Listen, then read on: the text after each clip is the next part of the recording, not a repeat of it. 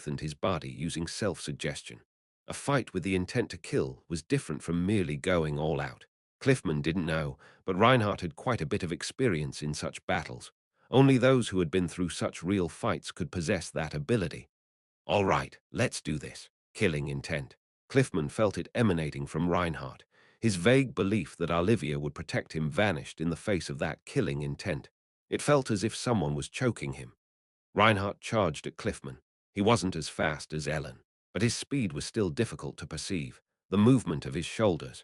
Only his stride was visible. Cliffman instinctively grasped where Reinhardt was aiming through the trajectory. Left foot planted, right shoulder retreating. He realized that the right arm would move next, and its trajectory was aiming for his face. If the magically reinforced fist hit his face, and if Olivia failed to react, he would die. He couldn't react. He would be hit. Swoosh. But At that moment, Cliffman dodged the punch with a slight tilt of his head and slipped into Reinhardt's arms. His body reacted instinctively, not his mind. Thump. While dodging the hook, Cliffman's uppercut precisely hit Reinhardt's chin. Cliffman's strength and build were far from ordinary, and the chin was a vital point. Under normal circumstances, the fight would have ended here. Oh, but Reinhardt, who took the hit to his chin, was smirking, as if he didn't feel any pain at all. Sure enough, it's a bit different, huh? The difference in output and intensity. Thump. Cough. As if to say that Cliffman couldn't overcome that difference, Reinhardt drove his knee into Cliffman's abdomen. Cliffman had reacted and even landed a counter, but he couldn't break through the defense of magical reinforcement. Watching Cliffman roll on the ground, Reinhardt nonchalantly rubbed his chin. Ah, gasp. Let's try some more. Reinhardt grinned, looking at the panting Cliffman. It seems like you might get somewhere if you keep going. Although his words were genuinely meant to encourage Cliffman, his expression, actions, and tone made him sound like a third-rate villain. Olivia's intuition that Reinhardt would be a better match for Cliffman than Ellen had been right. Ellen was far too fast and powerful, presenting a wall too high for Cliffman's abilities to be effective. Of course, while it was true that Reinhardt was relatively weaker compared to Ellen, he could, instead, draw out Cliffman's skills in a more technical way. Thump, bam, thud. Cliffman couldn't withstand Reinhardt's full-force punch, and the overall difference in their weight class was significant. However, Cliffman avoided Reinhardt's attacks by dodging and deflecting, looking for openings to strike. Although he was pushed back and eventually allowed a fatal blow, which Olivia had to heal, Cliffman was undeniably different than before. Both Olivia and Ellen watched the two fight. I'm not sure, but doesn't he seem to be moving better against him than when he was fighting you? I think so too.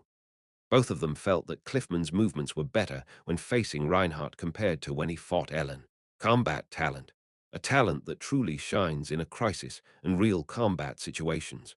Cliffman's talent was undoubtedly being activated in the face of danger. Ellen seemed to understand why Cliffman's talent manifested more intensely in a fight with Reinhardt. Ellen's expression made it difficult to read her emotions. But right now, Reinhardt was exuding hostility, even giving off a murderous aura. Simply put, the reason was clear. Ellen had a rather emotionless face and a somewhat blunt demeanor. So, when actually facing her, it was difficult to sense danger from Ellen's calm appearance. She was just a blunt person who happened to be unexpectedly lethal. However, Reinhardt had a nasty demeanor. If faced in a fight, he gave off an atmosphere that he might tear his opponent apart. So, while Ellen didn't have that, Reinhardt exuded a try to touch me, I dare you vibe, making him more intimidating and tension-inducing than Ellen. Moreover, Ellen would finish a fight in one exchange, while Reinhardt's fierce exchange allowed Cliffman to become aware of being cornered over time. Bam! Ah! Hence, Reinhardt was the optimal opponent for drawing out Cliffman's power in various ways. Reinhardt looked down at the fallen Cliffman as Olivia healed him. If this is all you can do with your talent activated, you've still got a long way to go, don't you? Adding insult to injury. Cliffman gritted his teeth as he got back up in response to Reinhardt's taunts. Reinhardt smirked at him. Am I still going too easy on you? Ellen knew why Reinhardt was behaving like that. He was trying to draw out Cliffman's desire to win by adding a sense of crisis and provoking him. It looks like you'll struggle even if I go easy on you, she knew. She knew why Reinhardt was doing that. It wasn't for no reason. Give it your all, but it was just too annoying. Reinhardt, I knew you were like that, but you really are despicable. Olivia also seemed to be feeling it in real time as she muttered blankly, thud. As Cliffman charged and swung his fist at his opponent's vitals, Reinhardt effortlessly dodged and tripped him up, sending him sprawling on the floor. Reinhardt lifted his foot, aiming it at the fallen Cliffman's head. Wearing a cold smile, Reinhardt prepared to stomp on Cliffman's face. If he put all his strength into it, Cliffman's head would shatter. Thud. Reinhardt brought his foot down hard, but Cliffman barely managed to roll away, springing back up and resuming his stance. Although Reinhardt had intentionally taunted him, his hands were merciless. Reinhardt let out a chilling laugh as he watched Cliffman rise once more. The boiling malice and madness in that smile couldn't be just an act, no matter how hard one tried to believe it was. Why, Reinhardt chuckled, looking at Cliffman, the Demon King is right before your eyes. Think of it that way. Cliffman didn't know the meaning behind those words, but they sent shivers down his spine. Are you still going to fight like this? He didn't know what the real Demon King was like. But would he still fight this way if the Demon King was before him, rolling on the ground, barely dodging, his attacks proving ineffective? If the Demon King had truly been before him, they might not even be having this conversation. He would have been killed without a chance to dodge the first strike. Would he die without even squirming? What stood before him wasn't the Demon King. The Demon King would be a far more terrifying, wicked, and powerful being than Reinhardt. Try image training, Reinhardt suggested. Nevertheless, wearing a sinister grin, he whispered to Cliffman, I am the Demon King. I am the Demon King. Cliffman didn't know what power lay behind those words, but upon hearing them, he felt something like a hallucination. What stood before him felt like something unfathomable and overwhelmingly powerful, not Reinhardt. Gulp cold sweat ran down Cliffman's body, as if he had fallen under some wicked spell, as if he had been hypnotized by Reinhardt. Reinhardt felt like something entirely different. Cliffman surrendered himself to that suggestion. What stood before him was the Demon King. He couldn't possibly defeat him. He couldn't win. They had agreed to fight together. If they agreed to fight together, he had to stand by her side. He wouldn't be shoved aside for getting in the way or tripping up during the real battle. He was weak. If he was weak, he had to put everything on the line when facing a powerful foe. If the one before him was truly the Demon King, what should he do? Risk his life to sever an arm or a leg, perhaps? No, if even that was impossible, then at least a finger. If that, too, was impossible, then he had to at least leave a scratch. For someone as weak as him to face the Demon King and achieve even that would be a great feat. The Demon King would be powerful, so even if he managed just that, it would be a heroic act. Schick, Reinhardt charged, his right fist aimed at Cliffman, who managed to deflect it with his left arm, hoping for a counter. However, Reinhardt easily dodged with a tilt of his chin and put distance between them once more. Even that was an accomplishment. His own fist couldn't penetrate Reinhardt's magical reinforcement, so in this moment, when he could deflect an unpredictable movement and aim for a counter, he had grown in his own way. That was enough. This was the best the weak could do, merely evading Reinhardt's offensive. If he could even draw a single breath against the Demon King, that would be enough. But even that was doubtful. Would it be enough? Was that all there was to it? Cliffman gritted his teeth, watching Reinhardt search for an opening with a cold smile. Was it okay to be weak? Of course not. His talent was combat, but the purpose of that talent was not simply fighting. It was to win battles, to triumph in conflict. The true name of this talent didn't lie within the fight itself. The true name of this talent was victory, to fight and conquer, to overcome. He couldn't be satisfied with just surviving. He couldn't be satisfied with merely dodging. The purpose of battle was victory. There was no such thing as a fight meant for defeat. Therefore, only by achieving victory could this talent called battle be truly worth its name. Here I come. Reinhardt approached with a fierce intensity, a stark difference from before, as if he truly intended to crush Cliffman. A primal warning of danger rang through Cliffman's head. He couldn't possibly defeat the Demon King, nor could he win against Reinhardt. Even so, his talent had to live up to its name. He had to make the impossible possible. He had to do what couldn't be done before. There was only one thing to do: victory. In order to achieve that singular goal of victory, Cliffman had to fulfill several prerequisites. First, he had to dodge the attacks of an invisible enemy. Whoosh! Cliffman narrowly evaded Reinhardt's incoming punch by shifting his shoulder back. However, the assault continued. The trajectory of a low kick flying towards him after changing steps was unavoidable. He had dodged the invisible attack, but an unavoidable offensive was closing in. Then, what came next? Second, in ordinary circumstances, he should have been knocked away by such a blow. Instead, he had to withstand it. Thwack! Reinhardt's low kick struck Cliffman's thigh, but the leg held firm. Reinhardt must not have expected him to withstand the blow, and a gap opened up when Cliffman didn't bounce away as he should have. Opportunity knocked. He had evaded the unseen and withstood what should have been an unbearable attack. Next up, the third. If the true value of his talent lay in turning unwinnable fights into victories, he needed a powerful blow that could pierce through what had been impenetrable so far, the defense of his opponent's magical reinforcement. A supernatural power called self-suggestion could do just that.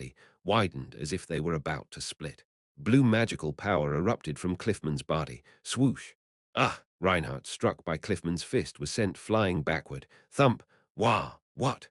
Olivia, her face pale as if she couldn't believe what she had seen. Ellen, with an indifferent attitude as if she somehow knew this would happen. FCK.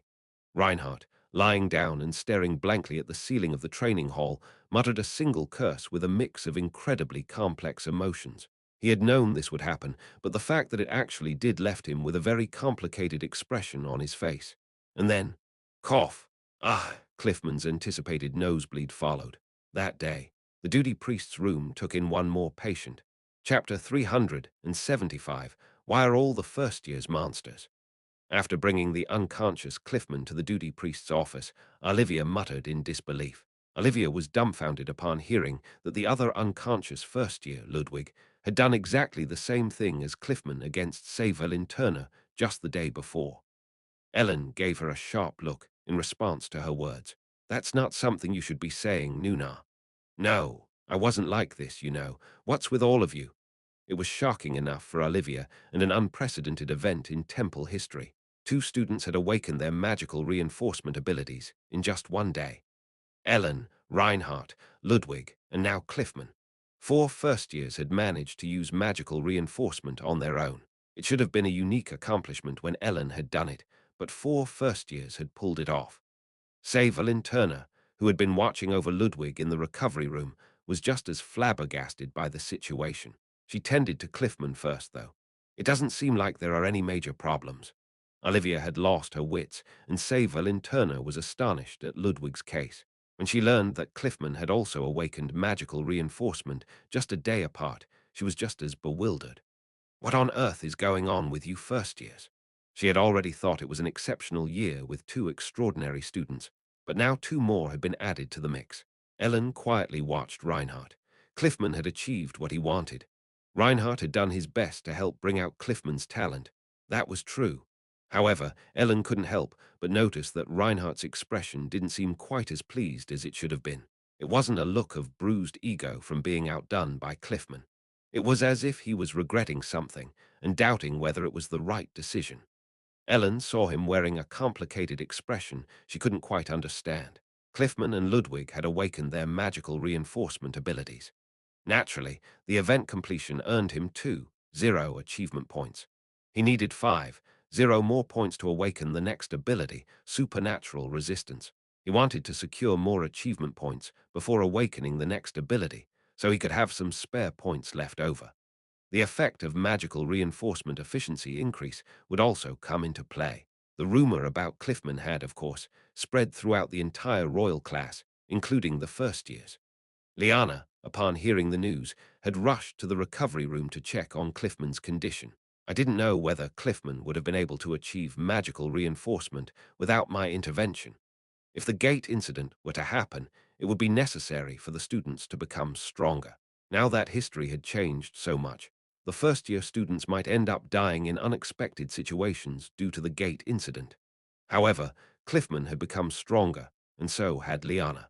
If their goal was to kill me, and the gate incident disappeared, I would end up in a very strange situation where I had helped someone trying to kill me. But still, even if I hadn't intervened, Cliffman would have eventually awakened his magical reinforcement ability. The potion to increase sensitivity to magical reinforcement is almost fully developed, it seems. That should help a lot for those who specialize in close combat. It should be helpful for Cliffman and Ludwig too. Listening to Harriet's explanation, I nodded my head. Moonshine's development was nearing completion, so the combat students would quickly awaken to magical reinforcement with Moonshine's help and get used to it. I never thought this would actually be made. What about the other one? That's almost complete too. Power cartridges were not as advanced as Moonshine, but they also seemed to be nearing completion soon. In my opinion, the first-year Royal Class students were unbelievable. 4 of them had awakened to magical reinforcement on their own.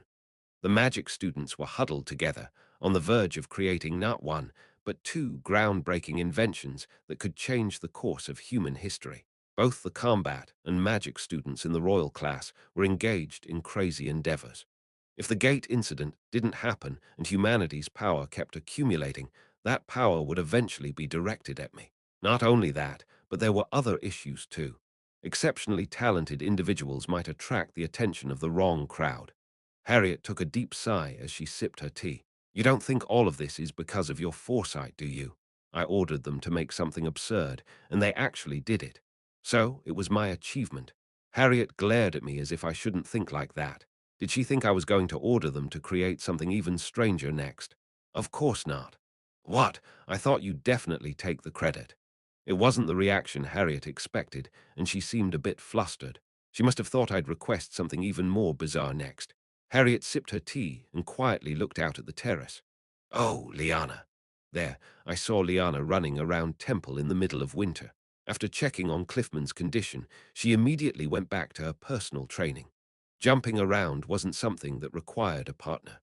Harriet silently watched Liana running down the path and getting farther away. It was a sad expression. Liana had changed, and so had Cliffman. Everyone was getting stronger. It can't be helped, but everyone seems to be changing. The existence of the Demon King was changing everyone.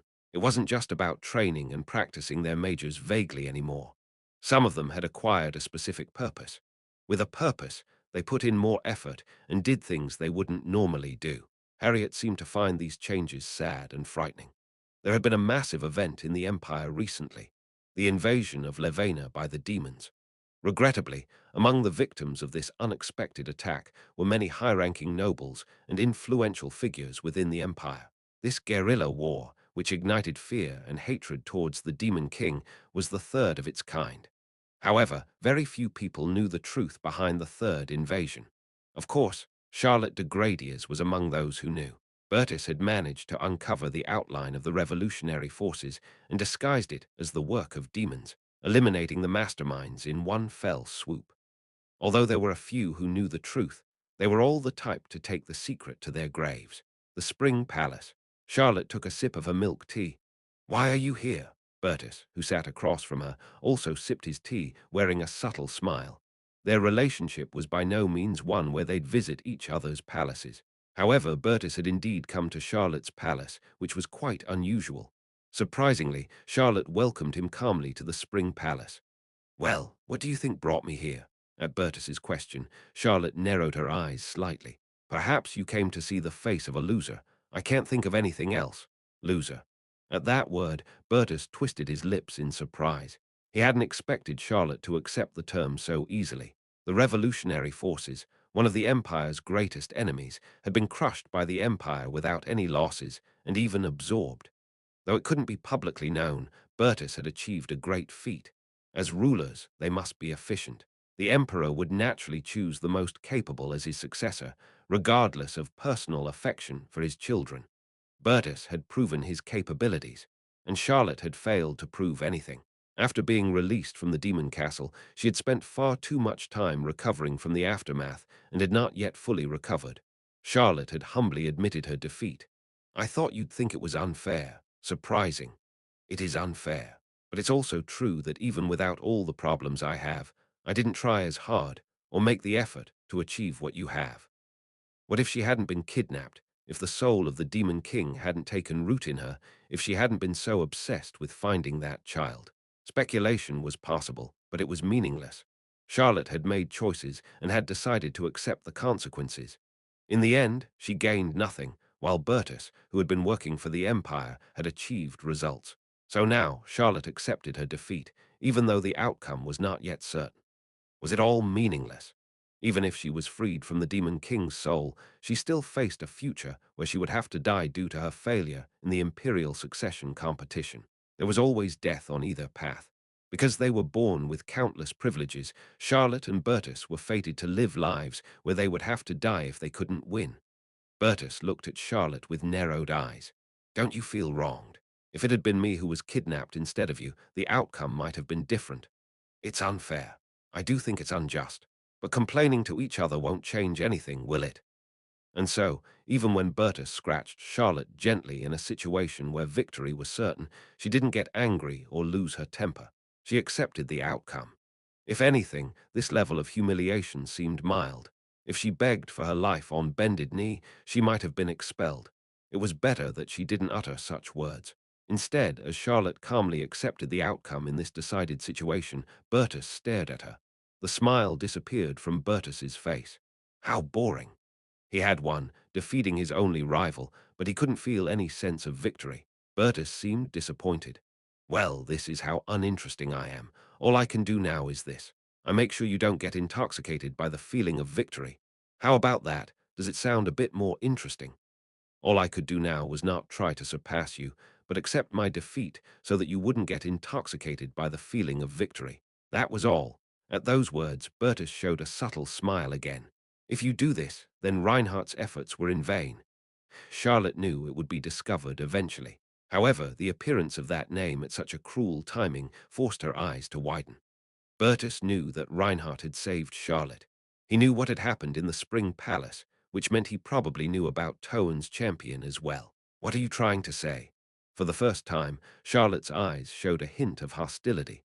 Oh, just mentioning Reinhardt's name makes you look like you're going to choke me. Quite effective. To provoke you in the future, I'll just bring up Reinhardt, Bertus chuckled, but Charlotte wasn't in the mood for such jokes. If you touch Reinhardt, I'll kill you. No matter what, somehow. Definitely. It sounds like a plea wrapped in a threat. It was a barbed remark, but it seemed like she was begging him not to hurt Reinhardt. Bertus smiled at Charlotte. She accepted her fate. But in the end, after her defeat, what remained for her was desperation for Reinhardt. Please don't. What? Whether I kneel or do something else, please don't touch Reinhardt. Bertus stared at Charlotte with a gloomy smile. Try asking. Charlotte stared quietly into Bertus's eyes. She hesitated for a moment, then slowly stood up from her chair. She took a few steps towards Bertus and silently knelt on the floor in her own palace. Charlotte knelt before Bertus. With her head bowed, Charlotte spoke quietly. He just wanted to help me. He thought I might die, so he tried to save me. That's all. He doesn't intend to become your enemy or betray you. He just couldn't leave me alone. That's why he did it. Reinhardt wasn't your enemy. He didn't even think about it. He was just trying to help a friend. Please, leave Reinhardt alone. I beg you. I'm begging you. Charlotte knelt before Bertus, her voice trembling as she pleaded. Bertus gazed down at Charlotte, who knelt before him. Charlotte de Gradius had always been proud and confident. It seemed as though she would not bleed, even if pricked. She was skilled at pulling strings from behind the scenes and was always cruel and ruthless to her enemies. Her cunning had always been a threat. Bertus had thought that if Charlotte were to return, she would be a major obstacle. However, after the events at the Demon Castle, so much had changed. The confident, arrogant Charlotte de Gradius, who had been a rival to defeat, was gone. In her place was a girl who knelt before him, not begging for her own life, but pleading for him not to harm a fellow male student. Ever since returning from the Demon Castle, Charlotte had seemed as fragile as a glass that would shatter if touched. The princess, who had been captured, returned as just an ordinary girl. It was as if something crucial had broken within her at the Demon Castle. She had lost all the attitudes and purposes she had been forced to adopt or acquire during her life as a noble. She had been searching for the mysterious child who had saved her, but now she had lost even that purpose. Now, all she had was her reliance on Reinhardt. In the first place, Charlotte could never have been Bertus's enemy. It wasn't that he had won. She was simply a girl who had never tried to be his enemy and had only occupied a place in the competition for the throne. And now she had knelt before her overwhelmingly powerful rival. Her reason for kneeling was solely to beg him not to touch the one person she relied on. As Bertus looked down at the trembling Charlotte, a thought crossed his mind. If she hadn't been an enemy from the start, did he really need to kill her? Would she lose everything and eventually fail in all her struggles, even losing her life after being taken to the Demon Castle? Had victory always been this unpleasant? Charlotte had no reason to kneel before him. She should have told him to try touching Reinhardt once. If he dared to touch the champion of Towen, would he really be safe? It would only result in the collapse of his political standing. Charlotte knew this, but just in case, because there was a slight possibility that Bertus might truly harm Reinhardt. That's why Charlotte knelt before Bertus, wanting to eliminate even that tiny possibility. She knelt not for herself, but for someone else. Looking down at Charlotte, her head bowed and her slender shoulders shaking, Bertus spoke. Really? As he set down his teacup, this is no fun. Bertus indulged in his hollow victory. Chapter 376. The fear of war caused by remnants of the demon realm's forces had not yet happened. But as the demons waged guerrilla warfare in various places, humans were once again engulfed in terror. Darkland was not a place with a clear enemy base. Demons could suddenly appear anywhere, at any time, and ambush humans. That sense of fear had spread throughout the continent. This was evident as temple students returned, even though winter break had not yet ended. The students are returning. They must think temple is safe. On a hill along the temple's walking path, Eppinhauser and I looked down upon the temple, which was as crowded as during the semester, since many students who had gone home for the break had returned. Many students who had gone back to their hometowns returned to the temple, thinking it was safe. Unbeknownst to them, the demon king they feared most was watching them from the heart of the temple. Eppinhauser didn't laugh at the students, nor did he mention that I was the demon king. He called me because he had something to say. Several plausible theories about Akasha's functions have emerged within the order, but none are certain. I see. What Akasha is can only be known by seeing Akasha directly or meeting Cantus Magna. However, it's certain that an artifact that records magic indefinitely will not bring about a good result. An extraordinary item always leads to extraordinary events. In order to truly draw Cantus Magna in this time, the Order plans to take an unprecedented risk. The Black Order didn't know what Akasha was, but they intended to end their long struggle with Cantus Magna. Will you cooperate? The answer was already prepared. We're already in the same boat, so it doesn't make much of a difference. Join hands with the Black Order and draw in Cantus Magna. Eppinhauser silently looked down at the hill below. It was time to discuss how to draw Cantus Magna in and what role the Order would play in that, as well as what I and my forces had to do. But Eppinhauser remained silent. It wasn't your doing. Yes, I knew what he meant. The series of events related to the death of Duke Grants. People didn't know what the Demon King wanted, so they believed he could do anything. He had suddenly attacked the Holy Knights and just as suddenly killed Riveria lands. So it was possible that he had suddenly attacked the capital of a small southern country, coincidentally killing major investors of the Merchant Guild in the outskirts of the city. Eppinhauser might not know about the revolutionary forces, but he would know that the nature of this incident was different from before. That's why he seemed to know that I wasn't the one behind it. Does it bother you? His question wasn't from the Black Order's perspective, but rather as my teacher. In response to his question, I looked down at the hill silently. I saw countless students returning to the temple to spend the remainder of their winter break due to the commotion. I'm not sure what could be done if it was unfair. There were still many more things to bear. So, what do we do now? A Lick's tomb has been discovered in Darkland. A Lick? Yes, the news was too sudden. Of course, adventurers will flock there. Adventurers in Darkland were still ravaging every corner, and the cursed Tiamata was discovered there. The Lick's dungeon was discovered in the process of finding new treasures. So, you're saying Cantus Magna might covet the grimoires in the Lick's tomb? They might, but a Lick wouldn't have developed any significant grimoires. Of course, they would be extraordinary and powerful wizards, but not at the level Cantus Magna would covet. Seeing how Eppinhauser referred to a Lick as such a thing, it seemed like the Black Order and Cantus Magna knew a lot about magic. But the important thing is that the Lick's tomb was discovered 2 months ago, but it was only identified as a Lick's tomb less than a week ago. Those who first discovered the dungeon must have been killed by the Lick or died in the dungeon before they could report the discovery. It was only now that the Lick's tomb had been made known by adventurers who had miraculously survived. The Order plans to strengthen the Lick's tomb. Strengthen it. Yes, they intend to make it known that there is something greater than a Lick there. They will manipulate rumors so that it is believed to be an even more mysterious and strange existence. They will set up a maze barrier around the dungeon, cause strange phenomena, and release ominous summons, chimeras, and homunculi. They hope that adventurers will mistake the appearance of the legendary, fictional being called Archlick. Bait was laid out. The bait named Archlick. Adventurers will flock there, and some survivors will be sent away with grimoires that don't exist in this world. Grimoires that are considered ominous but great discoveries. Cantus Magna wouldn't covet the grimoires in a Lick's tomb. So the Black Order set a trap to make it seem like a more powerful and dangerous being's lair. The books that the miraculously surviving adventurers took with them would be considered great discoveries in the world of magic. They were talking about spreading artificial grimoires or spells into the world. If a few books brought in could do that, what kind of magic or treasures lay hidden deep within? Rumors would spread in all directions, and of course, Cantus Magna would find out about it. Wait. Then the problem wouldn't be Cantus Magna, but other adventurers or wizards getting involved. At that, Eppinhauser stared at me. I must have told you, the Order is willing to take a huge risk with this. They were prepared for many adventurers to come. They wouldn't care if those people lost their lives. Of course, adventurers who went after the get-rich-quick schemes knowing the dangers were a problem too. But until the real big fish, Cantus Magna, was caught, people would continue to die. The Lick's tomb had been discovered, but separate from the Lick, the tomb would be disguised as the tomb of a much more powerful being.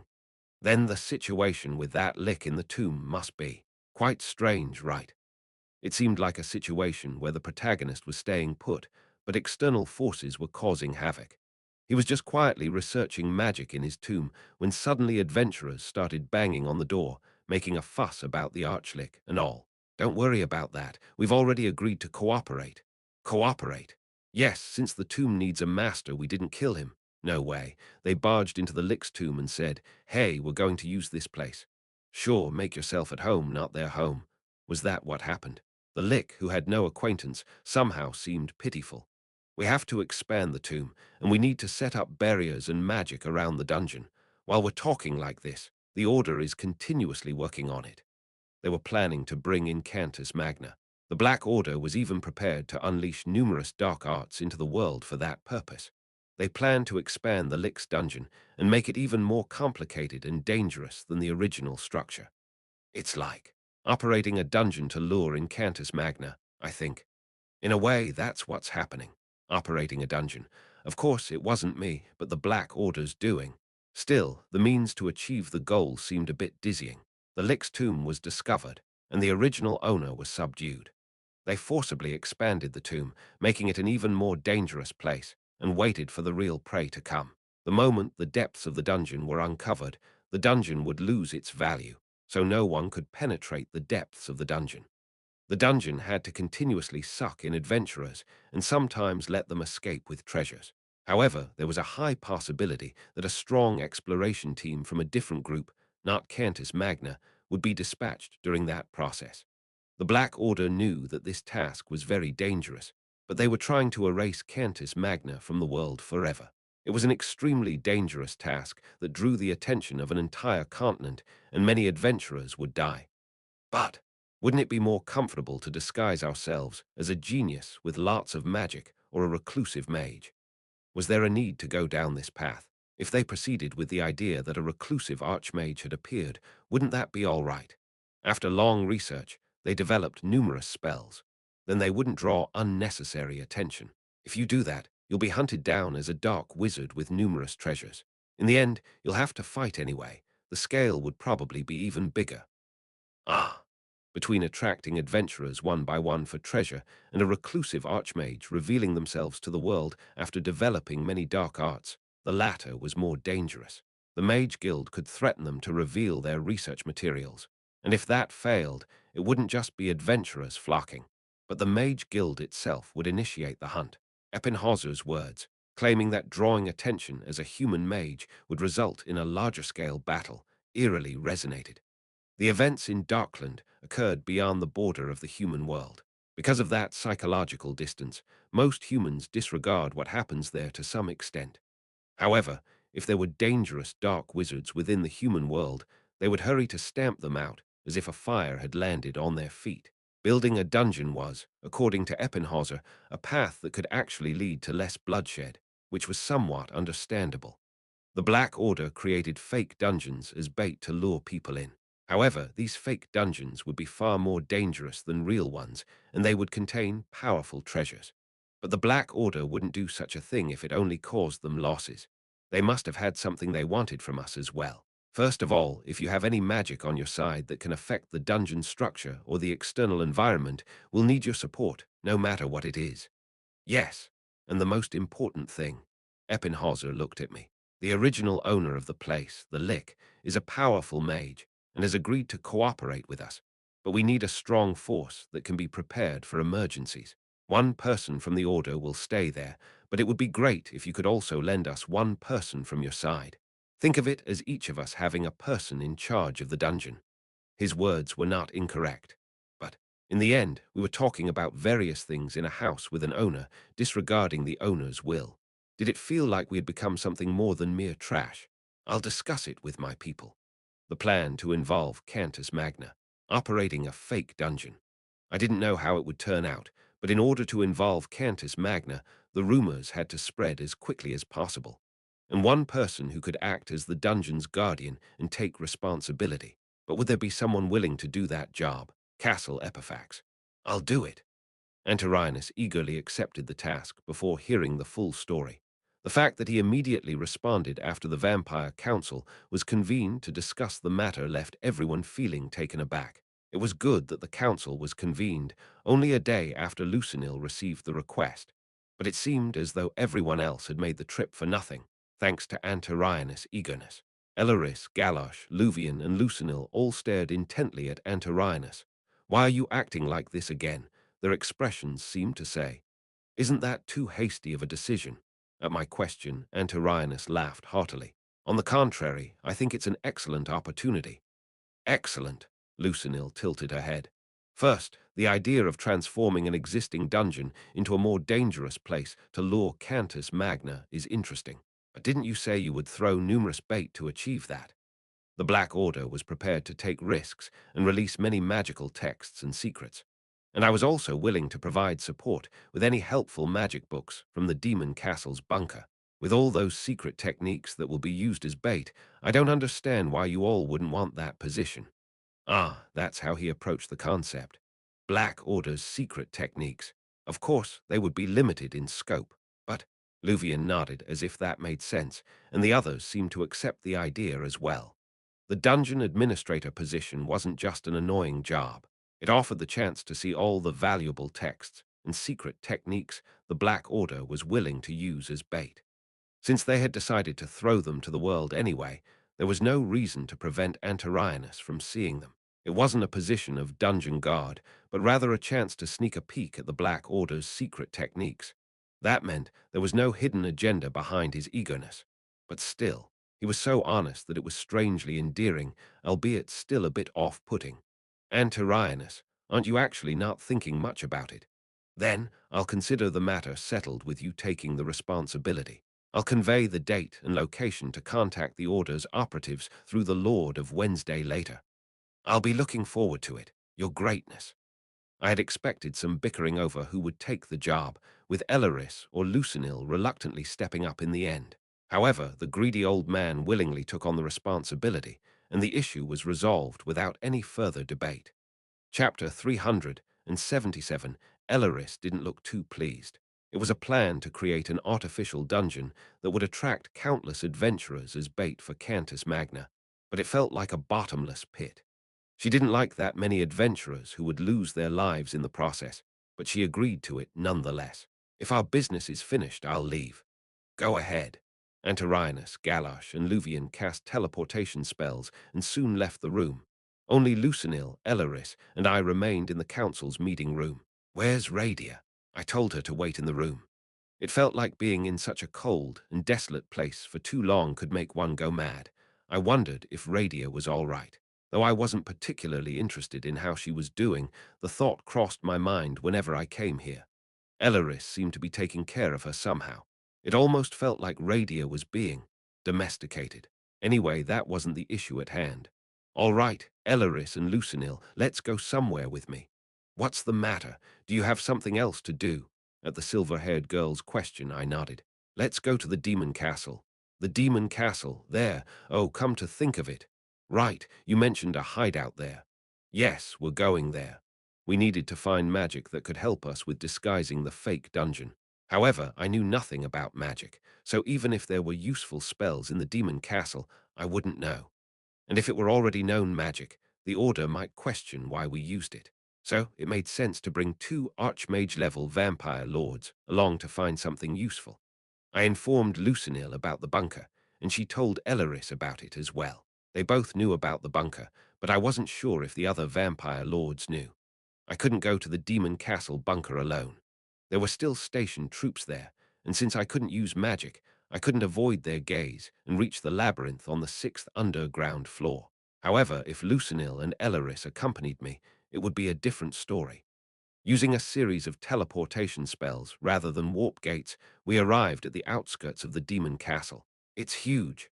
Lucinil couldn't close her mouth in awe of the castle's imposing walls, visible even from afar, even though it had fallen. Let's go. Using invisibility, sound suppression, and other spells to avoid the station troops' gaze, the three of us headed towards the demon castle. We don't need to find dangerous magic specifically. It doesn't have to be a dungeon trap or barrier. Something that Cantus Magna would desire, but not too dangerous, could serve as bait too. A magic tome, perhaps. Got it. Yes, Your Highness.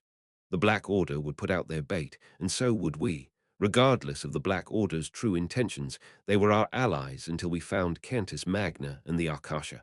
We would have to think about what came after, but for now, Akasha was our priority.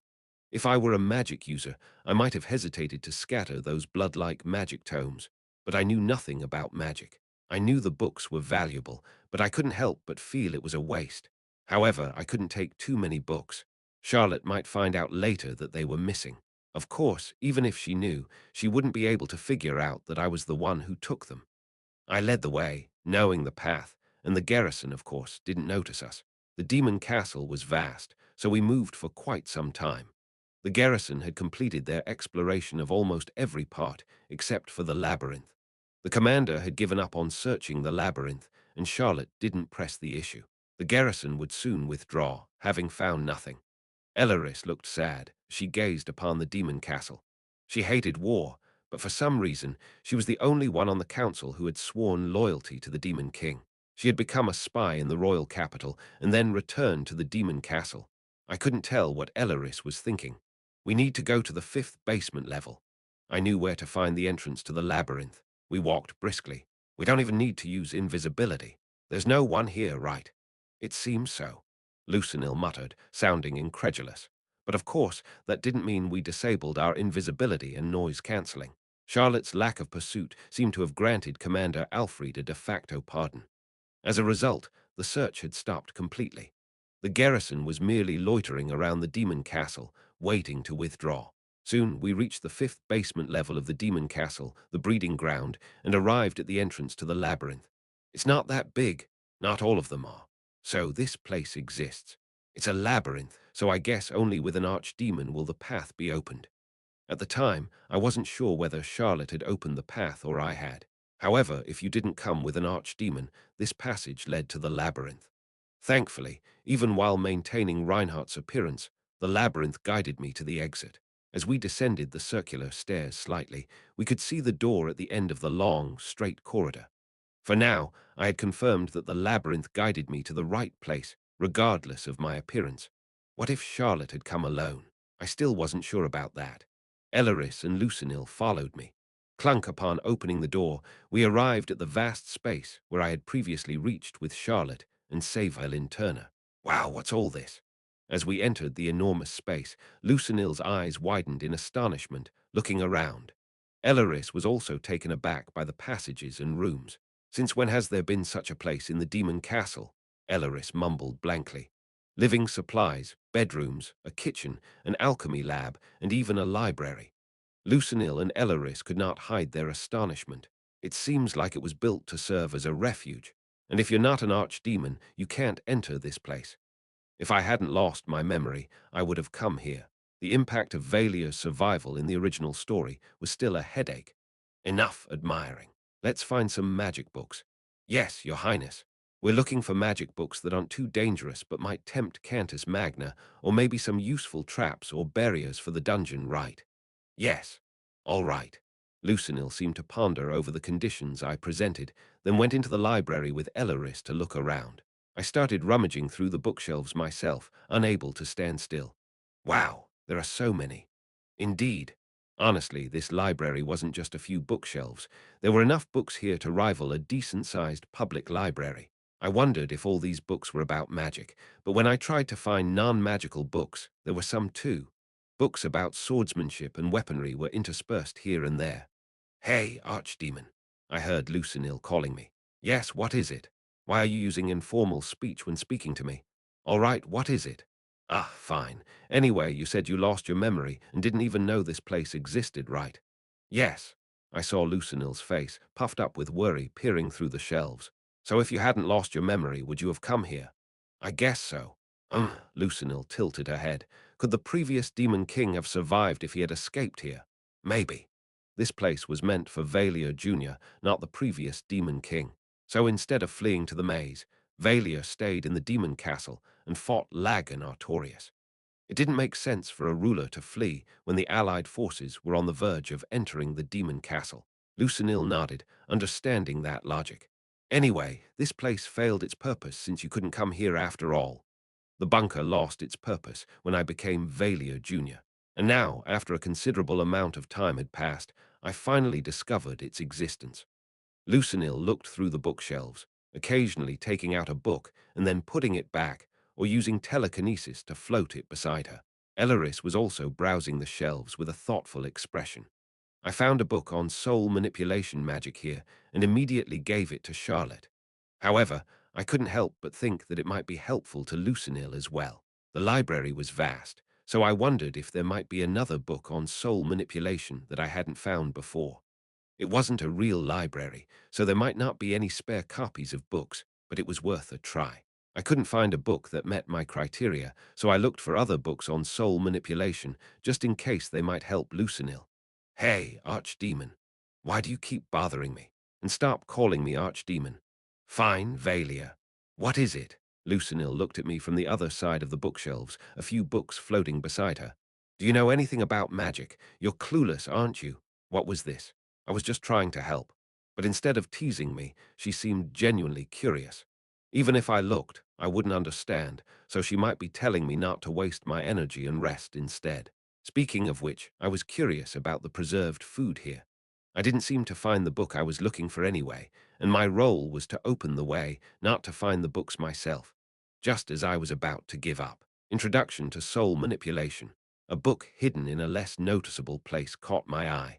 It was the same book, and I had a feeling I knew why there were two copies of the same book. Although they were the same book, the language written on the title was different.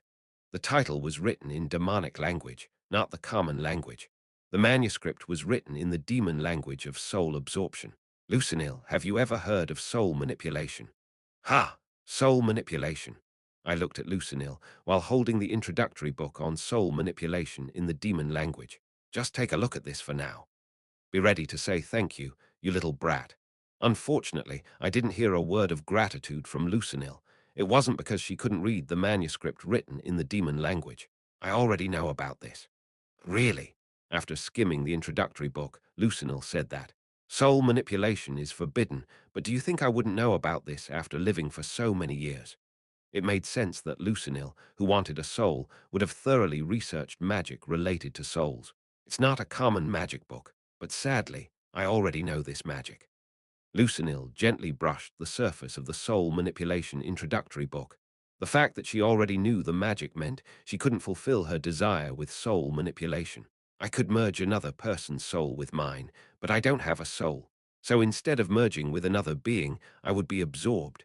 That's why I couldn't try it. The concept of merging different souls didn't apply to Lucinil. In the end, magic that dealt with souls was useless for a being without one. So, what exactly is a soul? I had never thought about it before, perhaps because I had one. Only Lucinil, who lacked a soul, desperately researched the matter. Lucinil looked at me and subtly smiled. By the way you were thinking about me, I appreciate it. That's not it. Ah, you're like this. I get it. You're cute. Why is this making me feel embarrassed? Anyway, the one who had thought the most about souls was Lucinil. After discovering the book on soul manipulation, I thought it might help her. The reality was the opposite. The person who knew the most about soul-related magic was probably Lucinil. She must have researched magic for a very long time to try and acquire a soul. So, the person with the highest possibility of finding a solution for Charlotte's problem was Lucinil. I have a question. What is it? Lucinil nodded her head, telling me to ask away. Suppose there is a mage that has merged two souls together. Can that be reversed, back to the state before the fusion? Research on soul absorption was already underway. However, Lucinil had already completed all that research. Therefore, she should have known everything about soul absorption. If the situation was urgent, Lucinil might have been able to help Charlotte. We would have to think about how to explain it and what approach to take. But I don't think it's possible. With Lucinil's innocent words, all my hopes were shattered. Lucinil didn't know what I was thinking when I asked the question. However, as if it was too obvious, the answer came back as if it was impossible. You can mix 2 glasses of water into 1 cup and then divide it back into 2 glasses, but it won't return to the original 2 glasses, right? Is that the concept? It's a bit different in reality, but it's not much different from that. Once something has been mixed and become one, it cannot be returned to its pre-mixed state. I remembered Charlotte, who was overjoyed to receive a book about soul manipulation, as if she was about to jump with happiness. However, if Lucinil's words were true, Charlotte wouldn't be able to achieve the results she wanted through her research on soul manipulation. Then, what should I do? If Charlotte's soul had already become inseparable from the Demon King's soul the moment they merged, would she have to live like this for the rest of her life, waiting to be devoured by the Demon King's soul someday? Anyway, why are you curious about that? Should I tell her that the Demon King's soul still remains within the princess's soul? Lucinil might know what to do. If I tell her the truth, I might have to discuss what I want to do about it. If it's possible, then it's possible. If there's no way, it's still good to know. I wanted to be sure about something now. The previous Demon King fused part of his soul with someone else's. What? At my words, Lucinil opened her mouth in a daze, as if she had heard an unbelievable story. No way. Are you sure? The situation is quite certain. So, even after ripping off part of his soul and planting it into someone else, he was fine. I don't know much about that, but I thought that what the Demon King had done to Charlotte was terrible, but Lucinil seemed to take it in the opposite way. The insane act of dividing one's soul was already a terrible thing to do to oneself. Is it difficult to bear the division of a soul? It's not a matter of being difficult to bear or not. It's fortunate that he didn't go crazy. He probably couldn't maintain his sanity. Just what kind of person was the previous Demon King? I don't know if the previous Valia was insane. However, considering the course of the Demon War, he wasn't completely mad. It was a huge risk for the Demon King to plant his soul into Charlotte. Then, at that time, now I understood why the Demon King's soul that had taken control over Charlotte's body had almost killed me. He didn't recognize me, and he just seemed to be crazy. The Demon King managed to maintain his sanity, but the soul that had been mixed with Charlotte could not maintain its memory right. After hearing my story, Lucinil was dumbfounded. So, you mean? He knew he would lose in the demon war and tried to resurrect himself somehow by preparing in advance like that. Whether it's possible or not, Lucinil seemed to think that what the Demon King had attempted was too risky. Do you want to fully resurrect that Demon King's soul? At Lucinil's question, I shook my head. No, I want to get rid of it. What kind of bastard is this? Lucinil looked at me with such an expression. Chapter 378. Lucinil had a hands-off style. Even when I was doing things unrelated to the reconstruction of the demon realm, she would just let me be.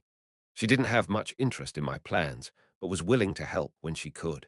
Hey, isn't it more normal for a child to be concerned about their father's resurrection, archdemon? Even a homunculus vampire would know that much, right? But this time, it seemed she couldn't understand what I was saying. It was quite absurd to say that I wanted to destroy a soul that had my father's soul inside it.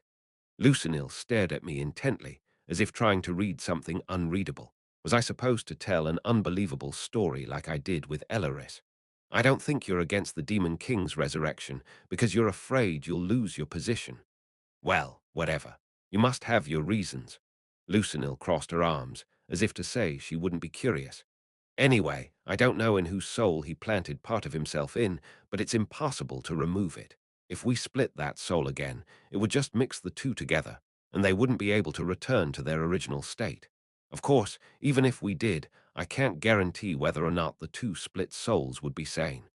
They couldn't return to their original state. So was there no answer other than coexistence? Then, who would be the owner of the body, or the owner of the soul? Is it impossible to determine? I'm not sure what you're saying, but are you curious whether the person with the mixed soul will have control over the body, or if the demon king will have control? Yes. Charlotte's body would sometimes be crushed by the power of the demon king, or she would lose her sanity. Was there no way to prevent that? There will inevitably be a clash. It's like a side effect. But as time goes on, it will get better. That's what happens when different souls merge. It would get better over time. But was that the right way to describe it? I'm not sure if that's the right way to put it, but when they reach a stable state, those symptoms will gradually disappear, and it'll be fine. And it's not a matter of who has control. They just become one. It's like they're both two and one at the same time. Does that make sense? Charlotte and the Demon King's souls had already become one. Time would solve it, becoming complete while mixed with the Demon King's soul. Eventually, the Demon King's ego and the other person's ego will become completely fused. As I said, it's impossible to destroy the Demon King's soul and ego. It couldn't be stopped. As long as Charlotte didn't die, the Demon King would be resurrected. The current symptoms Charlotte was experiencing were because her soul was merging with the Demon King's. But since they were already mixed, separation was impossible. But you seem to know that person quite well. It looks like you've even witnessed the process of their struggle for control. Yes, well. Have you ever talked directly with the Demon King? No, I had fought him. On that day, he was completely insane. I tried to talk to him, but it didn't work. He didn't even recognize me. Clearly, I had shown Valia's form to the Demon King that had taken over Charlotte's body, but he didn't recognize me at all. That's why I had no choice but to fight. At my words, Lucinil cocked her head. The one who got separated lost its mind. You couldn't communicate at all. Yes. Then the separated Demon King's soul has gone mad. Had it come to that, then what about next time? What happens then? There was no way to restore Charlotte's condition. With time, it should get better. Souls also adapt to survive, after all. The madness will gradually fade. Time would make it better. Surprisingly, a simple solution had emerged. But Charlotte realized she could no longer live as just herself. Was she now a being who was both Charlotte and the ancestral demon king Valia? Lucinil cocked her head again. But if the fits become frequent, the complete fusion is nearing its end, and the demon king should have some self-consciousness. Don't you see any signs of that? Acting like the Demon King, recognizing you. Anything like that. Becoming one with the Demon King means becoming one with the Demon King's ego. As the madness of the Demon King, who had gone mad due to the soul separation, fades and the fusion enters a stable phase, Charlotte will absorb the self-consciousness of the Demon King. Soon, she would even gain the memories. No, no, there was nothing like that. But the Charlotte I had seen showed no signs of that at all. If the Demon King's memories had returned and the egos had merged, she wouldn't have tried to resolve this situation in the first place. The tears, anger, and sadness that Charlotte showed me were all genuine. It's impossible to think that Charlotte is hiding everything while having the memories and self-consciousness of the ancestral Demon King. Lucinil crossed her arms, frowning. Well, it happens sometimes. The separated soul goes mad and loses self-consciousness entirely. But the Demon King's soul shouldn't be that weak. A case where the soul fuses, but one side is so weak that self-consciousness is completely extinguished. However, seeing Lucinil's reaction that the Demon King couldn't be like that, something came to my mind. Spirit speech. I had undoubtedly used spirit speech. Spirit speech is not magic. It's clear that my spirit speech somehow affected Charlotte's condition and the Demon King's soul that had been attached to her. Recently, she had a fit, but she didn't go mad. There was an incident recently when Charlotte's power had a fit. Really? Did you try talking? Was it the Demon King's side? No, the original body's owner maintained her self-consciousness. Charlotte came to me trembling in fear when her power had a fit, but she was clearly not mad, and she didn't feel like she had the ego of another being. Hum, what is that? Lucinil seemed not to understand my words at all. Did the ego really disappear? How could they not have noticed that when they were capable of soul fusion? Lucinil couldn't believe that the Demon King's knowledge of magic and soul manipulation would have been so limited, but it was hard to think otherwise considering the outcome. No, the Demon King used soul manipulation correctly. There may have been a surge, but gradually Charlotte's soul would have fused with the Demon King's, becoming one. The day I first awakened spirit speech, my first use of spirit speech, I told it to leave Charlotte's body. I clearly said that. Charlotte did have a surge of power afterwards, but it didn't erode her sanity. Charlotte's soul and the Demon King's soul couldn't be separated. So, did my supernatural powers erase the Demon King's ego instead of his soul? That's strange. If that was the case, I didn't need to try to save Charlotte anymore. I had already saved her at that moment. The Demon King's crazed ego was gone, leaving only his power behind. Charlotte's task wasn't to separate her soul, but to adapt to the power of the Demon King left within her. That was the state she was in. Anyway, it seems like you're more concerned about the mixed souls than the Demon King. Lucinil shook her head as if she didn't understand. You really are a weird guy. Of course. Lucinil didn't ask any more questions, as was her style. Rather, I became curious. But how do you know so much about it? Soul manipulation. Yes. Lucinil shrugged her shoulders. I've done a few experiments, you know. Ah, her expression made sense. The vampire lords were crazy, right? When I heard from Lucinil that the mixed souls couldn't be separated, it felt like the sky was falling. However, as we talked, I realized that Charlotte didn't need any more help. Though she was consumed by power, she didn't lose her sanity and came to me. That itself was already evidence. The Demon King's ego no longer existed, and while his power colored Charlotte, her mind remained intact. The situation itself was evidence that Charlotte was okay. Soul manipulation wasn't the solution, but it didn't matter. Charlotte would be fine from now on. But even if I knew Charlotte was okay, it was uncertain whether others would accept that. In the end, the question was whether Charlotte could accept that her power was no longer a threat, and how the royal family would react once she fully adapted to it. Just by looking at her, the ominous power she possessed was already a weakness for Charlotte. It was something Bertus could attack at any time. Lucinil was a master of soul manipulation. She seemed to have conducted many experiments to explore the possibilities of manipulating souls. Imagining Lucinil's innocent expression while handling test subjects with magic made my spine tingle. Shouldn't that be the blatantly sinister Antirhinus? While Lucinil and I talked about various things, Elleris brought out a few books from the library. There are so many unfamiliar magic books that it's taking quite a while to choose, she said. Elleris had to carefully examine each unfamiliar spell, judging which ones were safe to take, and it seemed to take her a while to lay the books down. Even so, I thought her speed was impressively fast. As she was focused, Elleris seemed to have missed the conversation about Charlotte. I suppose those books are a collection of knowledge from Darkland's long history. Lucinil muttered, looking at the library, referring to the knowledge accumulated over a long time by the demon kings or demon magicians. But from your perspective, I think it'd be better to either take them all away or burn them. Didn't you say you came here with the princess? Lucinil stopped and looked at me. I had come here with the princess, and I told Lucinil that I had discovered a bunker in the basement of the demon castle. Why, with the princess here? And the conversations we had just shared. The grimoires of the demon realm, talks about soul manipulation magic, and the like. Lucinil seemed to have caught on. Ah, don't tell me the princess was the one with the demon king's soul or something. Yes. You don't care at all about the reconstruction of the demon realm, do you? With everything I had said so far, Lucinil would know that I intended to save the princess, which didn't align with any of the superficial goals I had mentioned. Now I understand why Elleris is helping you. Lucinil sighed, as if her questions had finally been answered. Elleris seemed slightly embarrassed, as if she had expected Lucinil to find out eventually. I didn't intend to beat around the bush. Lucinil probably wouldn't believe it anyway. So what do you want? What is it you're after? World peace.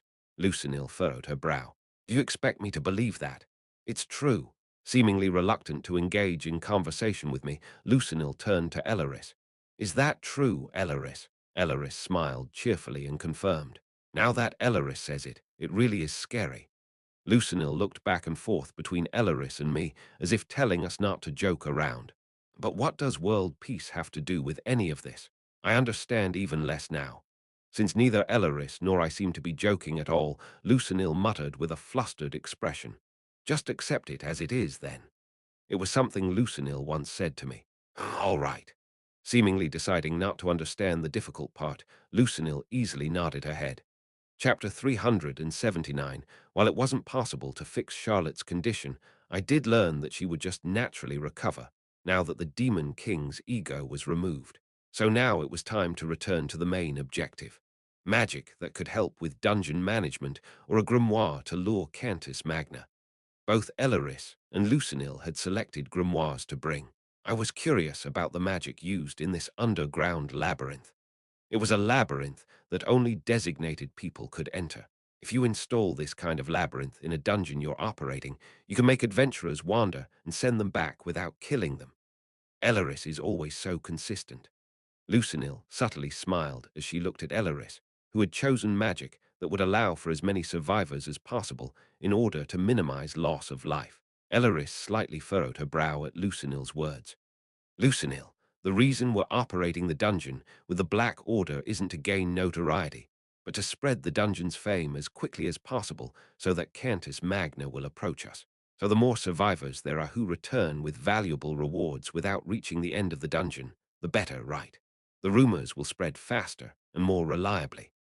At Elleris's words, which conveyed that reducing casualties was a goal, but also that having more survivors was faithful to their main objective, Lucinil squinted her eyes. Sure, that must be the reason. Do you want to be scolded? Ah, no, I don't. Seeing Elleris's slight frown, Lucinil quickly straightened up. Elleris was interested in the labyrinth constructed beneath the demon castle, a labyrinth that constantly restructured itself, causing people to become lost. From the beginning, there was no exit to the labyrinth. Elleris placed a large book on the table. I thought there would naturally be a grimoire capable of creating this labyrinth, since this place is the true exit of the labyrinth, and sure enough, there was. Quantum maze, quantum mechanics. Does that exist? Magic quantum theory or something like that? What is that? In times like these, Lucinil's way of thinking was the best. I just thought, well, it is what it is. It seems like there's no better magic for maze design. I can't believe such a thought is possible. Elleris and Lucinil couldn't help but admire the magic book of Quantum Maze as they skimmed through it. Of course, I couldn't make heads or tails of the complexly drawn magic circles and formulas, and the labyrinth blocking the path to this bunker. It actually has the properties of a complex magic device, combining numerous magics. The barrier form is used to defend against external interference, while dimensional magic is used for the internal structure, including sending everyone who enters down different paths. Magic crafting is constantly regenerating and reconstructing structures and traps within, and summoning magic and alchemy are mixed to generate monsters inside. Honestly, with just this magic alone, we could hold out for 10 years, right? That would be assuming we properly understand and construct it. Well, that's true. It's not just a simple maze designing magic, but the highest level of labyrinth, with a combination of numerous magics. From the beginning, there was no exit designed in the magic, so all efforts to find an exit were futile. A randomly formed dungeon each time you enter. In fact, it wasn't such an unfamiliar concept to me. Cantus Magna might even covet this quantum maze itself, right? It's not impossible. With an immense range of magic fields used to construct this labyrinth, it would be a perfect magic for Cantus Magna to covet. Originally, it would be a magic that would cause intruders to wander and die, but depending on the design, it could make people wander for a bit before letting them go. There's no need for inevitable casualties. As Elleris said, the more survivors there are, the more rumors about the endless labyrinth will spread, and some can be given prearranged rewards, making them believe that there are even more powerful treasures deep within the labyrinth. What's the likelihood of it being broken through? Of course, we can't be too trusting. There's no such thing as absolute in this world, so even a labyrinth without an exit can be broken through. Whether it's by internal or external means, Lucinil answered my question. There's no way physically, either from the inside or outside. It seems impossible with magical means unless certain conditions are discovered. So it's difficult. Yes. And to begin with, the labyrinth itself isn't meant to devour people, but rather to let them wander for a while before sending them back. So the number of people who figure out the true nature of this labyrinth would be minimal. After all, a labyrinth is designed not to kill people, but to prevent them from reaching their desired destination and divert them elsewhere. Quantum maze magic. In itself, it is already a very powerful and mysterious magic that Cantus Magna might covet, and the many other magic books that will be used as bait. I couldn't help but be tense. This is too big of a gamble. If we in the Black Order have everything taken from us by Cantus Magna, it might even hasten the completion of Akasha. Then no one knows what will happen. Feeling anxious, but unable to know anything in this situation, I watched Elaris and Lucinil examine the magic book. Elaris returned to Castle Epifax, and Lucinil would make contact with the Black Order alongside Anterinus. The artificially created dungeon and the original owner, the Lick, were cooperating under semi-compulsion. In this arrangement, one person from the Order and our side's Anterinus were each dispatched as liaisons. From now on, I could relax. If Cantus Magna were to come, we might have an all-out war in that situation. In reality, if such an event occurred, I would not be of much help. The tomb of the Lick discovered in Darkland, and the labyrinth was soon to be built there. Could rumors about it spread all the way to the royal capital? It was impossible to know how long it would take for Cantus Magna to take the bait. All I could do for now was wait. And another piece of good news. Charlotte no longer needed any further treatment. The research is going well, but the content is so complex that it's difficult to analyze. I was having a conversation with Charlotte while drinking tea in the B-class dormitory. I now knew that researching soul manipulation would not be of any help to her. Lucinil had more knowledge than that gleamed just from books, having conducted many experiments herself. Charlotte was now fine. All she had to do was accept that she had become one with the Demon King. In short, there were now two Demon Kings in this world. Me and Charlotte, who had merged with the soul of the previous Valia. Although she didn't have horns, could Charlotte really use the power to control the demon race? She wasn't as proficient in magic as the Demon King, but she could at least use the power of the shadows, which was a power that the Demon King had embodied. As far as I could tell, it seemed that this power was a unique ability possessed only by the previous Demon King Valia. I was happy knowing that Charlotte's condition had already improved, and she seemed pleased, thinking that soul manipulation could stabilize her state. How could I make Charlotte accept that it wasn't a problem at all for the power to occasionally corrode her? Charlotte's complexion darkened as she looked beyond the terrace. I saw Liana and Cliffman running on the promenade in that direction. The revolutionary forces had fallen into the hands of Owen de Gethmora, and in reality, into the hands of the royal family. Charlotte must have known that the direction of Liana's burning desire for revenge was misguided. Separate from her decision to hate the current Demon King, Liana was just being deceived. Charlotte didn't give me any explanation. Anyway, we'll become seniors soon. Charlotte forced a bright expression and said that the tangled winter vacation was now coming to an end. We would become second-year students, and the first-year students would arrive. Honestly, I wasn't interested in the first-year students. I had too many things to think about to engage in senior-junior relationships. I wonder what kind of kids they'll be. However, I liked the sight of Charlotte, who was curious and smiling about what kind of children the juniors would be. But somehow, her smile seemed a bit awkward. The end of the winter vacation was just around the corner. Each of them had their own unique fire burning within, fueled by their desire to become stronger. Some sought strength for the sake of revenge, while others wanted to protect something dear to them. In that regard, those who specialized in close combat had a relatively good situation. Clang. Ka, you're still not used to this power, Ludwig. If you don't use it with restraint, it will ruin your body. Yes, since Savelin Turner was there as an instructor, she could teach us any time. Now 4 of us could use magical reinforcement. Me, Ellen, Cliffman, and Ludwig. Originally, only Ludwig was persistently bothering Savelin Turner, but each of us began learning swordsmanship from her. In Ellen's case, her schedule was messed up due to the Miss Temple contest, so she hadn't received any instruction until much later. She had met Savelin Turner a few times, but it took a while before they actually practiced with swords. This time, only those who could use magical reinforcement were gathered for a checkup, so Scarlet wasn't present. Naturally, Cliffman and Ludwig were still rough and clumsy with their magical reinforcement.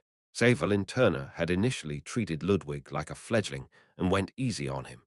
However, he suddenly awakened the ability to use magical reinforcement, and Cliffman was added to the mix as well. Savelin Turner's instruction became much more serious once she realized Ludwig and Cliffman's talents were extraordinary. Since she didn't know when a great battle might break out, she seemed to think that cultivating talent was something she had to do, even if she wasn't an official temple teacher. Don't neglect what's right in front of you by focusing too much on magical reinforcement. Pay attention to both what you can see and can't. Don't use magic too loosely. No one has an infinite amount of magic. It's not the absolute amount of magic that matters, but the precision and refinement of its usage.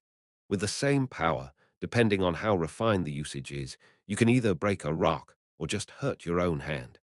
The defense granted by magical reinforcement is of a different quality than the barriers used by magicians. They create their defensive forms as efficiently as possible, hence magic and casting. However, the defense from magical reinforcement is obtained through the pure release of power. Even with the same amount of magic, the defense itself can't be compared to magical shields. Keep in mind that there are situations where you can take a hit and situations where you shouldn't, and investing too much power in defense ultimately lowers your stamina. In situations where magical reinforcement is assumed, swordsmanship must be fundamentally re-evaluated. There are times when you have to allow what was once forbidden and aim for the enemy's weak points, but there are also attacks that should never be allowed. Understand the weight and focus of the enemy's attack. After all, the purpose of swordsmanship is to take the opponent's life. You're still inexperienced. We'll have to proceed to the next stage after you've become more accustomed to magical reinforcement, Ludwig. I'll try a little more. No, the problems caused by excessive use of magical reinforcement aren't just muscle pain. When I tell you to rest, it's not a suggestion but an order. Rest. Yes, yes. Savelin Turner paid a bit more attention to Ludwig and Cliffman than just throwing a few brief words at them. Of course, there were limits to what she could teach due to her lack of familiarity with magical reinforcement. You're very familiar with it. Your skills are improving very quickly, Reinhardt. Good, good. Are you able to control the output finely as well? Like increasing the defense by twice as much as usual and then reducing it by half? Oh, yes, you can do it. Excellent. Of course, your technique is still lacking, but it's a remarkable growth. Your magical reinforcement is already at an expert level. In most situations, if you have this level of skill, it will be easy to face those who cannot use magical reinforcement. But there may be cases where you are defeated by someone who doesn't know how to use magical reinforcement. Of course, that happens at a beginner level of magical reinforcement, so it won't happen to you. Sorry, I spoke unnecessarily. Forget it. You'll become a swordmaster soon. Teacher, you're praising me too much. It's hard to handle. Her attitude had changed a bit from before, but she still blatantly favored me. Ellen, watching all this, quietly observed the interactions between Turner and me. Today's matches were for those who could use magical reinforcement. The venue was the B-class training ground. First Ludwig, then Cliffman, and then me. Lastly, it was Ellen. We all clashed until we were exhausted, so the three of us sat against the wall of the training ground, waiting for the last match to begin. Ha! I still have a long way to go. Ludwig wiped his sweat, drinking water from a canteen with a towel around his neck. Yeah, Cliffman also mumbled in a daze. Although they had learned magical reinforcement, their skills were clearly inferior to mine, and they knew they couldn't compare to Ellen either. And the Demon King. They thought that the Demon King would be more threatening than Savelin Turner, who was like an absolute being in front of us. Let's do our best. Ludwig calmly said that to Cliffman, who had a slightly surprised expression. They didn't have much in common. Ludwig had an easygoing personality, but now they shared a common enemy, the Demon King. Ah, yeah, let's. Cliffman nodded at Ludwig's words. The presence of an enemy unites humanity. Having an enemy is an important device for promoting unity. Just as I took advantage of that, so did Bertus. It was hard to describe the complicated feelings I had while witnessing these small relationships being affected by such considerations. I looked at the confrontation between Ellen and Turner. Watching the blue mana waves enveloping Ellen's body, Turner also concentrated her power silently. Snap, clang. Turner parried Ellen's relentless sword strikes. Turner deflected Ellen's thrusts, blocked her slashes, and didn't even react to feints. Turner managed to fend off Ellen's onslaught without taking a single step from her position, and I knew from facing Ellen countless times how strong she was. Of course, Ellen didn't just use a sword. After luring the opponent's sword with a one-handed sword stance, she would grab their collar with her empty hand or use a kick just as easily. Seeing Turner's sword trajectory, which had deflected her stab to the right, Ellen reached out with her left hand to grab Turner's collar. Her right hand was blocked, so she aimed for that brief moment when Turner couldn't respond.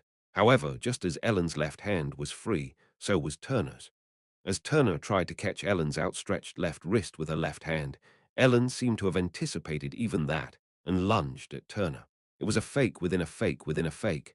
Rather than simply lunging, she practically threw himself into Turner's arms. Clang! Ouch!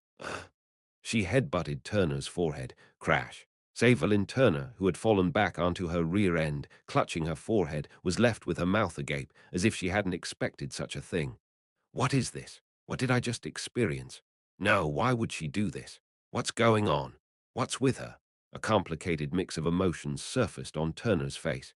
Ellen had won the round with an unexpected headbutt. It was true that she had aimed for her collar, but somehow, he couldn't believe that Ellen would do something like that. Chapter 380. Turner had a flustered expression, but soon brushed it off and looked at Ellen. Under the premise of using magical reinforcement against each other, you can't take someone's life with a headbutt. Of course, it was a bit surprising. Turner was caught off guard by the headbutt in the first place because she hadn't expected Ellen to use it, and also because, in a real battle, that headbutt wouldn't be very useful. If Turner had properly used magical reinforcement, Ellen's headbutt would have been a low-grade move, putting her in the hands of someone more skilled than herself. Turner was flustered by Ellen's sudden use of such a low move and stuttered her words. Somehow, she's the young sister of the hero and her skills are impressive. Would she really do that? It was a kind of complacency that came from trust. I had to do this, or I wouldn't stand a chance. At that remark, Turner closed her mouth for a moment. This was her last-ditch effort, because if she didn't do something like this, she'd lose 100%. In any case, she managed to land a hit. Ah, yeah, I guess so. Her agreement seemed forced. Poking through the opponent's intentions is good. I couldn't handle it myself, but don't rely too much on moves like this. However, that move just now was excellent. It's a fact that I was caught off guard. Although it was an unexpected attack, she acknowledged Ellen's resourcefulness with admiration. It was the epitome of an adult's response. I'm sorry. Ellen bowed her head to Savelyn Turner, thinking it was a rude action. She did it because there seemed to be no other answer without the element of surprise at the level of a headbutt. Somehow, it's a bit surprising that she does such cute things too. Of course, if it hadn't been Turner, that headbutt would have broken the nose. There's no need to apologize. Finding a way to deal with an opponent you can't confront head-on is also a skill. Yes, the words were nice, but they ended up scratching Ellen's nerves. Savelyn Turner was probably not even aware that she was looking down on her. There was no need for her to lower herself to anyone's level, let alone practice with them. Let's try again. This time, as if such surprise moves wouldn't work, Savelyn Turner pointed her training sword at Ellen. Yes. Ellen also began confronting Savelyn Turner as if she wouldn't use any shallow moves anymore. Of course, Ellen was defeated. Of course, there are levels to defeat. Ellen wasn't at the level of being toyed with like the three of us. Unlike when Turner had been caught off guard, she didn't allow a low blow to go through, and Ellen didn't try it either. As a result, she lost all 5 spars. Of course, there were fierce attacks and defenses. Turner wasn't going all out to measure Ellen's abilities, but that's why she couldn't easily catch Ellen's openings. When the 5 spars were over, Turner looked at us. Everyone but Ellen and Reinhardt should leave. At her words, Cliffman and Ludwig were slightly confused, but seeing that Turner wasn't joking, Ludwig and Cliffman left the training grounds. She sent the 2 of them back, excluding me. I had a feeling I knew what Turner was going to do. Now, bring that out. I need to see your real skills. This was Savelyn Turner's first time witnessing Ellen Artorias' true abilities. Ellen hadn't participated in the tournament, and Turner wasn't a formal swordsmanship teacher. Practice duels were just practice duels. Just as Turner couldn't be serious, Ellen wouldn't fight with clenched teeth either. It seemed like she wanted to accurately gauge Ellen's abilities as the current strongest swordsman in the Empire. Without a word, Ellen summoned Lament in her right hand. Ellen had one more sacred artifact, but she only told me about it and didn't bring it out now. Blue magical power gathered on the practice sword Turner was holding. The battered practice sword would shatter or be cut as soon as it collided with Lament. The proof of a swordmaster, or a blade. Ellen stared at the magic flowing through Turner's sword. She was a being who surpassed even swordmasters. Savelin Turner looked at Ellen seriously, as if to say this was no longer a joke. Try to kill me. Not long ago, she was with Cliffman in a very similar but completely different situation. It's okay to try to kill me. You can never kill me anyway. That was the meaning. Yes. Ellen took a deep breath as she looked at Savelin Turner. She wouldn't hesitate. Ellen knew that even if she went all out, she was no match for Turner. Wrapped in magic, Ellen charged at Savelin Turner with Lament in her hand. Clang! The sound of the aura blade and Lament colliding echoed through the training ground like a blast that would tear your eardrums apart. It wasn't just the blast sound. Just from colliding with the aura blade, both of Ellen's hands holding Lament were flung up towards the sky. Her chest was exposed. Turner didn't miss the opportunity. Swoosh. Ah! Ellen gasped for air as Turner's left fist hit her solar plexus. Ah! Ah! Turner watched Ellen, who had lost her magical reinforcement and was gasping for breath while clutching her chest.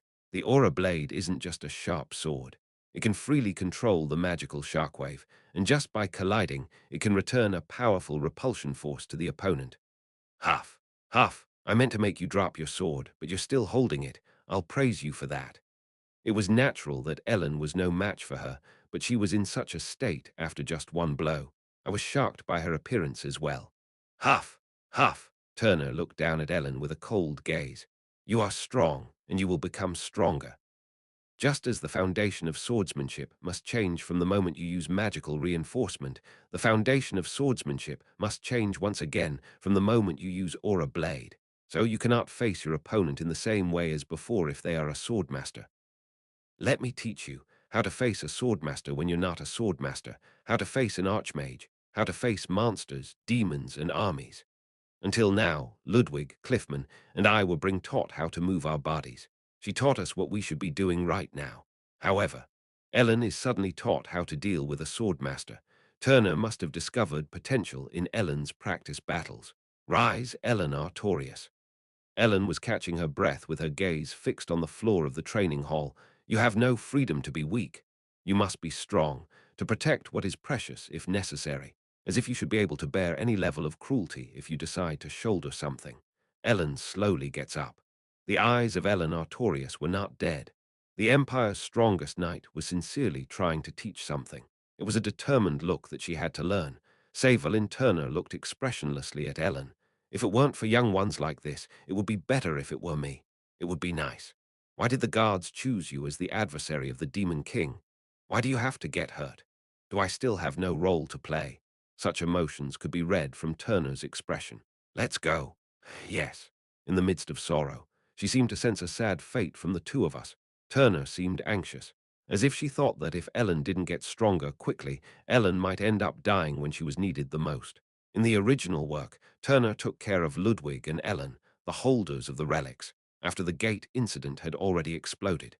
Even then, Turner had heavily taught Ludwig, but Ellen had received relatively less attention. At that time, Ellen was already somewhat complete, and Ludwig had many shortcomings. However, at this point in time, while there is a sense of crisis, there is still room. That's why Turner focuses on Ellen, who has even greater growth potential. On top of that, the owner of Alspringer has not yet been determined. She told Ludwig and Cliffman what needed to be corrected at this stage. But she said she would teach Ellen how to fight a swordmaster, an archmage, demons, devils, and armies. She intends to teach the method of killing something. Reinhardt, you come here too. And I also have a relic. As if I was no exception, Savelin Turner stood in front of Ellen and me. What is a master class? Someone who can use the aura blade. Then what is this aura? I know it refers to the ability to reinforce magic beyond the physical body, even to the level of a battlefield. Right. As if it were an ordinary answer, and there was nothing wrong with the answer, she nodded her head. Then, if your main weapons are your fists and feet, and you can wrap your fists and feet in magic, are you a master class? If one can reinforce their main weapon with magic, they are considered a master class. So does a close combat fighter become a master class the moment they can reinforce their magic, because they can now reinforce their main weapon with magic? I don't think so. Of course not. Right. Generally, if one can reinforce objects other than their own body with magic, they are considered a master class, but that's just the result, and the reality is a bit different. Savelyn Turner put down her training sword, and blue mana gathered around it. Both Ellen and Turner were wrapped in magic. Both were reinforcing their bodies with magic, but Ellen and Turner looked a bit different. Ellen, who initially used very explosive magical reinforcement, was now able to refine it more and more, but Turner's seemed to be under extreme control. If Ellen's body emanated a blue light, Turner's body only gave off a faint mist-like feeling. The ultimate, refined magical reinforcement. It seemed to be optimized for magical reinforcement by minimizing unnecessary consumption due to its faint light. A master class is when the activeness of magical reinforcement has developed to the extreme. Come closer. Keep the magical reinforcement on. At Turner's command, Ellen stepped forward. It was a bit confusing what Turner was about to show her after calling her over, as if it was going to be something amazing. With her right middle finger and index finger together, she flicked Ellen's forehead. The so-called flick. Ellen's expression was full of questions. No, a flick from a grandmaster. Does she intend to kill Ellen? Thud. The flick that Turner aimed at Ellen's forehead made a sound, but Ellen didn't seem to be hurt at all. Her head was just slightly pushed back. However, the sound of the flick was a bit strange. It felt like metal hitting metal, right? Yes, Ellen nodded. That's the magical reinforcement you guys do. The formation of a powerful barrier and the enhancement of physical abilities. At our level, it's not more than that. Now, this time, try to take this. Turner prepared to flick again. This time, something was different. Ellen looked at Turner's flick aimed at her forehead. No. Is this the first time I've seen her scared? Her pupils are trembling while pretending not to be scared. Ellen is terrified. It's strange that the flick is scarier than being punched. I would be scared too. As Ellen's shoulders started to tremble slightly, Turner turned her gaze towards me. Me. I might really die, you know. My face turned pale too. Then, I'll just take it. Suddenly, Ellen stopped trembling and calmly said that. She even widened her eyes as if she had made up her mind. No. Hey, what am I supposed to be in this situation? No, teacher, I'll just take it and die. If you end up taking the hit for me, I have no choice but to come out like this. Although I'm sure I won't die, I'll just say that for now. Turner looked back and forth between me and Ellen, and then lowered her fingers. Come to think of it, there's no need for me to hit you, and there's no way I'd hit you hard enough to kill. Turner sighed, as if embarrassed, and lowered her hand. Both Ellen and I unknowingly let out a sigh of relief after seeing her finger, which was nothing short of a murderous weapon. Well, this will have to do. She snapped her fingers in the air. Bang! Rather than a snapping sound, a fierce noise like that of an explosion or gunpowder echoed from Turner's finger. What did I just hear? The difference in magical reinforcement at the master class level is like this. Were you planning to do that to my forehead just now? Ellen looked at Turner with that kind of gaze. Well. I didn't do it, so. She seemed embarrassed and avoided Ellen's gaze. How did you do that?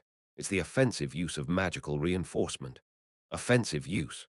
Yes, you and Reinhardt may be skilled in magical reinforcement, but you can only strengthen your body internally and gain defense through magical discharge externally. This is the next level. The magic gathered in her right hand seemed refined, but suddenly it surged up explosively, and it repeatedly looked as if it were exploding or burning. Once you reach a certain level, you'll be able to explosively discharge magic throughout your entire body, and then it gradually becomes more refined.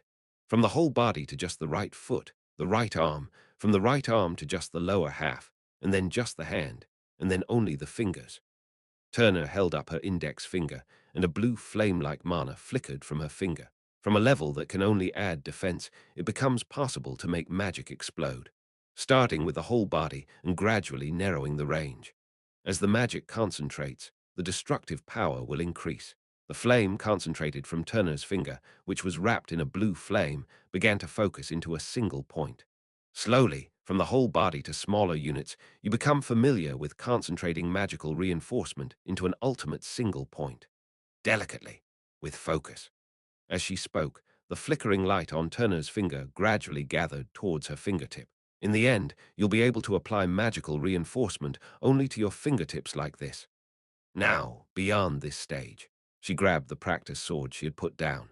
The practice sword she held caught the flames of mana gathered at the tip of her index finger, gradually becoming covered in blue flames.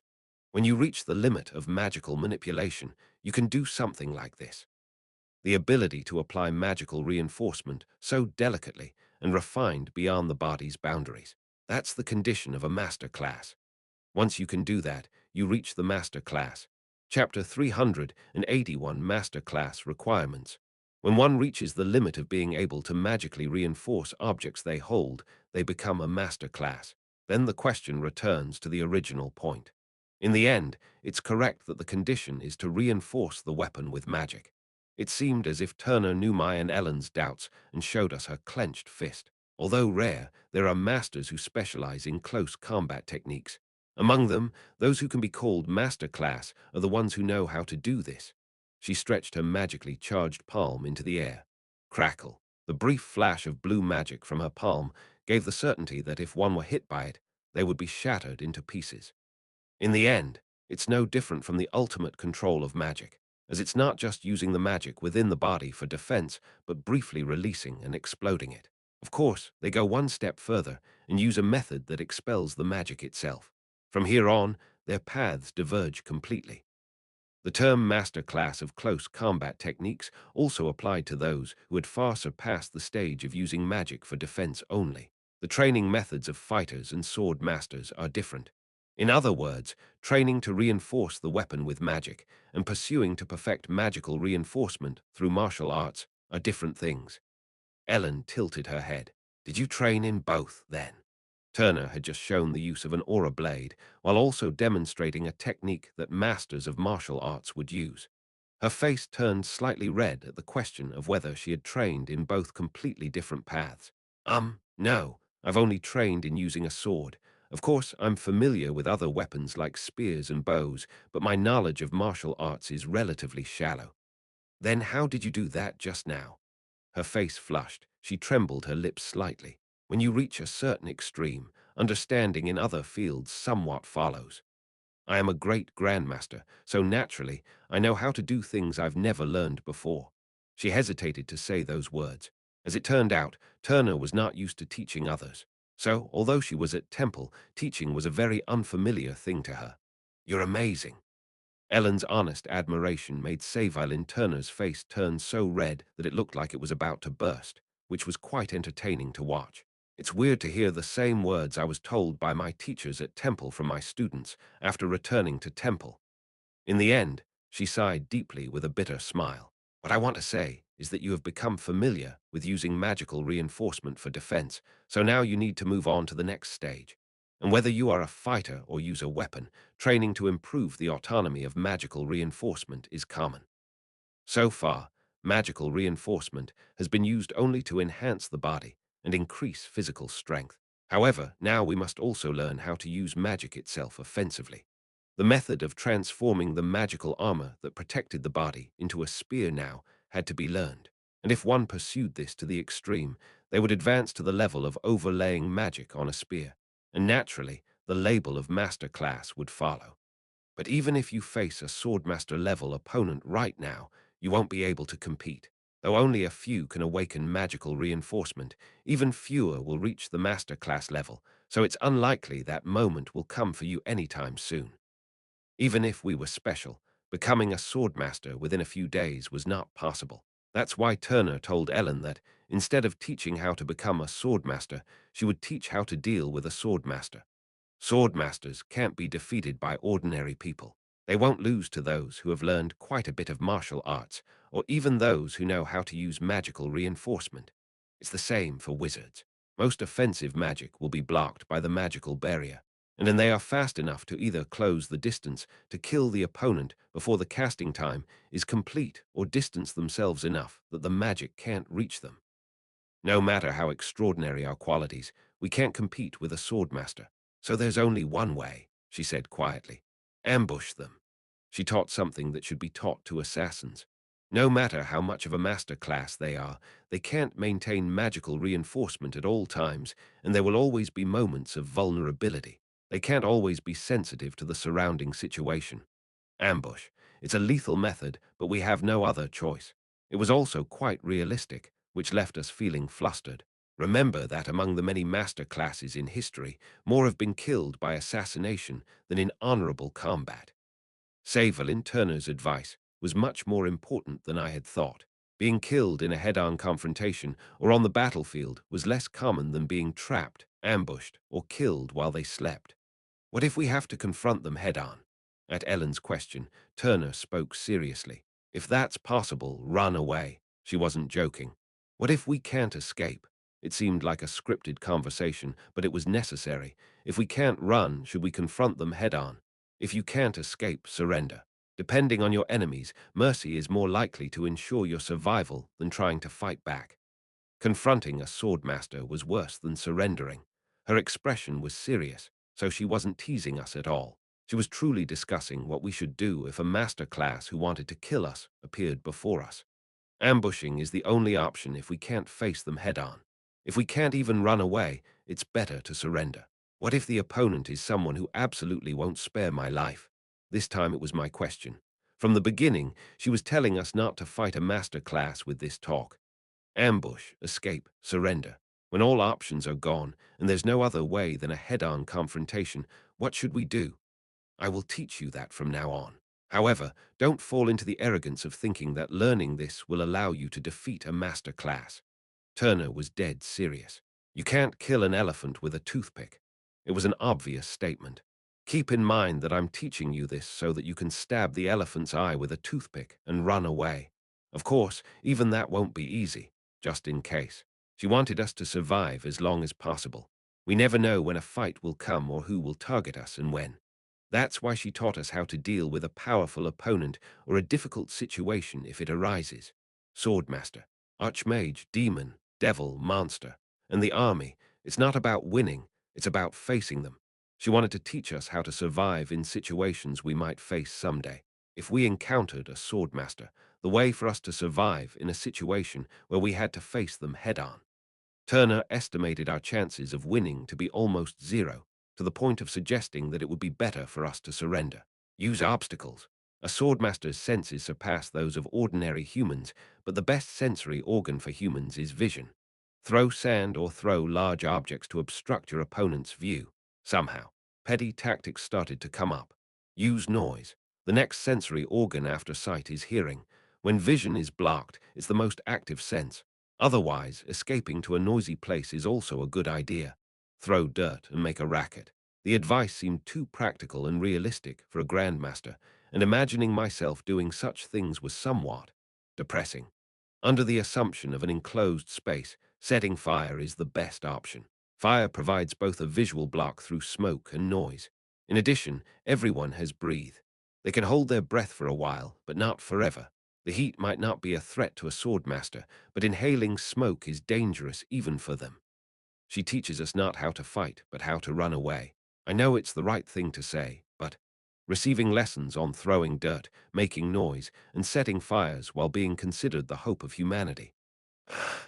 Both Ellen and I had expressions that showed we couldn't make heads or tails of the situation. Turner struck Ellen with her fist when there was an opening, but if it had been a real fight, Ellen would have died at that moment. Do not try to block their sword. Don't even try to deflect it. Avoid all sword attacks. We must avoid them. It was easy to say, but was it possible? And don't even try to attack. You won't be able to handle the magic contained in the sword, so the moment your weapon touches the enemy's body, the same thing will happen as when it hits the sword. We can't even try to attack. When we think we've found an opening and stab at the enemy's throat, the backlash may twist our wrist or bounce us back. In the end, the advice was to focus on running away and not to try to fight. In a normal situation, that's what I'm saying. Turner looked at the two of us as if she was going to tell a different story now. I sent Cliffman and Ludwig away because there's no point in them hearing this story. Of course, part of it was to hide the fact that you two are the bearers of relics, our common point. We both possess relics in the form of swords. As you've experienced, Lament was repelled just by colliding with the aura blade. Yes. If it had been an ordinary sword, it would have been shattered just by hitting the flat side of the aura blade, not the blade itself. The aura blade is a powerful weapon in itself, and has an enchantment incomparable to any magic. Unless the sword is made of extremely durable material or has powerful magical protection, no sword can be considered able to withstand a direct confrontation with the aura blade. I see. It's not just about becoming sharper. Depending on the skill of the aura blade user, they can cause powerful countershock by exploding the magical energy residing in the sword at the moment when the swords clash. An ordinary sword would be destroyed not by being cut by the blade, but merely by striking the flat side. She looked alternately at Ellen and me. Lament and Tiamata are sacred relics. They won't break or chip even when facing the aura blade. Plus, even if you lose them, they have a soul bond, so you can summon them anytime. So they meet the minimum basic condition of not losing your weapon even when facing the unreasonable ability of the aura blade. If you don't have a very powerful magical weapon or a sacred relic, you can't even have a sword fight with a master class. However, that's just a matter of being able to withstand it. The moment you try to face the sword directly, a gap will form due to the counterforce, and then it's over. After telling Ellen this, Turner looked at me this time. Reinhardt, your situation might be different. Different? Assuming you can use Tiamata's divine power. If you overlay your sword with divine power, it will protect both Tiamata and you quite well from the aura blade's counterforce. It's not a sword coated with magic, but a sword and myself enhanced with divine power. Does this mean that the influence of the aura blade's immense destructive power will be somewhat reduced? I haven't faced the aura blade, but I think I understand what Turner is saying. In fact, I could withstand several attacks from Riviera Lands, a monster-like attacker who similarly enhanced his sword with divine power. Riviera Lands was not a swordmaster, but I didn't think he was inferior to one. In the first place, even the so-called common swordmasters probably aren't monsters that can survive being stabbed in the heart. I could face him partly because of external conditions, but also because Tiamata's divine power itself was a great help. Dealing with the aura blade, to some extent I can do it. Assuming you can use divine power, you can withstand the aura blade's sword fight. And Ellen? Yes. Lament should be able to penetrate the swordmaster's magical defense. Of course, the chances of stabbing are high. A sword with the sharpness of an aura blade. Since Ellen couldn't control it herself, it was impossible to use it as freely as Savalin Turner, who could use both offense and defense like an aura blade. However, its sharpness and cutting power were overwhelming. In such a situation, if you two are together, the chances of survival are higher. Tiamata can endure but not kill. Lament can't endure but can kill. As I endure, Ellen stabs. If the two of us aren't together, a fight with a master class cannot be established.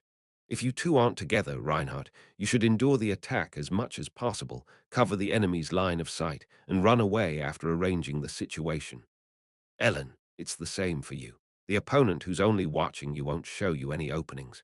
If you try to stab and miss, you'll be the one suffering. So watch the enemy's sword carefully, avoid it, and either inflict a slight injury or make the enemy aware that your sword is a threat. The enemy will be flustered, and then you can buy time to escape. In the end, Turner's conclusion was not to even think about facing a swordmaster if they weren't together.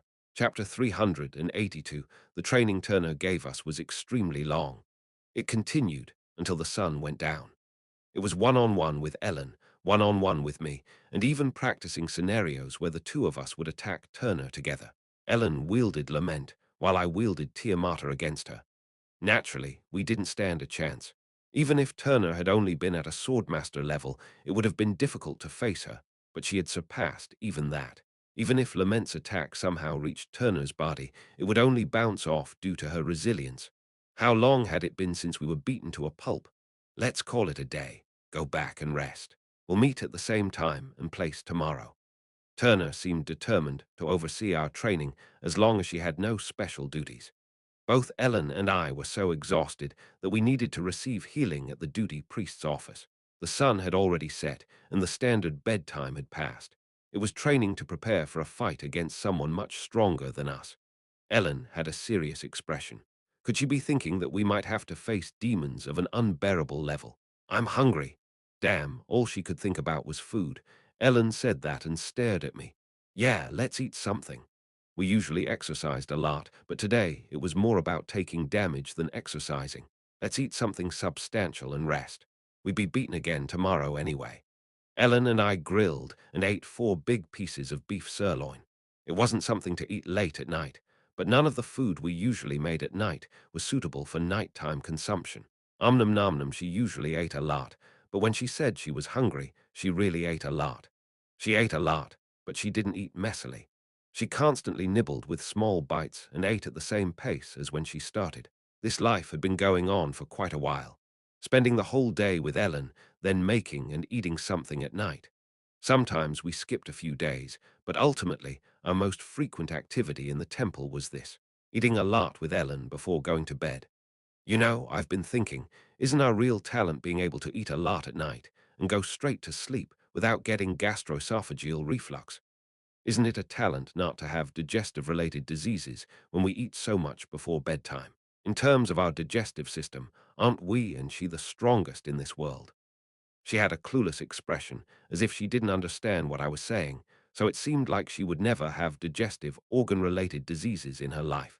In the end, Ellen ate 3 pieces of steak while I ate one. Do you want more? No, I'm good. Ellen shook her head as if she was satisfied to see the day she would refuse food. No, she didn't refuse. She ate 3 pieces right. Let's rest then. Even though I've recovered, I still feel some mental pain that won't go away. Both Ellen and I had taken a severe beating. Still, when Ellen was about to be hit, she would try to move dramatically to lessen the pain, but I couldn't do that. I could sense the danger and the path of the attack through my intuition, but I couldn't react to it. The pain had subsided, but since we were mentally exhausted, all we wanted to do was rest quickly. I have another trick up my sleeve, you know. As I was about to get up from my seat, Ellen opened her mouth quietly. And what's that? Come to think of it, I think I might be able to handle a master class if I use it well. I couldn't help but be startled by her sudden remark. Just like that. Yeah, come with me. Ellen got up from her seat and led me toward the training ground. I had a feeling of what Ellen wanted to show me. She brought me to the A-class dormitory training ground with a cloak draped over her shoulder. It was Rapelt, the cloak of the sun guard she showed me before.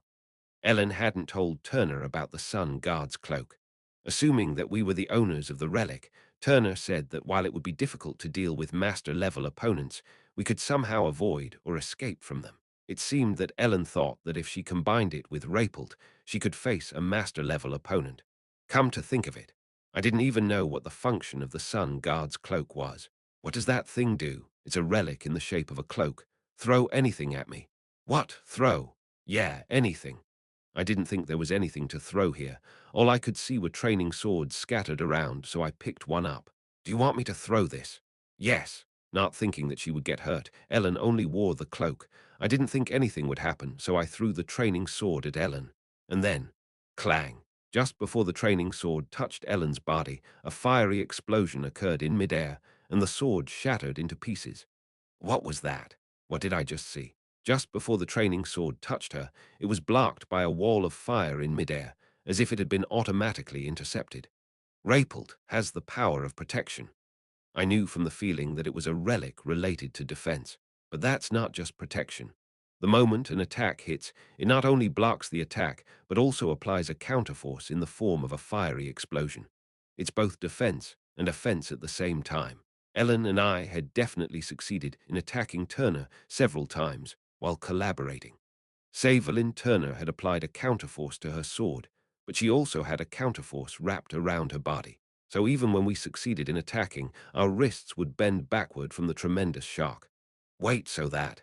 At my mumbling, Ellen nodded her head. That's right. It's not much different from what the teacher used. If any attack is made, a strong counterforce is returned.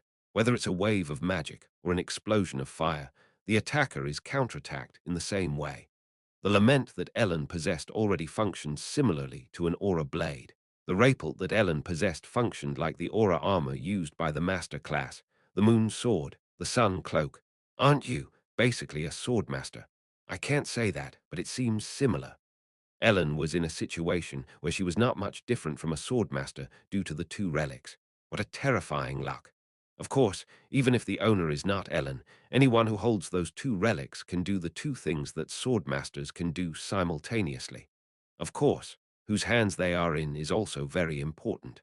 It would be difficult for anyone without Ellen's capabilities to properly use those two sacred relics. I'm not sure what would happen if a fight against a real swordmaster took place, but in her current state, Ellen might actually be able to fight against a master-class opponent. The already fast-transforming monster, no matter how much it is aided by the sacred relics, has reached a level where it can fight against a master-class opponent. Moreover, Ellen hasn't even fully unleashed the true power of the sacred relics yet. The true power of Tiamata is to release powerful divine power in an explosive manner. In my case, it allows me to use divine power that I originally shouldn't be able to use. The true power of Alspringer is to summon the War Guard Owls.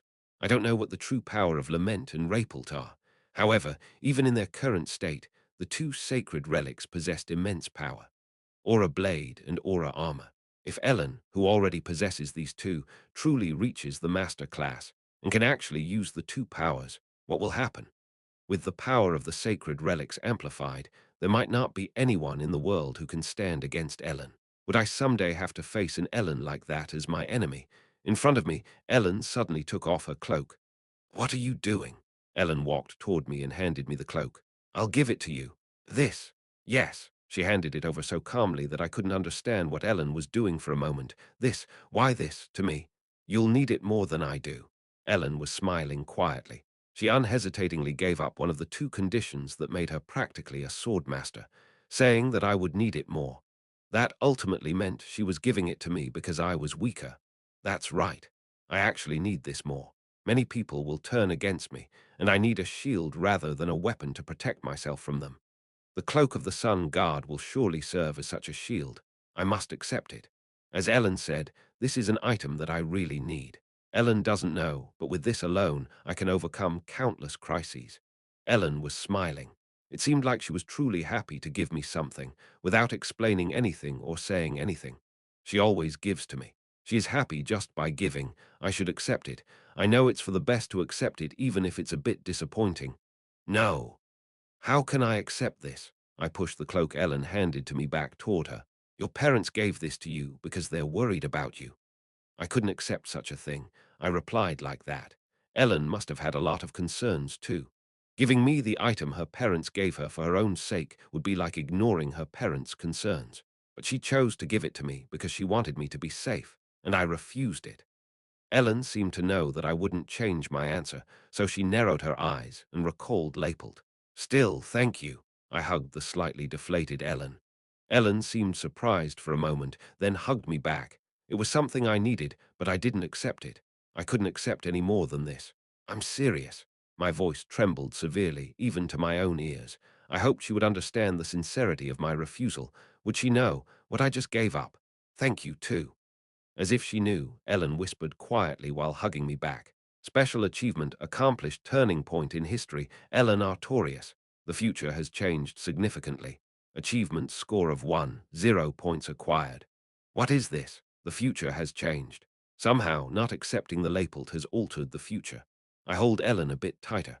I gently stroke her head as she slightly trembles in my embrace. I couldn't tell exactly how it changed. However, two possibilities came to mind. Because I didn't accept the Lapelt, I die. Or, because I didn't accept the Lapelt, I survive in a situation where I was supposed to die. "Hey," I quietly call out to Ellen. "Yes, you know that I like you a lot, right?" Ellen's body shudders greatly. She buries her face quietly in my embrace. "Yes," Ellen adds in a trembling voice. "I like you too, a lot." We held each other for a long time. Chapter 383, Ellen handed me the Lapelt, but I didn't take it. Just that changed the future. I didn't know how it had changed or why. During the short remaining winter vacation, the four of us, who could use magical reinforcement, received training from Seval Turner. After Ludwig and Cliffman's training ended, Turner focused on teaching Ellen and me. Most of the things I had to worry about were out of my hands, and in any case, getting stronger was my top priority, so receiving instruction from Seval Turner was an unconditionally good thing for me. As I went through Turner's more overwhelming training than usual, various things happened. Among them, the two most important things. Is it complete? Yeah, the strengthening medicine will go into the clinical phase, so I'm going to request a university lab to take care of it, and the same goes for the mana artifact. Moonshine and power cartridge were completed. I headed to the Magic Research Club with Harriet. In the Magic Research Club, which was created in the second semester, we managed to complete 2 items before the end of the winter vacation. However, to check if these 2 artifacts really function properly, we now have to entrust them to a university lab for safety tests. It's not something that can be done at a high school club level. Originally, these items were made during the hectic aftermath of the Gate incident. Since they had to use anything that could help in battle during a warlike situation, Moonshine and Power Cartridge were immediately put into action. However, now that it's a peaceful time, even though the Demon King is secretly active, the 2 items, even if their functions are innovative, will not be granted proper usage permissions until they have gone through verification. Of course, in the case of Moonshine, it is not immediately clear whether it is effective or not, but for Power Cartridge, it was very easy. A small, blue magic stone in the shape of a rectangular prism enclosed in a metal cage. It looked like a strangely designed necklace. That was the power cartridge. We decided to call it a power cartridge. That's fine. Adelia named the artifact the same as the original work. Adelia stared at the completed power cartridge. It seemed she didn't understand what she had made, with an expression of wonder. The stability has already been verified, but it's disposable. It seems possible to make it reusable through mana charging. But then the size will increase, and the mana stabilization device might become unstable. The power cartridge is like a disposable fuel tank. When all the internal mana is used up, it's empty. It was disposable in the original work, but it can also be made reusable. But there seems to be a problem with that. Are you saying that this thing around the magic stone is the mana stabilization device? Yes. Adelia nodded at my words. The principle of the power cartridge is something I can't understand, but the structure itself is simple. A magic stone and a stabilization device to prevent the explosion of the magic stone. When the mana of the magic stone is used like the mana inside the body, the instability is handled and regulated by this external stabilization device. Of course, as magic is used, the durability of the stabilizer inevitably decreases. So, even if you configure the device with rechargeable mana stones for multiple uses, if you use it for a long time, it will explode. There's no point in having a mana supplement device that could explode during battle, which is inevitably where the cartridge's mana will be used. It could be made into a rechargeable item, but the longer it was used, the greater the risk of explosion. Of course, I didn't even hope for it to be reusable. This alone was already a groundbreaking invention that would turn the world of magic upside down. You've worked hard. Now you'll go down in history as a great person. Ah, really? Is that so? I said that to Adelia and looked at Harriet. Power cartridges and moonshine. Harriet had said that if such things were created, the creator would go down in history as a great person and not to talk nonsense. But in the end, it was created. Even Adelia, who created it, seemed to not understand how she could create such a thing, but she did. No, seriously, anyone would think you made it. Harriet grumbled as if she couldn't believe my triumphant gaze. Push the project and get the money. Isn't my contribution to this enough? Although I had not been involved in the research itself, my influence on the research environment was absolute.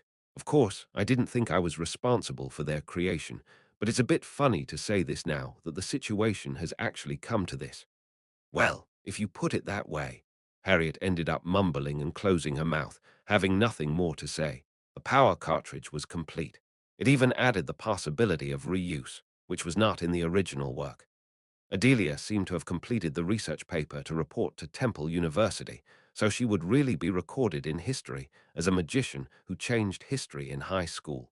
Perhaps Adelia, and even Christina, would be recorded in history as more outstanding magicians than Harriet. Of course, since Adelia wasn't the only one who contributed, it seemed that all the members of this research group would eventually become stars in the magical world. But is that really a good thing? While advancing the Magic Research Club, I learned things I didn't know before and felt other problems. Shortly after, I saw the demonstration of magic using the power cartridge's magical power. The demonstrator was Rudina. In the magic practice room, Rudina, wearing a power cartridge around her neck, summoned a total of 18 fireballs and shot them down. Quack, quack, quack, quack, quack. Rudina, who couldn't even cast large-scale magic with her poor magical power, was now shooting a crazy amount of fireballs without casting in an instant. I thought she would be excited. I am a god, the god of magic. Come at me. Seeing the little girl, who now claimed to be a god beyond dragons, made me feel dizzy. But if that little girl wore 100 power cartridges, wouldn't she really be a god? She seemed capable of single-handedly causing the world's destruction. Of course, she wouldn't be able to wear 100 power cartridges on her body either. 1,000,000 fireballs. Just thinking about that, she's an insanely talented person who could instantly summon them. With her drawback of having a very low amount of magical power gone, wouldn't Rudna be the most dangerous magician in the world? You seem to be enjoying it, Senior. Seeing Rudna happily running around and shooting fireballs at the dummy, Harriet covered her mouth and laughed as if she was too cute. I am a guard, I say. Come out, come out. Quang, quang, quang, quang, quang. Isn't Senior Rudna just too cute? Oh dear. I'm not the only one. It was to demonstrate that the cartridge would not explode until all mana was consumed that she had indiscriminately unleashed magic. After a while, Rudna fired magic like a mad child, and when no more fireballs were summoned, she removed the lightless cartridge and came out of the laboratory. Ah, ha, I'm exhausted. You're tired because you screamed so much. Well, that's why. It was not a matter of mana, but rather running around and firing magic that tired her body. Rudina dragged her exhausted body to a chair and slumped down. Although Adelia was the head of the power cartridge research, Rudina was also the deputy head. So it was only natural that Rudina had made a significant contribution to the development of the power cartridge. Junior, are you starting my exclusive cartridge research now? I'm ready anytime. We should be able to make a cartridge for permanent use soon. Rudina was overjoyed at the news that her exclusive cartridge research would start soon. There was an impossible challenge, and they achieved it. That was why everyone's expressions were all good. After checking the power cartridge, I checked moonshine. If my theory is correct, the expected effect should appear. Of course, there will be no side effects, but clinical trials are necessary, so we can't immediately commercialize it. We don't even know if it will be commercialized. Christina said, as she looked at the pink potion inside the triangular flask. Harriet looked at the triangular flask and said, "We decided to call this moonshine." Here, too, the name moonshine was attached, as in the original work. A potion that enhances magical sensitivity and increases the amount of magic. If the power cartridge is for magicians, this is for combat major students. Most combat major students who struggled with magical reinforcement drank this and opened their eyes to magical reinforcement, and those who already knew how to do it quickly became familiar with magical reinforcement. It was essentially doping. Reinhardt, do you want to try drinking this? Anna brought me a pink liquid in another container. Ah, Anna, don't keep giving Reinhardt weird stuff. Harriet was startled, but Anna slowly approached me. It was definitely the same moonshine, but it's too scary when she gives it. I feel like she mixed something else in it. Don't drink that. Ah, no. Christina snatched the triangular flask from Anna's hand as if she was used to it and threw it away. Crash, the flask broke on the floor, and the liquid inside spread across the floor. Christina. Harriet was surprised by Christina's sudden action. However, Anna and Christina seemed unfazed, as if they were used to such incidents. Christina casually started cleaning up the broken liquid and glass pieces. How often did this happen? And why does Anna look so used to this kind of treatment? Anna is scary, too. But Christina is also scary in a different way. What is that? I don't know. Anna always makes something when she has time. Did you throw it on the floor without even knowing what it was? It seems like she has developed some issues with her character while researching moonshine.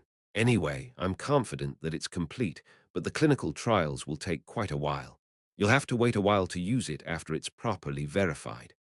Christina held up the triangular flask and looked at me. What do you think? Do you want to try it? I'm sure it's safe, but I can't be responsible if something goes wrong. The completed moonshine. Christina was confident in its safety, but it was possible that there would be side effects. If I drink this, I'll become the first person to drink moonshine in this world. Surely I won't die.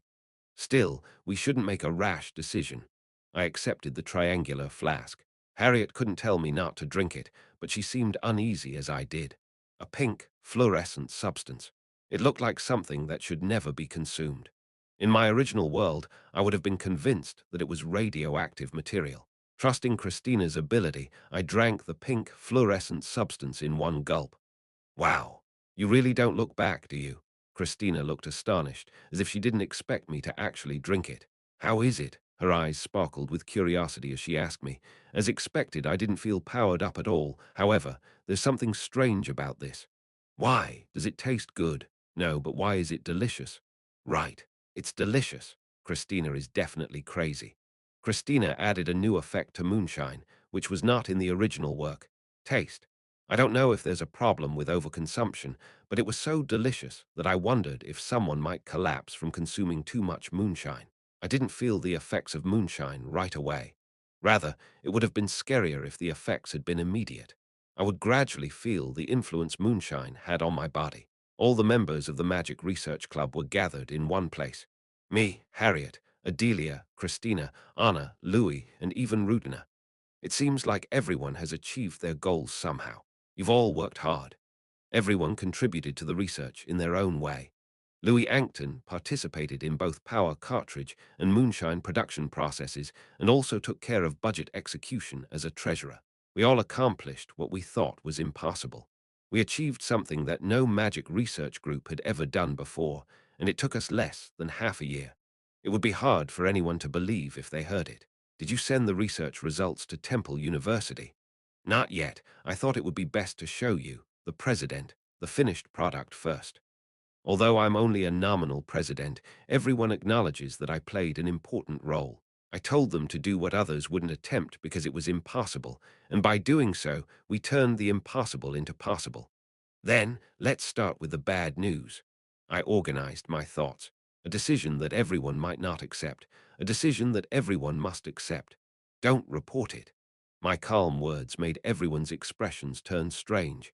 If I had known about Cantus Magna and Akasha first, I wouldn't have asked these kids to do anything. The fact that I put them all in danger because the order was mixed up. Let's keep the fact that such a thing was created a secret among us and fail externally. Let's do that. In the end, I had to admit it. What the hell are you talking about all of a sudden? Harriet spoke on behalf of everyone with a flustered expression. Even though everyone deserved endless praise for their achievements, I suggested keeping the research results to ourselves. These young magicians made the impossible possible. What Cantus Magna wanted was magic. Not liquor, but magic. And magic can be newly created. Cantus Magna would need magicians who can create countless spells more than just numerous spells. Two miraculous breakthroughs that could change the history of magic had occurred in a high school club. Rumors would spread, and they would inevitably become stars in the world of magic. Cantus Magna would focus on them, not dungeons in Darkland. If they were desperate for the completion of Akasha, they would want the catalyst that could create magic. The current Magic Research Club is an irresistible group for Cantus Magna. These research results must not be revealed if Cantus Magna reaches out and kidnaps them. I'm not confident in handling that situation, so I have to say it. Let's pretend we didn't find anything. Let's act as if nothing happened. Everyone would naturally want recognition for making the impossible possible. But the person who suggested it first now wants to act as if it never happened. No one could understand it. What kind of bizarre thing is this crazy person trying to say? It wasn't even that kind of expression. Why? Why do we have to do this? Sadness, injustice, and even anger were felt. Say something. Why are you doing this? Only Harriet. Only Harriet tried to understand why I'm doing this. If the research results are revealed, the entire Magic Research Club would be in danger. Like how Black Order infiltrated Temple, Cantus Magna could also have infiltrated Temple. Fortunately, no one other than the members of the Magic Research Club knew that these two items are completed. I can't tell them about Cantus Magna, but I've always been good at making up reasons. If there's no reason, create one. Demon King, the magical word that can justify everything. Like Bertus used that magical word to justify the massacre of the Republicans. I, the Demon King, can also use that magical word. Objectively, this can raise humanity's power several levels more than it is now. It's a very powerful strategic resource. And the Demon King is dreaming of revenge against humans somewhere. What do you think he would think if he found out that such an item was created by you? Don't you think he would want to eliminate you before you create even more dangerous items? My words made everyone's faces turn pale. When I said that I had to create moonshine and power cartridge, the threat of the Demon King was not imminent. However, recent incidents made the threat of the Demon King more apparent. Not long ago, there was a tragic event, the death of Duke Grants. Everyone knew the story, so their expressions became even more serious. Harriet's face, in particular, turned very bad. The Demon King is closer than you think.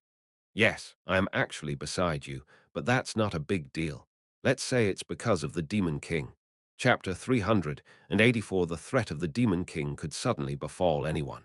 In fact, not long ago, Liana lost her father at the hands of the Demon King. This event instills a sense of crisis about the threat of the Demon King. It is a great invention, but it poses too great a threat to the Demon King. So if it becomes known externally that you have created such a great invention, the Demon King might target you. The Demon King might target you, or perhaps even kidnap you to use for his own purposes. Demon King, kidnapping. The Charlotte de Gradier's incident also comes to mind. Do you understand what I'm saying? I speak calmly, without joking, and in all seriousness. You guys might be in danger because you've created something too amazing. Although it was disguised as the threat of the Demon King, the real threat was from Cantus Magna. I see. Everyone was happy about having achieved their goal, but I threw cold water on their enthusiasm. However, their expressions seemed to show that the cold water had brought them back to their senses. They were only focused on creating and succeeding, and they had no energy left to worry about the consequences that the invention would bring. I, who knew nothing about magic, thought about and made a judgment on the current situation of the continent. It's a lie, though. It was a decision made to protect the children. But if the Demon King attacks later, these two inventions should make the army and magicians stronger. Shouldn't they? Adelia passively suggests. There were those who agreed with her. These two powerful inventions would overwhelmingly enhance humanity's ability to wage war. Instead of hiding in fear of the Demon King, shouldn't humanity become stronger through these inventions? It is indeed the right path. A sense of justice for humanity could be present. Since these inventions are for humanity's peace, we should accept the risk of becoming endangered.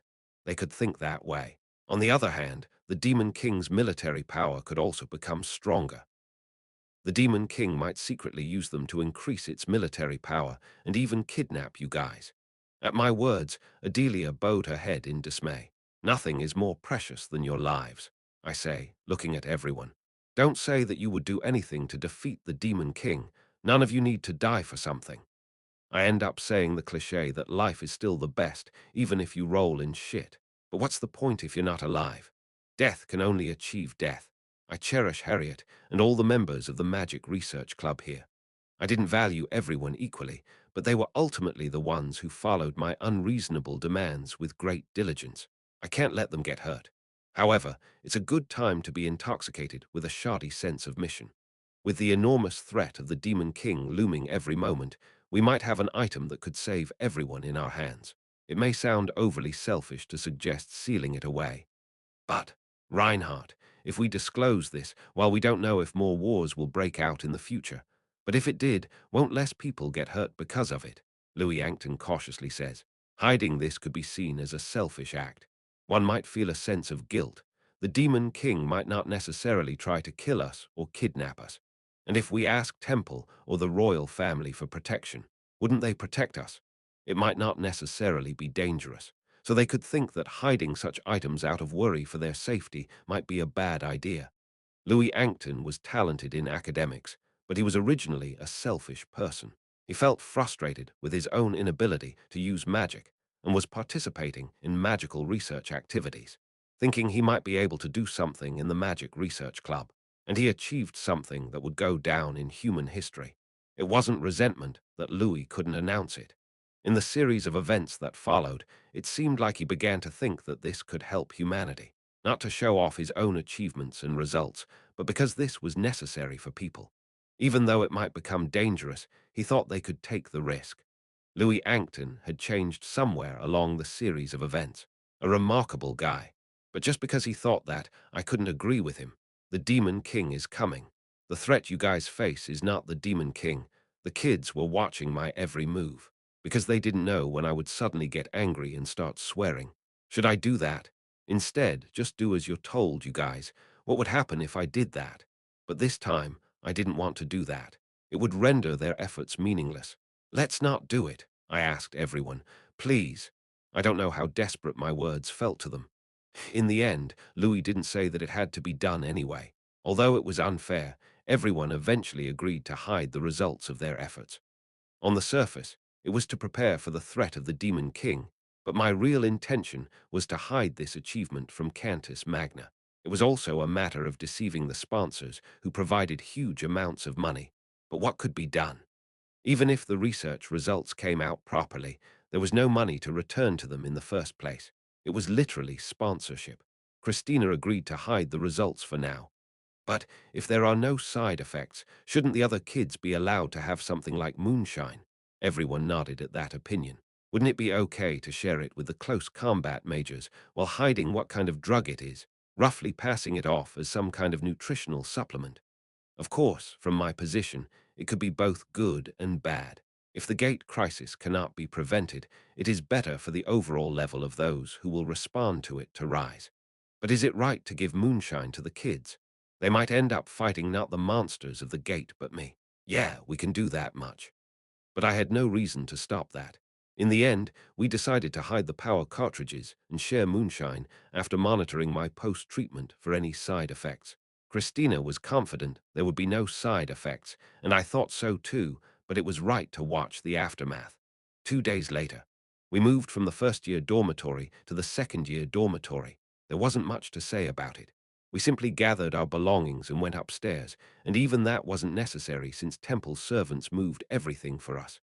In my case, I didn't have much luggage, but for those who majored in magic, their luggage was so much that the servants had to come and go several times. We've moved up one floor. That's right. Even though we had just moved up one floor, the realization that we had become second-year students struck us. Since the dormitory structure was almost the same for each grade, there wasn't much change except for moving up one floor. The room numbers were the same. I was still in room Aminus 11, and Ellen was in room Aminus 2. Come to think of it, it was the Aminus 2 room for second-year students. Originally, it would have been Adriana's room. It must have been empty for quite some time now. Ah, this goes here. Please put it here. No, not there, here. Harriet's room was wide open, and the conversation about the arrangement of her belongings could be heard.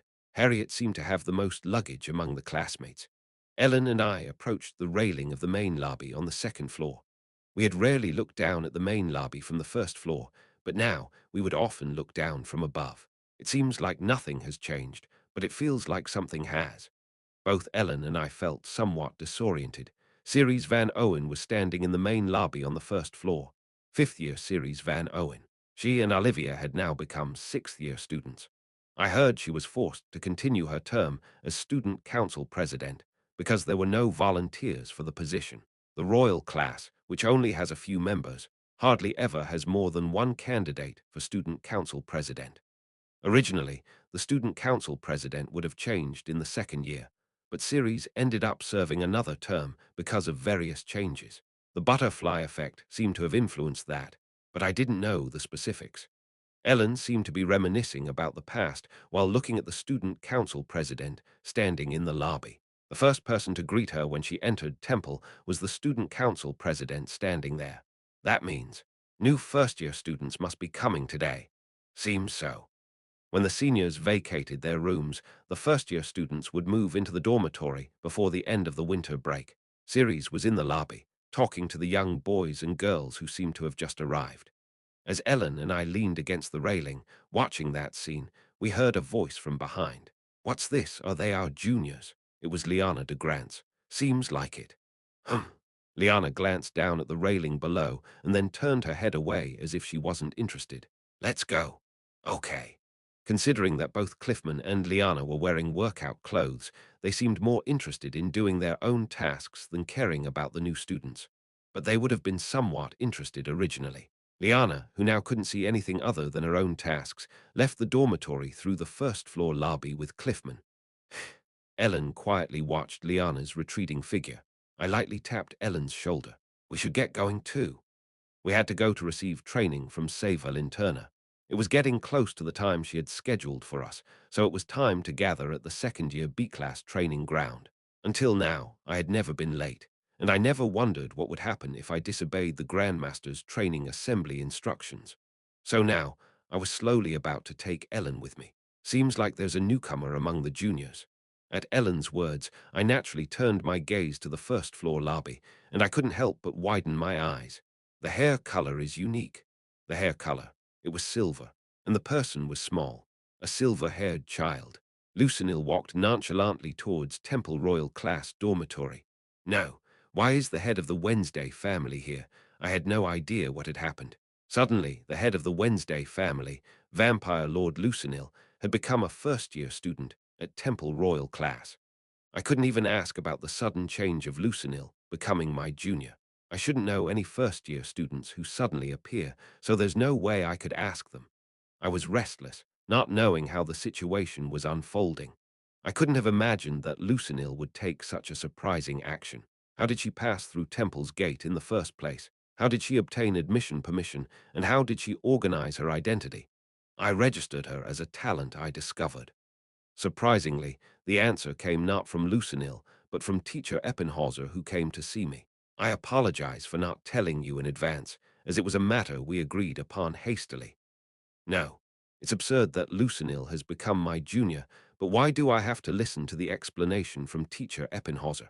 And listening to this guy, it seems like he admitted Lucinil to the royal class because she's a talent he discovered. Is he going to be her guardian or something like that? When discussing the dungeon, it was suggested that we should strengthen the defense of your personal safety. From our side, it was the opinion of both parties. The Vampire Council and the Black Order must have discussed the issue of the dungeon composition, and both the Vampire Council and the Black Order suggested that my protection should be strengthened. Our side can do that. The Black Order said they should also do something because they don't know if I'll be in danger. Is it a little touching? It's a bit weird to be touched, but it's actually touching. Of course, there are many chances for you to be in dangerous situations, not only because of Cantus Magna. It was agreed that there should be someone nearby who can urgently evacuate you in a crisis. And there's hardly any power comparable to a vampire lord.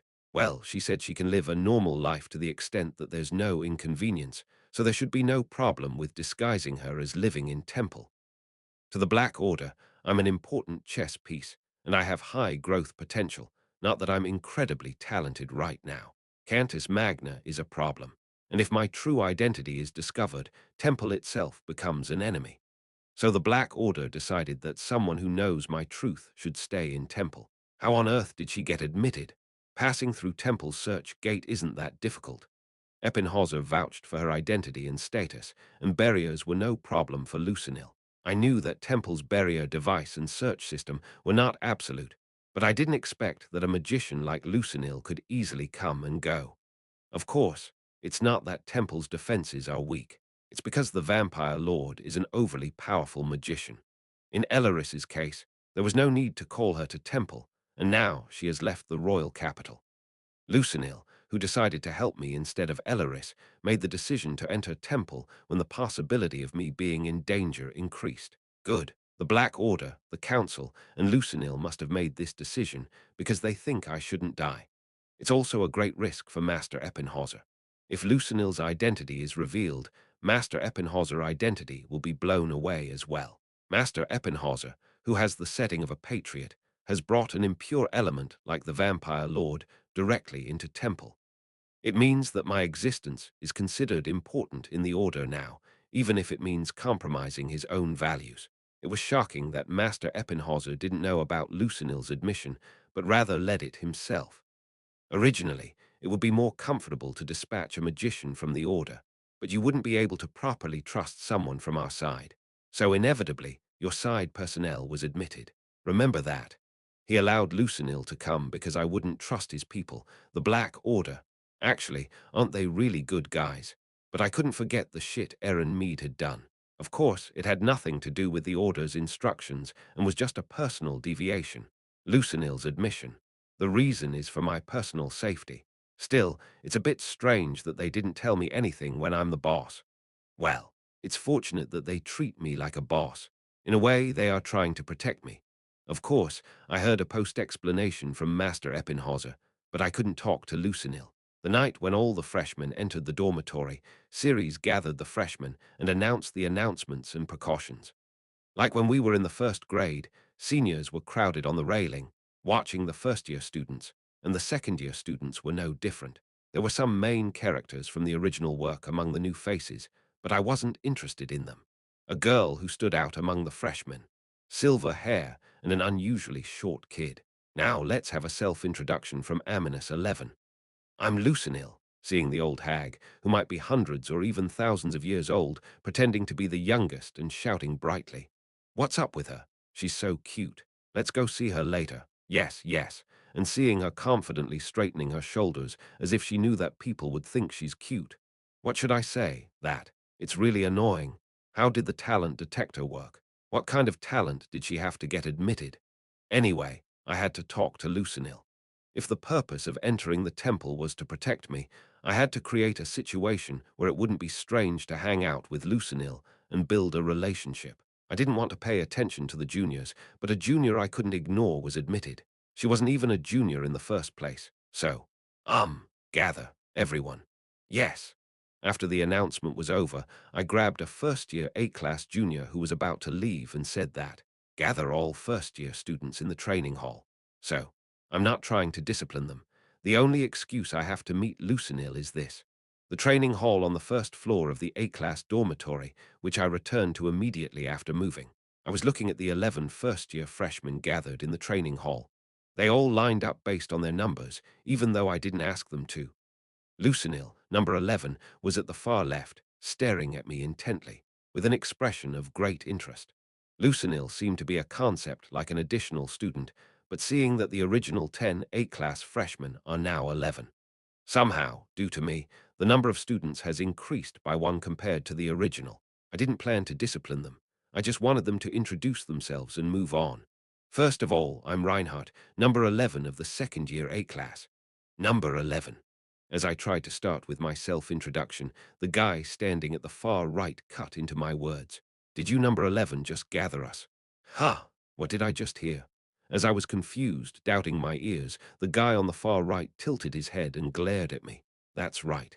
As in the original, A-class freshmen were made up of the most ill-mannered guys. Among them, the first-year Aminus one number. His name was Roberto de Gardenia. He was the heir of the Gardenia kingdom and one of the top-ranking guys in terms of being ill-mannered. His talents were divine power-related, magical talents, and weapon skills. Being number one, it was natural that his talents were like a vending machine. Even if you are in A-class, you are still trash. Roberto stood in a crooked position, arms crossed, glaring at me. I mean, how can someone be so rude without any reason? It's my fault because I wrote about him. Still, even if you're a senior, you should respect the ranks. Yeah, I didn't gather them to discipline them. Do you really want to get beaten up that badly? He's getting on my nerves. Chapter 385 Freshman, Aminus 1 Roberto de Gardenia. I didn't know he would talk back to a senior in the same class. Do you want to get your ass kicked? Roberto seemed startled by my sudden outburst. Naturally, the already tense atmosphere froze up. Huh! Do you want to get your ass kicked for running your mouth, you little shit? This guy is royalty. And he's the heir. He must have never heard such words in his life. That's why he was clearly taken aback. Are you insulting me, the legitimate heir to the Gardenia royal family? At that moment, I briefly lost my composure and wiped my face a few times. Feeling slightly more focused, I walked toward Roberto, who was glaring at me with an angry gaze. Hey! And then, whack! Ah! I slapped him across the face. What are you doing? He cried out, dumbfounded, while clutching his cheek and crouching down. I've publicly insulted the heir of the Gardenia royal family, or whatever it is, and slapped you in the face. Whack! Ah! So what are you going to do about it, you little fucker? Whack! Ah! The guy, who had been kicked in the side while lying down, rolled across the floor of the training hall. Didn't you forget that we're not supposed to flaunt our social status in temple? Status becomes meaningless in temple. Everyone was witnessing that fact firsthand. The guy must not have expected his royal self to be mercilessly slapped by a senior who claimed to be a commoner, as he lay sprawled on the floor with a dumbfounded expression. Get up, you little shit. I'll make you regret what you just did to me. Shut the fuck up. Gasp. As I assumed a kicking stance, the guy flinched and curled up, holding his breath. He was scared shitless. He couldn't believe that he was actually scared, and his face was going pale in real time. Do you really want to die? Do you want to die? Hey, answer me. That. Answer with yes or no. And no. Watching the guy's small voice as he muttered, I slowly backed away. Some bastards only understand when they get hit. Get up. Ah, are you not getting up quickly? The students, who saw a senior gather everyone and step on a classmate in real time, had their expressions frozen, regardless of gender. Lucinil's eyes were especially wide. I stared at Roberto as he got up. He was grinding his teeth and glaring at me. No, this bastard.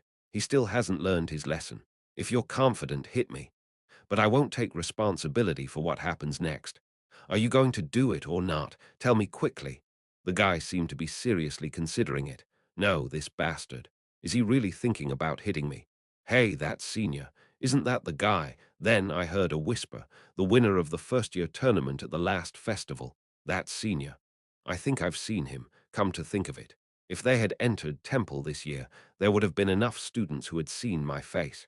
Roberto didn't know me, but there were students who recognized me. The first-year tournament winner. Upon hearing that, Roberto's face turned pale. And no, it's not. The qualifications of a first-year tournament winner seemed to be enough for a rude guy to be taught manners. Looking at the guy who finally rolled his eyes, I glanced around the first-year students. Ah, the atmosphere was totally ruined. No, I didn't gather them for this purpose. But it ended up looking like I did it on purpose. Everyone seemed to be shivering, trying not to make eye contact with me. Last year, when we were freshmen, Rudina tried to teach us that things like social status didn't matter by attempting to slap us. But I ended up doing exactly the same thing. Moreover, Rudina failed, but I succeeded too accurately even though I didn't intend to. A fun temple life. No way, but it happened anyway. No, I didn't gather you guys to say this kind of thing to you in the first place. Thunk, juniors, are you here? And then, bursting open the door of the training hall with a face full of anticipation, that Harriet de Saintoin appeared. Ah, you! Harriet, seeing me already in the training hall, made a face as if to ask why I was there, but only for a moment. Her gaze shifted to the juniors lined up in front of me, the juniors standing in a row. On the far right, Roberto, still showing signs of being hit, whose clothes were a mess. Everyone had their heads down in a solemn atmosphere. Harriet began to open her mouth in disbelief. It was because she couldn't believe the scene she saw in the report. No. Hey, this is really, this trash, smack. No, I'm telling you it's not. Well, technically it's true, but it's not. Anyone else I wouldn't care. But you did this. Slap, slap, slap, slap. Wait. Really, just listen to me. Naturally. My excuses didn't work at all. The first-year students, who had witnessed the seniors' mood being ruined by a sudden outburst from a female senior, were utterly puzzled, not understanding the situation. It seemed Harriet hadn't come to gather the juniors, but to get to know them and have fun. So she had looked around and ended up seeing this mess. In the end, I couldn't even achieve the goal of having a conversation with Lucinil after being beaten by Harriet, and I was dragged away. After being forcibly returned to the second-year dormitory, Harriet sat me down in the lobby and began to speak with a serious expression.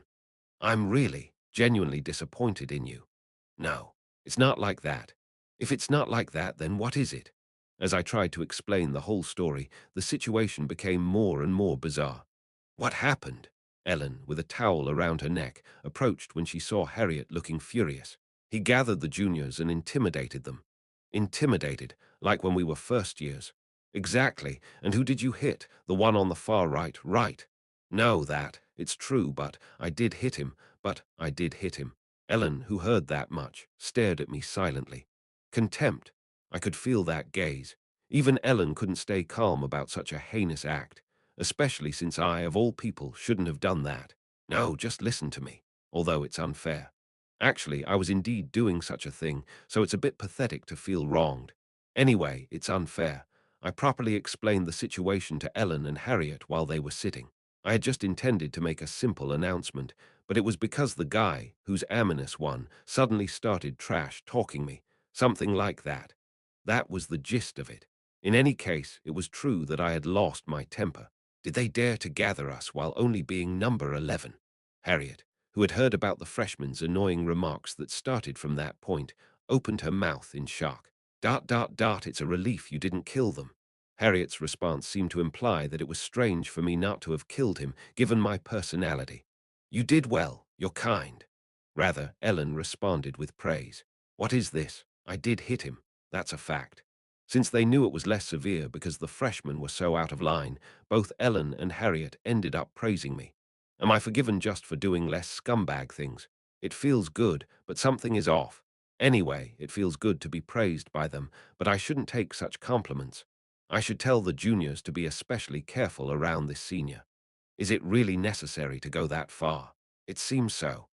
In the end, they needed to be gathered, but the reason was to warn them to be particularly cautious when dealing with the explosive material known as Reinhardt. Even Ellen agreed. No, really, I didn't originally intend to hit him, really.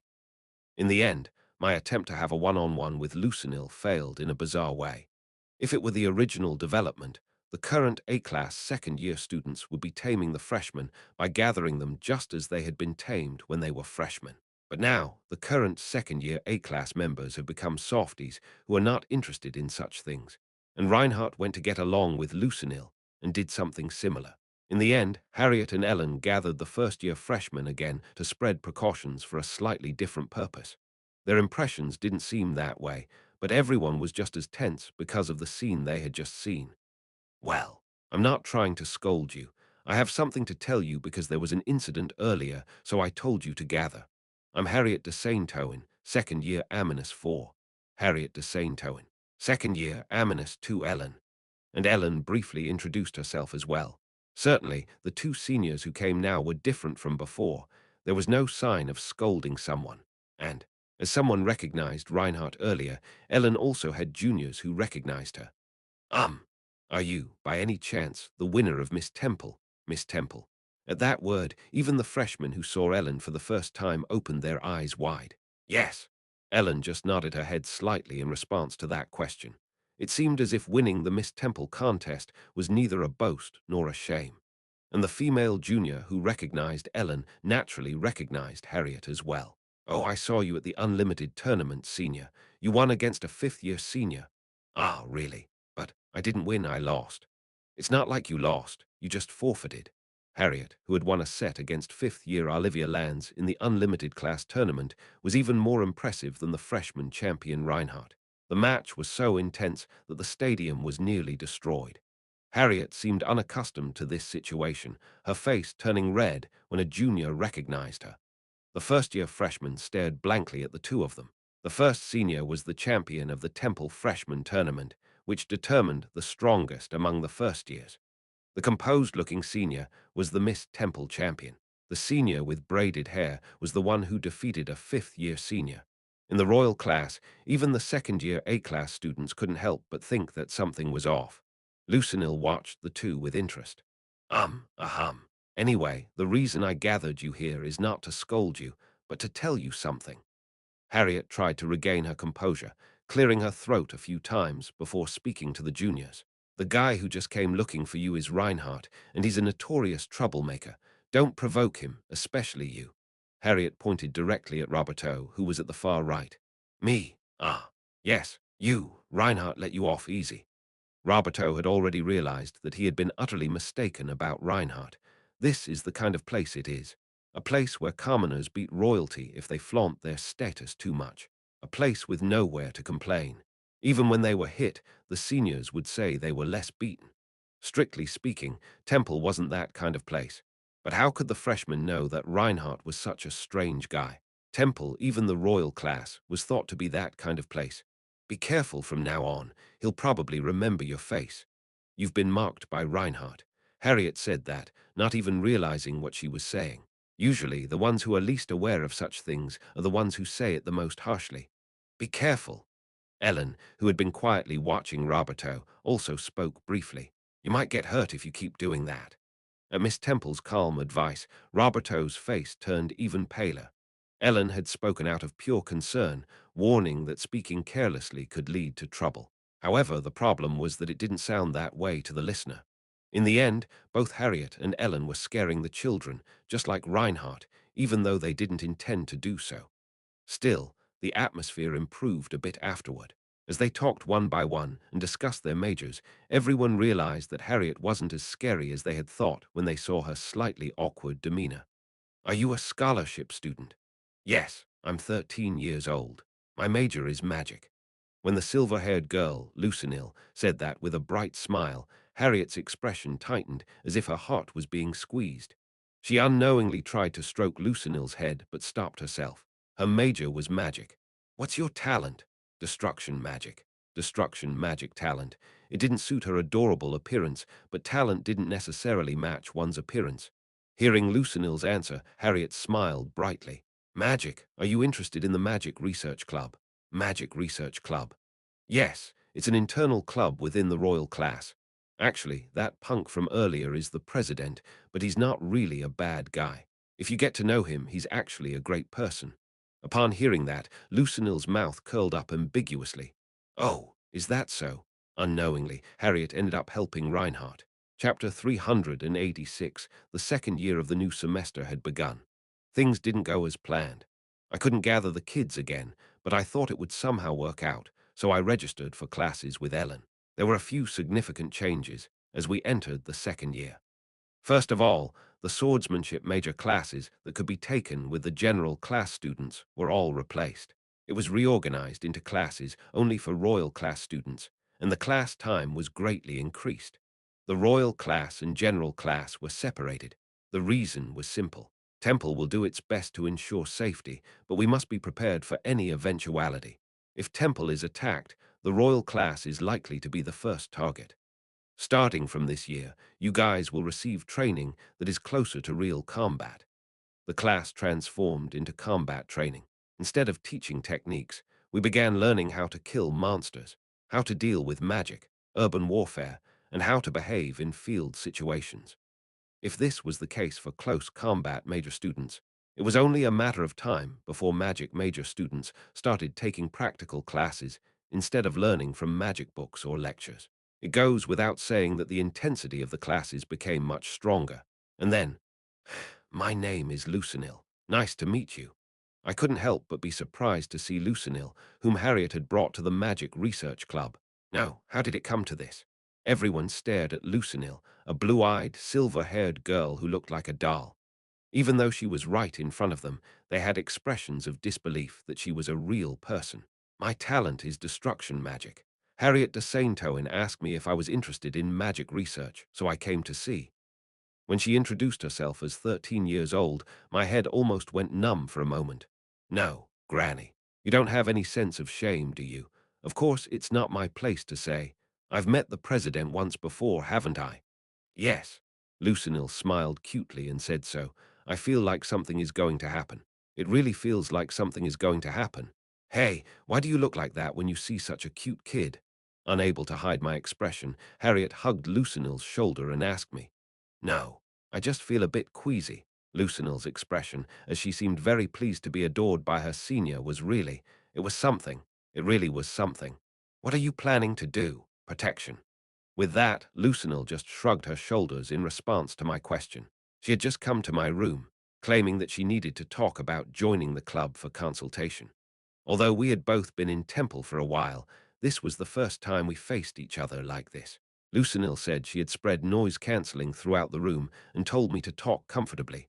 So we were having a comfortable conversation. "But it seems like you're enjoying it too much to be doing that." "Good grief, is that what you have to say?" "Ah, well, I guess I was the one enjoying it the most, even though I shouldn't." "You really? What should I say?" With an expression as if she had said something great, Lucinil crossed her arms and glanced at me. "You seem to be quite lively." "That's right. I shouldn't be the one to say that. Ah, I'm sorry. I'm doing well, but that's not a bad thing. It's not just a joke. But is this okay? You know, everyday life. I can handle the sunlight, and as for eating, it doesn't matter if I vomit or spit it out later. Do you think I've only pretended to be human once or twice? I'm so used to it that it's tiresome." Lucinil shrugged her shoulders, as if living like a normal human was not a difficult task. "Still, you have to know that this wasn't an easy decision for me." Lucinil looked at me with a serious expression. Your safety is always at risk, to the point where I had to infiltrate here myself. It's true that Lucinil took a huge risk by entering Temple. Lucinil came to Temple to protect me. It's not like I want to watch children play house here, but I have no choice but to accept it. I understand that, but I can't help but feel like you're enjoying it for some reason. Is it just my imagination? At my words, Lucinil narrowed her brows and then grinned. I can't deny that.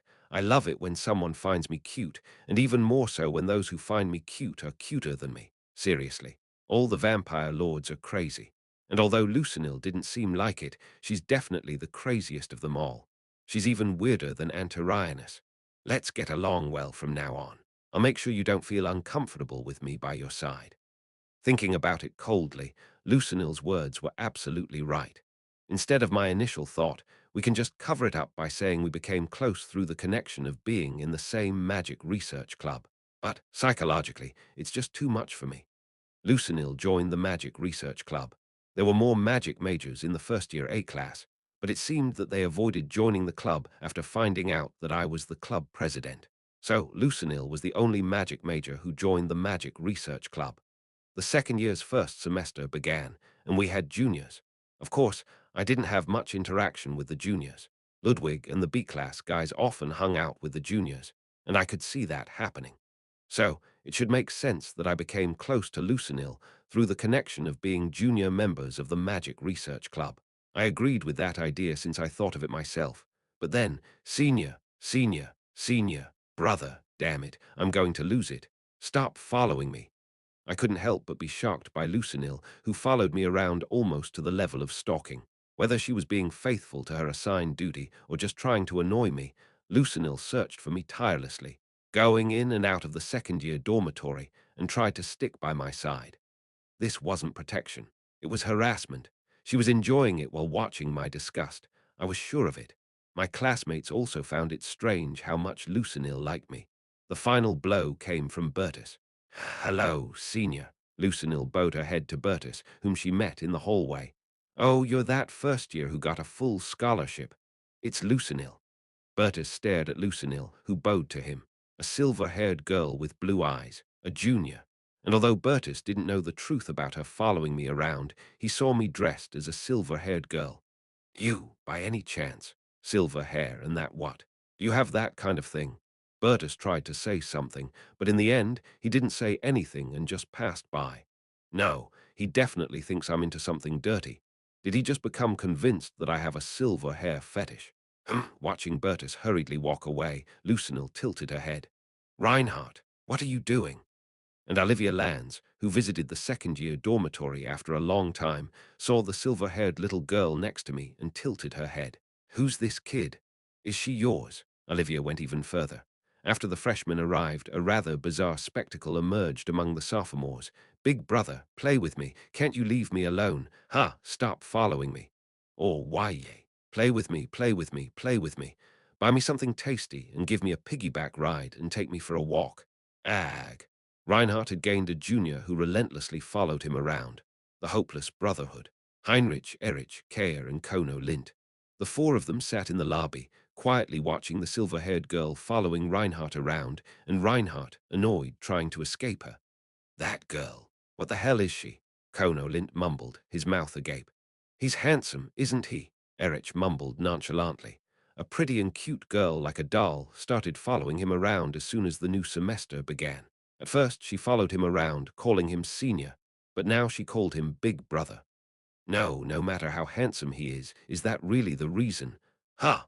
Heinrich shook his head at Keir's words with a flabbergasted expression. I don't know if that's the reason, but... No, maybe we don't understand because we're men. Could it be that Reinhardt had something that only appealed to women, and that's why she was like that? If that wasn't the case, they couldn't understand how, without even knowing him well, a freshman junior had become so enamored and ended up like that. Besides, it's so annoying to have a girl like that follow you around. Everyone nodded at Kono Lint's words. Reinhardt, in a situation where his mouth would be gaping open, was annoyed by it. She ignored all the other seniors and only persistently followed Reinhardt around. But Reinhardt, as if it were the most annoying thing in the world, tried to avoid her. The composure of someone who has it all. Have you seen Reinhardt? As if to prove that thought, Ellen, last year's Miss Temple winner, approached them, looking for Reinhardt. He ran off somewhere, avoiding that freshman girl. Again. Ellen tilted her head and walked off, presumably to look for Reinhardt. Reinhardt here, Reinhardt there. It used to be like that, but now even the junior had joined in, looking for Reinhardt. And the ones who originally looked for him still did, the composure of someone who has it all. The world is unfair. Exactly. Erich deeply sighed in agreement with Kono Lint's words. Big brother, why did you run into the magic lab when you don't even know magic? Just leave me alone. No, not me, Ellen. The senior is looking for you. Ha! Ah, really? In the end, Reinhardt was handsome. That's why the sudden appearance of a freshman following Reinhardt around became an acceptable situation for everyone. Lucinil's tone changed when they were alone. Of course, if she kept whining like a baby when they were alone, he really thought he would go crazy. Seeing her chatter in front of Harriet, Ellen, and Adelia, she seemed so young that it made him shiver. Although Lucinil clung to my side to both protect and tease me, she couldn't keep doing that forever. Kang. Ah! Seeing me drop Tiamata from my hand, Savelin Turner deactivated her aura blade. Let's call it a day. Turner was still watching Ellen's and my swordsmanship. You both are becoming more sensitive to magical reinforcement. Keep going like this. Yes, teacher. After Turner left, Ellen and I sat on a bench in the training ground and caught our breaths. I could definitely feel the effects of moonshine consumption. Whether it was because my constitution itself had changed from feeling magic through moonshine or my magic domination, I could feel my body becoming more and more familiar with magical reinforcement. I hadn't yet reached the point of using the released magic offensively, but it seemed possible within this semester. How much longer do we need to become swordmasters? Ellen suddenly asked. Ellen was already close to being a swordmaster when using Lapelt, but it's a given that she would become much stronger if she reached the master level on her own. I don't know. For Ellen, it wouldn't be far in the future. What about me? I don't think it's too far for me either. But becoming a swordmaster means facing the hardships ahead, and I had a subtle certainty about it. Thankfully, Lucinil didn't get into any disputes with others. Harriet seemed to find her cute, and although Ellen didn't talk to her much, she watched quietly and then patted her cheek and stroked her head. I could feel that she found her cute, even if she didn't express it. In Olivia's case, Lucinil avoided her. It seemed less because of the fear of being discovered, and more because Lucinil sensed the enormous divine power of Toan from Olivia. She said, I can't deal with that burden in passing. Even a vampire lord seemed to be uncomfortable with that level of divine power. Of course, the recently irritable Olivia didn't find Lucinil cute or pretty. However, when Lucinil avoided her just by crossing paths, Olivia seemed to wonder why she was doing that. She didn't bother her and left her alone. When Olivia appeared, Lucinil stopped clinging to me and slowly evaded her, so Olivia didn't seem to feel particularly guarded. One way or another, the first semester of the second year began without any major accidents, and apart from Lucinil's appearance, my daily life wasn't much different from before. However, now a big event was approaching. In a second-year classroom with common classes, Teacher Eppenhauser said while looking at us, as you know, the Demon Realm War's first anniversary commemoration event was planned to be held this weekend. 1 year after the end of the Great Demon War, a ceremony was soon to be held. However, it has been decided that holding a large-scale festival in the current situation would be too much, so it has been cancelled for now. The situation had changed. Now that the Demon King's conspiracy had been confirmed, the first anniversary of the end of the war gave rise to the conviction that it wasn't really over. And so, events like the end of the war commemoration were no longer held. But this event was crucial. Instead, the Empire has decided to find a new owner for Alspringer. At Master Eppenhauser's words, a silence enveloped the classroom. Everyone must have heard such a story for the first time. All Royal Class students are to gather in the main hall of Temple headquarters by noon this weekend. The first anniversary of the end of the war. There, the sword of the hero Artorius, Alspringer, chose Ludwig as its new owner. It wasn't the Empire's original intention. It was merely that Alspringer had gone to Ludwig on its own accord the moment it was unveiled to the public as a memento and proof of humanity's victory. But the event was gone. A new demon king was conspiring. So the Empire contrary to the original plan, was trying to find a new owner for Alspringer. Because the more relic holders, the better. If Alspringer chooses an owner, there would be a total of 4 relics appearing in the world: Lament, Tiamata, Alspringer, and Leopold. It would be the first time in history that 4 relics appeared simultaneously in one era.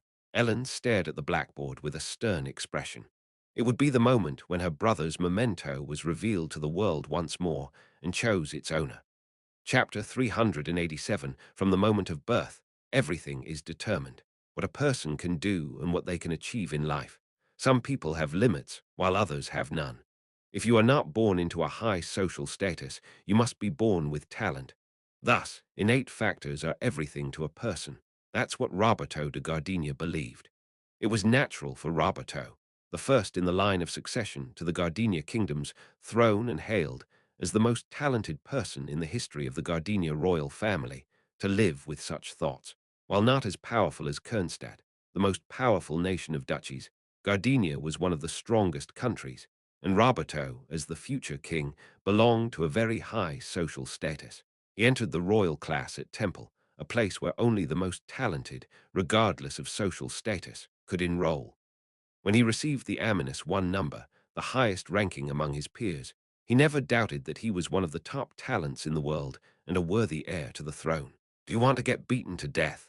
He had thought that, until he was suddenly challenged by a second-year senior. Roberto believed he had responded quite politely. If the royal class was a place where status was determined by talent, he was at the top. Even if they were in the A class, there was no way they could be equal. He thought he had been very courteous in answering, considering he had at least used an honorific when speaking to someone who was only ranked 11th and had called him to the assembly. But violence was what he received in return. Roberto never thought he had been rude. The fact that he, a boy who had lived in the palace and looked down on everyone except the king, had used an honorific, especially to a commoner, was enough to say that he had been polite. He was hit by someone ranked only 11th, a commoner, just because they were a senior who had entered a year earlier. He regretted not accepting the challenge to prove himself when it was offered. He could have shown that insolent commoner the true power of Gardenia's swordsmanship. First-year tournament champion. Roberto couldn't understand the significance of such a petty tournament. He hadn't even seen it himself. So if that insolent commoner picked another fight, he was more than willing to crush them. He would show them the true power of Gardenia's swordsmanship, regardless of their seniority. To recover his damaged pride and honor, of course. What's up with you? Ah, no, nothing. Don't roll your eyes, you little shit. Thump, thump. Roberto froze as Reinhardt, who happened to pass by, casually tapped his cheek and walked away. He couldn't say anything. People, regardless of their mindset, cannot easily overcome their deep-rooted fears. With his eyes narrowed, Roberto glared at Reinhardt, who walked away as if he was nothing, even after rudely tapping his cheek. As Reinhardt suddenly turned around, Roberto quickly lowered his gaze. Either stare or don't. Listening to Reinhardt laughed, he wondered if he had eyes on the back of his head. Just pick one, you little shit. This time, Roberto couldn't even look at Reinhardt's back as he walked away. To Roberto de Gardenia, the second-year senior Reinhardt was nothing more than an impolite commoner who had pointlessly assembled everyone since day one. However, his classmates seemed to think differently. Do you remember that senior from before? Ah, that. Reinhardt Sr. Yes, that guy. His impression was so strong that even though they had only met seniors Ellen, Harriet, and Reinhardt, Reinhardt's first impression was deeply ingrained in everyone's memory. First-year Amanus 7, Scylla von Grayon. She was the young lady of the Grayon Count family who had been studying at Temple since elementary school. Scylla was a classmate who recognized Reinhardt, Harriet, and Ellen. Her talents were spear-wielding and magical sensitivity. She also possessed exceptional skills and qualities among combat majors. Scylla was sitting in the first-year lobby, talking with other classmates. Roberto pretended not to listen and secretly eavesdropped on the girls' conversation. He didn't think of it as eavesdropping. He just thought that the stories naturally flowed into his ears. Honestly, isn't he good-looking? At Scylla's words, Roberto suppressed the urge to jump up from his seat. What on earth was good-looking about that parasite-like guy? Roberto, who had secretly cursed him in his heart, held back his anger. Yeah, I was too scared at the time. He seemed scary. The ones who responded were Aminus 3 Rosalie and Aminus 10 Cardinarine. They had a very frightening first impression of the senior, who had ruthlessly trampled Roberto in their first encounter. No, he's not usually that angry. It's just that he looks like that, or something. Since Scylla's first impression from the tournament was more important, it was clear that she put more significance on the fact that Reinhardt was her senior. Moreover, his major was close combat. His skills are incredible. He was already able to use magical reinforcement since his first year. I saw it myself. Really, magical reinforcement. At that word, Roberto felt as if his thoughts had stopped. It was a high-level combat technique that even many selected talents couldn't master after more than 10 years of training. And he could do it already in his first year. Roberto wanted to shout that it was a lie. I want to be friends with him. At Scylla's wishful words, Roberto felt even more twisted inside. Doesn't Lucinil already seems to be friends with him? The first-year 11th student, a unique silver-haired girl who had come from the Moon clan, was practically living in the second-year dormitory. Right, how did she do it? I'll have to ask her later. Reinhardt. Just hearing his name made Roberto's stomach churn. He wanted to get back at him somehow. Magical reinforcement. He must have used some dirty trick. Even Roberto, who had received full support from the royal family, eaten all the good things, and trained in the best environment, had not yet been able to use magical reinforcement. There was no way that a commoner from Temple, no matter how talented, could have learned it faster than him. Roberto vowed to expose Reinhardt's dirty true nature someday. A few days later, Roberto headed to Temple's main hall on the weekend. They said they were looking for the owner of Alspringer. He couldn't deny that there was a slight hope that it might be him. If he became the owner of Alspringer, what should he do? As the heir of the Gardenia family, it was an honor for me to be chosen by this sacred object. But I was worried that I might have to decline, as I had to prioritize my duties as a prince. I also had to consider how to solve the awkward relationship with the Al's church politically. Well, I could think about it as much as I wanted, and it wasn't like there were absolutely no possibilities. That's what Roberto thought. Having made that decision, Roberto de Gardenia faced an unbelievable sight. Wuong seeing Reinhardt, who was chosen by the Alspringer, Roberto couldn't shake the feeling that something had gone terribly wrong. The Alspringer chose Reinhardt, the selection of the Alspringer. The surroundings were in turmoil. However, Roberto, who was watching the scene, sensed something strange in Reinhardt's expression, the lucky senior. He was chosen by the sacred object. And yet, it was like he had encountered something terribly unpleasant. In front of the enormous honor of being chosen by the sacred object, Reinhardt's expression was frozen. Roberto couldn't help but intuit something from that expression. That man was different, a different being from him, and he had a strong intuition about it. The hero's sword, Alspringer. It's an item that can summon the war god Als. However, the price is one's life. Lagan Artorius summoned the war god to defeat the demon king and lost his life as a result. There were two sacred objects in the original story, only the Lament and Alspringer. Ellen's sword Lament was essentially a very sharp sword with an effect similar to that of the Aura blade. Ellen never managed to draw out its true power. The true power of Alspringer is summoning the war god. In that sense, the Alspringer is a sacred object, but its balance is off because it is too powerful on its own. That's why there is a true power dormant in Lament, but Ellen couldn't draw it out. I knew about the power of Alspringer. Saturday, the main hall of the central library, where all the royal class gathered. There weren't many people. The royal family was looking for a new owner of the Alspringer. They might not find the owner in the royal class. In that case, they would look for the owner elsewhere. In the current situation, where the Demon King's forces are secretly growing, the Empire needs a new hero. It's possible that such a person could be among the students here. The Emperor stood on the podium and said that while looking at all the members of the royal class, if the owner of the Alspringer is determined here, you must keep it a strict secret. The Demon King will try to eliminate the next owner of the Alspringer before they become a threat. They wanted to find a new owner for the Alspringer, and if they found the owner, their existence would have to be kept a strict secret. Everyone's faces couldn't help but be tense. They could feel the name of the Demon King so close that it seemed to touch their skin.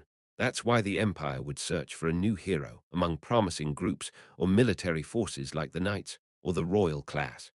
That's why there were only about 200 people in this place. including the emperor, the high priests of the Owl's Church, and the entire royal class. The process was complicated, but the result was right in front of my eyes. I stared at the Owlspringer floating in the air, waiting for me to take hold of it. Everyone was watching me, who was chosen by Owlspringer. It should have been Ludwig's. Originally, this should have been for Ludwig. If I refuse, will Owlspringer choose another master? I could refuse, and Owlspringer might accept my refusal and move on to another master. That would most likely be Ludwig. What's the difference between that and telling Ludwig to die in my place? Ludwig might not know the true power of Owlspringer, but when the time comes, he will naturally learn it. The inscription on Owlspringer's sword was glowing with a brilliant light, to be achieved through sacrifice. The key word of Owlspringer is sacrifice. In fact, I had anticipated this. This sword, Owlspringer, this sword chooses only those who can die for the world as its master. Everyone was looking at me, in the midst of glances filled with jealousy, astonishment, and seemingly approval. Flash! I gripped the War Guard's sword. The radiant War Guard's sword seemed to acknowledge me as its master, pouring out a fierce brilliance. Clap, clap, clap, the Emperor.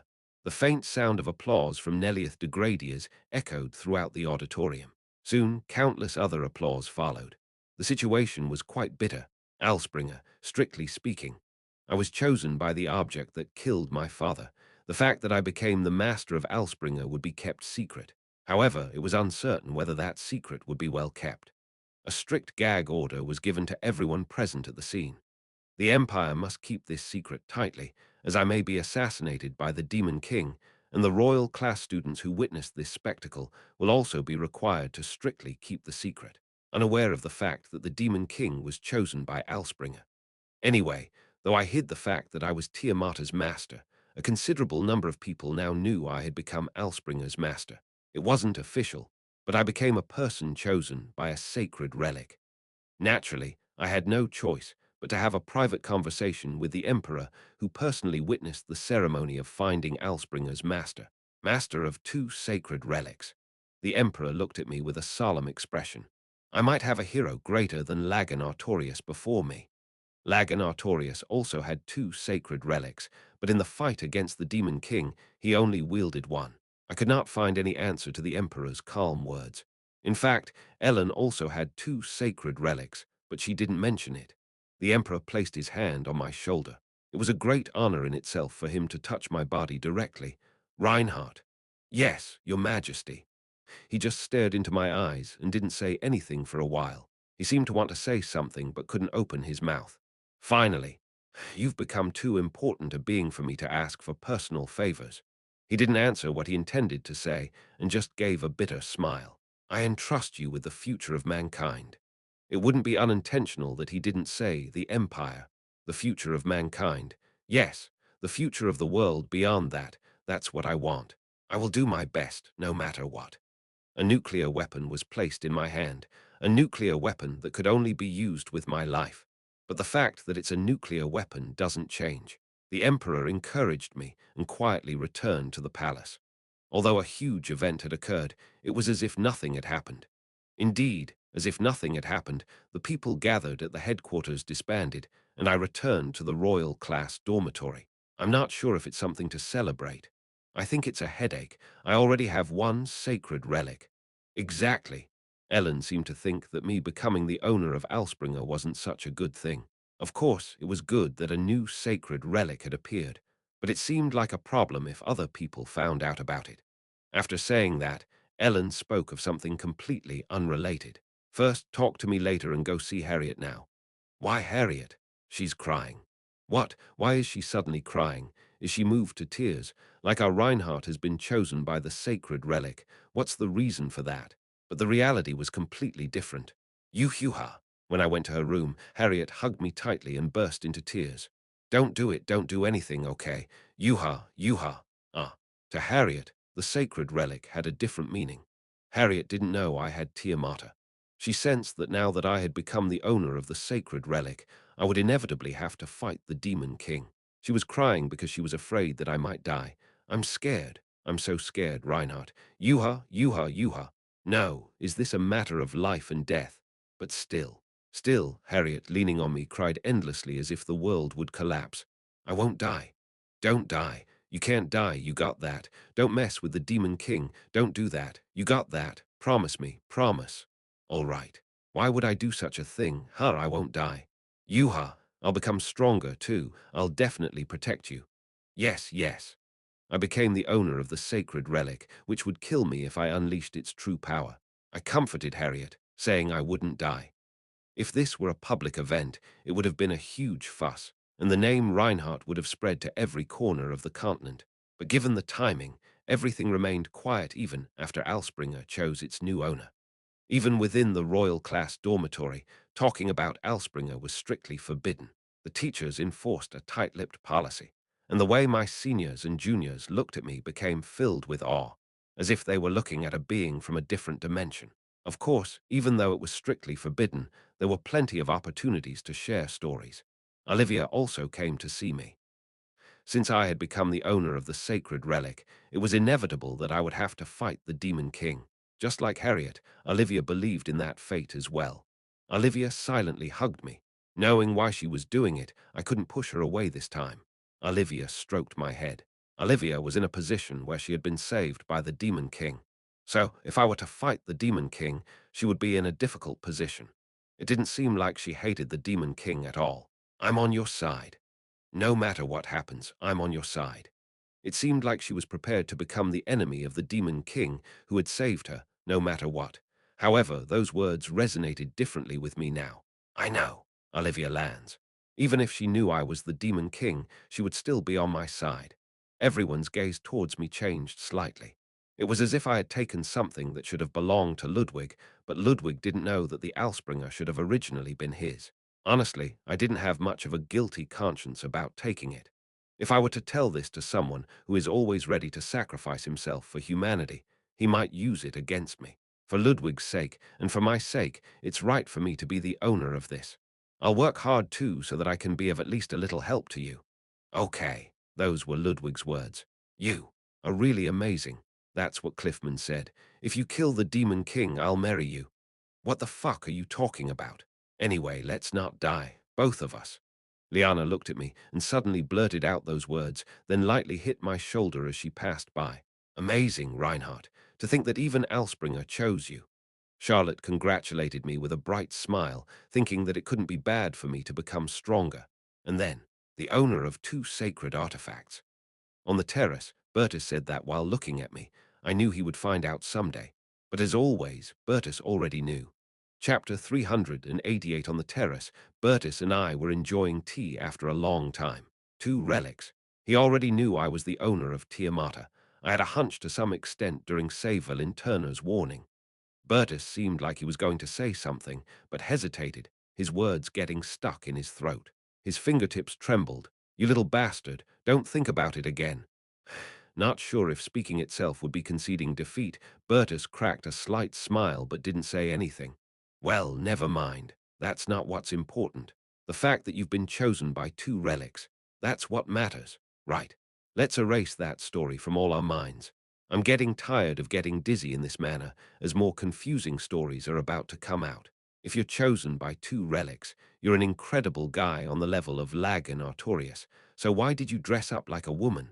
I don't want to hear that kind of talk. Bertus looked at me with a serious expression. There's a lot I want to ask, Reinhardt. Yes, I guess. Bertus stared at me. Stop thinking about it, you bastard. Ah, but I didn't say anything. Bertus and I couldn't be serious with each other since that incident. Charlotte, however, when her name was mentioned, I had no choice but to calm down. Did you do it? He asked, already knowing the answer. I couldn't evade the question. He didn't ask specifically what I did or how I did it. He probably didn't feel the need to go that far. Yes, that's good, not pointlessly evading the question. He must already know everything about my actions and Charlotte's.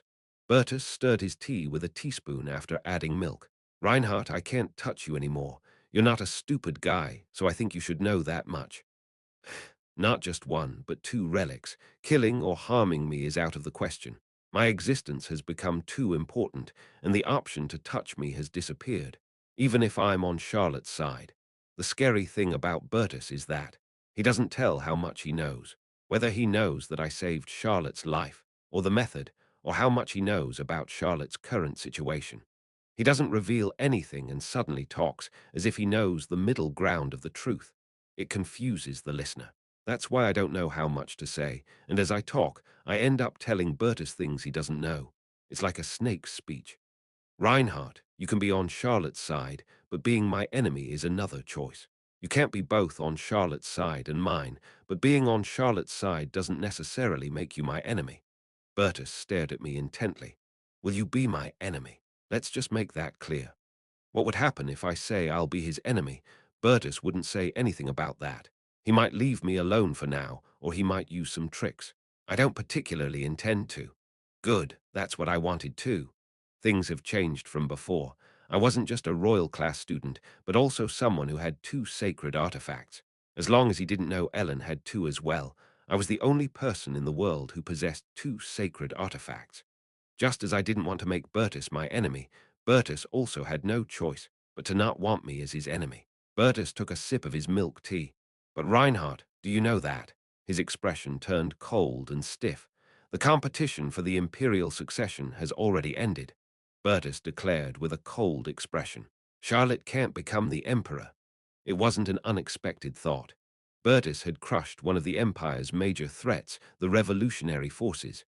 But that wasn't all. While Charlotte couldn't even properly take care of her own body, Bertus had been handling numerous tasks. Compared to Charlotte, who was overwhelmed just by overcoming the aftermath of the Demon Castle kidnapping, Bertus would have proven his abilities several times over, continuously in places I didn't know. Charlotte, who couldn't do anything.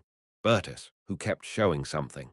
In such a situation, the balance of the imperial succession had slowly tilted, and after the Revolutionary Forces incident, it had completely shifted to Bertus. Of course, it wasn't a publicly known matter, but the Emperor would know Bertus's achievements. The dice had been rolled, and the result was already determined. Of course, besides all that, the fact that the Demon King's soul resides in her alone means there's already no way for Charlotte to become the Emperor of the Empire. Did he know that much? The souls of the Demon King and Charlotte cannot be separated. As long as Bertus knew this, Charlotte's life would have been gone if Bertus opened his mouth. Reinhardt, I don't know if you'll believe me when I say this, but I don't want to kill my sister. Saying such words with an excessively cold expression made it even more difficult to believe. What do you think the reason is? Because they were siblings. That reason would never be the case. The fact that there is a reason means that it is better not to kill Charlotte in the end. There was only one reason. Is it because of me? Yeah. If any harm were to come to Charlotte, I would become Bertus's enemy. I was determined to do so, and Bertus should know that as well. And Bertus also said he didn't want me as his enemy. If I have a crazy bastard like you, who's so reckless, as an enemy, I feel like my neck would feel chilly. Schoolyard bully Reinhardt had become warrior Reinhardt. The scope and scale of what could be done had changed. Simply put, if Lagan Artorius had been alive, no one in the world would have dared to confront Artorius, and no one would have wanted to become his enemy. Killing Charlotte would make me his enemy. That's why Bertus says it's better for him not to kill Charlotte, because my existence has become an obstacle. But I can't not kill Charlotte. Why? There's no reason to spare her. Charlotte, just by existing, already has an influence on my imperial power. So, if Charlotte remains alive, whether I am confirmed as the next emperor or after my coronation, people will clamor for Charlotte's death hundreds of times a day. They'll keep nagging me for days, months, years, and my refusal alone would make them misunderstand me. You see, vassals prefer a cruel lord over a weak one, because at least that's certain. I can't afford to cause suspicion among my close associates by keeping Charlotte, a powerful rival for the throne, alive without any reason. If a strong imperial successor survives after being eliminated, their mere existence threatens the throne. There's a possibility that supporters could rebel to enthrone Charlotte, and if Bertus makes a mistake, there could be movements to set up a new emperor. There's no reason to keep Charlotte alive, and Bertus will inevitably have to kill her regardless of his own intentions. I don't want to kill her, but I have to. Charlotte said the same thing. If she doesn't become the emperor, she has no choice but to die. Their fight was a battle for the throne or death from the beginning. They couldn't decide each other's fate with their own will in these two paths. If they survive, they must kill their opponent. But if Bertus kills Charlotte, the country will create an enemy. It's a headache. I don't know what crazy things you'll do to me if you somehow manage to kill the Demon King and become a hero of humanity, and then I become the Emperor. And if I kill you after you've killed the Demon King and become a hero of humanity, I wouldn't matter if I was the Emperor or anything. What would happen if the Emperor killed Lagan Artorius, who came back alive? Death, that's what. He talks about such a brutal thing so casually. He calmly says that it would be best for him if I were to destroy myself like Lagan Artorius while killing the Demon King. Of course, if I were a real hero, Bertus might be afraid of me turning the sword against him, but my body is physically incapable of fighting the Demon King. Bertus has to kill Charlotte, but if he does, it'll be very dangerous. So, if Charlotte has to be killed and it's inevitable, what are you saying? At my words, Bertus shook his head. You wouldn't accept that. As if that wasn't it, Bertus showed a sardonic smile. You said there's no reason. Right. There's no reason to keep Charlotte alive. So the close associates will argue that Charlotte should be killed to consolidate the imperial power, and Bertus has nothing to refute that. So I need a justification. A reason, or a justification. A reason why I don't have to kill my sibling. A justification for Bertus not to kill Charlotte even if he becomes the emperor. A reason why the close associates can't demand Charlotte's death. Bertus stirs his teacup with a sardonic smile. The matter of Charlotte's soul eventually comes back to political issues. The girl who has to die whichever way she goes. Charlotte de Gradia. Do you want to save my sibling's life? Last time, I saved Charlotte from the darkness, so will I try to save her from a political situation where she must die this time? At Bertus's question, I nodded without lying. Yes, by any means, by any means, Bertus chuckled. Marry my sister, Detamolian's prophecy. There is no other way. I finally realized that he had foreseen this situation, and I couldn't help but know what personal favor the Emperor was going to ask me. However, a question arose. Then, wouldn't Charlotte's claim as a successor to the throne also become stronger? Bertus had no reason to save Charlotte, although he had said so. He doesn't want to make me an enemy, but marrying someone with a sacred object gives power to Charlotte. That's right. Bertus must have some thoughts. He wouldn't do something good for Charlotte. However, Bertus didn't tell me what those thoughts were. Or perhaps, does he really feel compassion for Charlotte? Bertus was already confident of victory, knowing that it couldn't be overturned. And I know that too. Whether or not Bertus exists, it is uncertain whether Charlotte can become the emperor. Charlotte, who has become one with the soul of the Demon King, cannot fully control the power of darkness, and people would find out that she has become the owner of sinister power. Just by that alone, Charlotte cannot become the emperor, regardless of any other issues. That's why Bertus no longer perceives Charlotte as a competitor. However, if he succumbs to the pressure of his entourage and kills Charlotte, a new enemy will arise. That's what Bertus is saying. I'm a bit scared. I'm the owner of Alspringer and Tiamata. If Charlotte marries me, my status will rise, but Charlotte will be safer. When the battle with the Demon King becomes imminent, my existence will inevitably be revealed.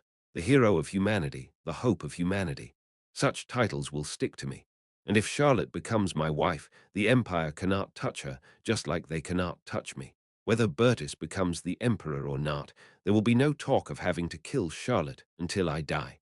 The Emperor would know such facts as well. That's why he gave up on asking me for a favor like that. Becoming too heavy a presence, he couldn't ask me for something for personal reasons. Charlotte would also know this fact. To save Charlotte, I have to marry her. As the Alspringer has also come into my hands, my status has become even stronger. That's why Bertus brought up the topic. He didn't know what a man with not one but two sacred objects would do if he went crazy. But is it right to decide on such a thing regardless of Charlotte's will? What is Bertus's intention? Kang, what are you thinking? Oh no, just your hand. Ellen helped me up after I was pushed back and fell. What should I do? I have vowed countless times to protect Charlotte at all costs, but now I have to do even that. I cannot save her unless I do so. Is that really right? Chapter 389, no matter what, I had to talk to Charlotte. Due to her research on soul manipulation, Charlotte often spent her days in the royal palace.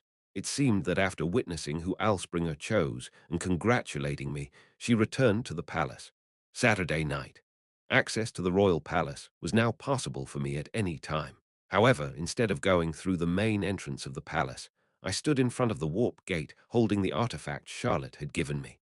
Bertus already knew most of the truth and didn't actually want to kill Charlotte. Nevertheless, the fact that I still needed to be cautious in my actions remained unchanged. Even if it's not Bertus, Charlotte could get into trouble due to records of me visiting the Spring Palace in the middle of the weekend night. I intended to use the warp gate that led to the underground of the Spring Palace, which Charlotte had given me. As Charlotte had instructed, I activated the brooch-shaped artifact and entered the warp gate using priority access. Soon, I was able to exit the warp gate, a dimly lit underground space, but not completely devoid of light.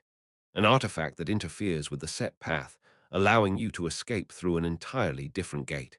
It was my first time using it, but I felt it was a dangerous item even while using it. As I climbed up the stairs leading from the underground of the Spring Palace, I soon saw a button that could activate a secret door on the wall. No, but what is this? Why does it feel like I committed a crime by using the item she gave me to use? Charlotte said to come whenever, and so I really did come whenever. What if she's in the middle of changing her clothes? Is she sleeping? It would be awkward if I enter while she's sleeping. No, I got permission, right? There shouldn't be any problem since I used the item she gave me for that purpose, right? Shouldn't it be like coming home from working late to find your wife sleeping at home? No, we're not married yet. But that doesn't necessarily mean we did anything. I don't know. Click as I pressed the button. The wall smoothly opened without a sound, revealing the interior of Charlotte's bedroom. Fortunately, it wasn't a situation where Charlotte, in the middle of changing clothes, suddenly saw me and screamed. However, I could see that the bed was definitely smaller than when I visited before. She said it was too big and uncomfortable, and she would definitely change it. It seemed she really did. Of course, it was still quite large, but not so big that you had to crawl around on it. On that bed, Charlotte was lying down, staring straight at the ceiling with a well-behaved posture. But it was slightly different from usual. Her hair was dyed black. As I approached, I could see it more clearly. It wasn't like the darkness that oozed and flowed as before. Just Charlotte, who seemed to have dyed her hair black, was sleeping peacefully, breathing evenly. The Demon King's ego had been blown away by my spirit speech, leaving only the power behind. That power and Charlotte's soul were gradually merging, almost reaching the completed stage. So Charlotte did not go berserk, nor did she break out in a cold sweat. It was as if the power had naturally become one with her, not causing any spasms. The power had consumed Charlotte, but she was just sleeping peacefully. Even without the soul manipulation, Charlotte would be fine, united with the Demon King. Is this really okay? I don't know. Charlotte. I quietly called Charlotte. If things get better this way, it wouldn't be better in any other way. Charlotte, it's me. At the sound of someone calling her, Charlotte with her black hair furrowed her brow and squirmed. Hey. Eventually, Charlotte furrowed her brow a little more wickedly and opened her eyes. Huh? Charlotte and I made eye contact. No, actually, if she saw me in a dark room with the lights off, she would see me as a creepy intruder, right? Seeing Charlotte's eyes widen as if they would tear apart. Kaya, hup, ah. I quickly covered Charlotte's mouth in case she would scream. At the moment, I blocked it. An unanswered question arises in my head about what is the difference between an irrevocable crime and this. I could see the fear in Charlotte's eyes. She couldn't recognize who I was. Come to think of it, Charlotte had been kidnapped by Sakigar before. As Charlotte's rationality flew away due to fear, a deep darkness began to flow from her hair, and in the air, dozens of bundles of dark spears appeared and clearly targeted me. Shiek, I'm going to die. It's me, Reinhardt. The dozens of dark spears flying from all directions stopped just before turning me into a bundle of skewers. I could clearly see it. Even before I covered Charlotte's mouth and explained, everything happened within a second. Really, I almost died in such an absurd way. I'm sorry, Reinhardt. No, it's okay. It's my fault for suddenly showing up. I should have thought it could be you, but I was so surprised. I received an apology from the homeowner, although I had trespassed. Charlotte apologized a lot for almost killing me, as she was too surprised and didn't even check her own condition. I told you to come in, and I did this. I'll be careful from now on. I've never been here before. I should have told you I was coming. It's understandable to be surprised. You didn't get hurt either.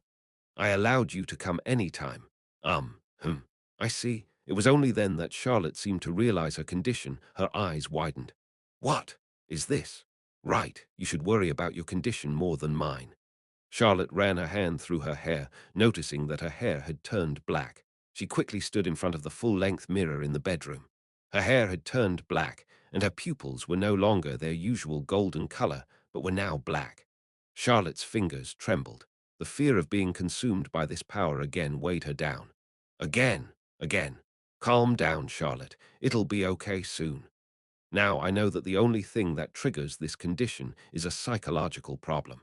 As I hugged Charlotte's shoulders, she averted her gaze from the mirror and buried her face in my chest. Nobody is controlling your consciousness like last time. It just happens like this sometimes, but in reality, nothing will happen. Trust me. Aha. The change in appearance could raise suspicion in others, but that can also be controlled somehow.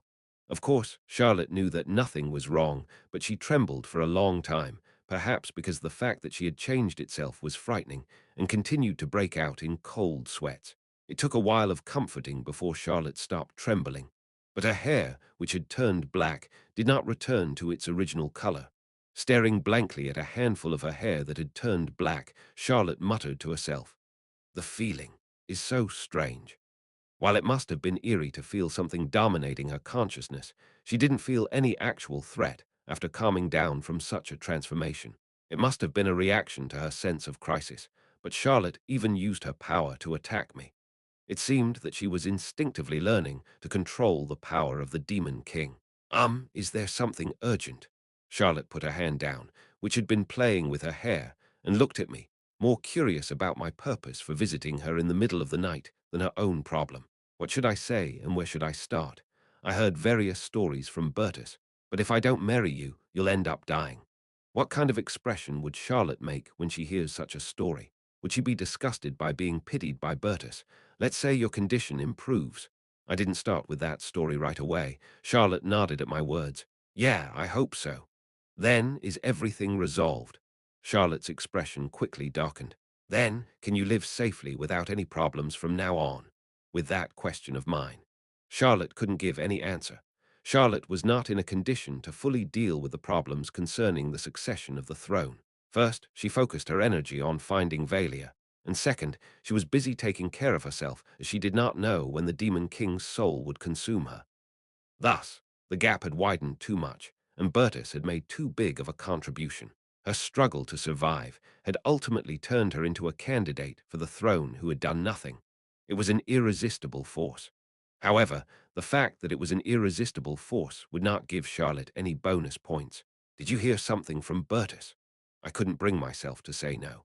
I wonder if it's been decided ever since I returned alive from the demon castle. Even if she hadn't wasted time searching for Valia, Charlotte would not have been able to overcome the after-effects of the procedure she had undergone at the hands of the Demon King. It was just the order of things. It's true that my position has become very unstable. My supporters are now watching Bertus's moves instead of mine.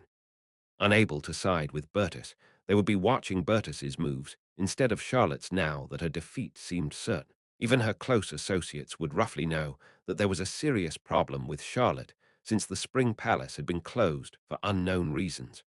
Trusting a ruler who had difficulty in merely living an ordinary life would be difficult. Above all, the moderates would have all sided with Bertus, the likely next emperor, after seeing Charlotte's situation. If Bertus becomes the emperor, it might not be Bertus's servants who kill me, but my own people. They might try to obtain an amnesty with my life. There would be no need for Bertus's followers to order the killing of Charlotte.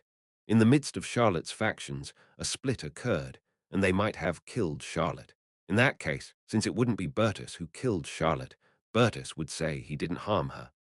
Although the relationship between Bertus and Charlotte had not been resolved, it was clear that Bertus's hostility towards Charlotte had diminished considerably since he had already won, and he could afford to show mercy. I'm not sure. If my situation is resolved, at least during my time at Temple, I might be fine. Charlotte smiles at me. Do you remember what His Majesty the Emperor said? That if either of us had any problems, the other's right to succeed would be forfeited. That's right. When we were freshmen, the Emperor sent a decree with that content to the Temple Royal class. So, at least for a few years, there will be no big problems. At least 5 years, until we graduate from Temple. Of course, that is if nothing unusual happens to the Emperor by then, and the statement itself may become insignificant over time. And the situation may change over those few years. Charlotte trailed off. Over the next few years. If Charlotte accomplishes something during that time, the situation may change. That's true. But Charlotte's supporting forces are already sensing the outcome and turning away. They need to turn away quickly to be safe from the future Emperor's disfavor. Once the foundation is lost, it's already over. There is no next opportunity. So Charlotte's words are just an excuse to reassure me. Although Bertus's people won't harm Charlotte, there's nothing I can do if Charlotte's close associates cause trouble. The story of being safe for a few years is most likely not true. She might not be able to graduate from Temple safely, but at least for a few years she could live free from the Demon King's soul. Charlotte is lying to me. Reinhardt. Yeah, I wasn't supposed to live in the first place. Charlotte looks at me and says that. Although I was merely used, if I can live by my will, if I can live like that for a few years. Charlotte looks at me with a sad smile. That's enough for me. A deadline surpassed only to face another deadline. Having barely escaped a life on borrowed time, the next deadline has a longer reprieve, and that's better. She can be satisfied with that. Charlotte has given up. She's fed up. What is the empire? What is royalty? And what is being an emperor? Even if Bertus no longer wants to kill Charlotte, she must die. Even if Bertus doesn't lift a finger, the chances of Charlotte dying are very high. Because she was born with the potential to wield great power, she also had the penalty of having to die if she couldn't grasp that power. Mercy cannot be tolerated because it is synonymous with weakness. Charlotte quietly held my hand. Reinhardt, she gazes at me with sad eyes. You've already sacrificed a lot for me. You've done so much for me without me doing anything in return. With what I've received so far, I won't be able to repay you for the rest of my life. Charlotte gently strokes the back of my hand. I don't know what you're thinking, but please don't sacrifice anything for me anymore. Charlotte must have known what I was thinking when I desperately entered her bedroom in the middle of the night. That's a favor I ask you as a friend. I could feel the fervent desire for her to think of me as more than just a friend, but in the end, Charlotte used the term friend. Charlotte stopped me from saying anything. It seemed like she no longer wanted me to sacrifice myself for her. Charlotte was losing her support base. She would become increasingly isolated politically, and her options would become limited. But Charlotte didn't want me to sacrifice myself for her anymore. It wasn't widely known that I had become the master of Alspringer, and even if I were to marry Charlotte in that situation, nothing would change. For that to happen, it would have to be revealed that I was the master of both Tiamata and Alspringer. I was burdened with the responsibility of revealing my name to the public to save Charlotte. I couldn't leave Charlotte's bedroom, so I just sat quietly in the chair beside the bed. In the darkness, Charlotte lay on the bed, staring blankly at the ceiling. Her hair, dyed in black, returned to normal after a few deep breaths with her eyes closed. It seemed she had become almost completely accustomed to controlling her power.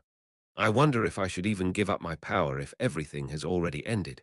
It's a strong power, after all. As she was losing her support base, she wondered if she should keep the evil and unstable power. It seemed that Charlotte was reaching that conclusion. Maybe. At my words, Charlotte smiled sadly. Although the power almost destroyed her, Charlotte's current situation was gradually driving her to rely on it.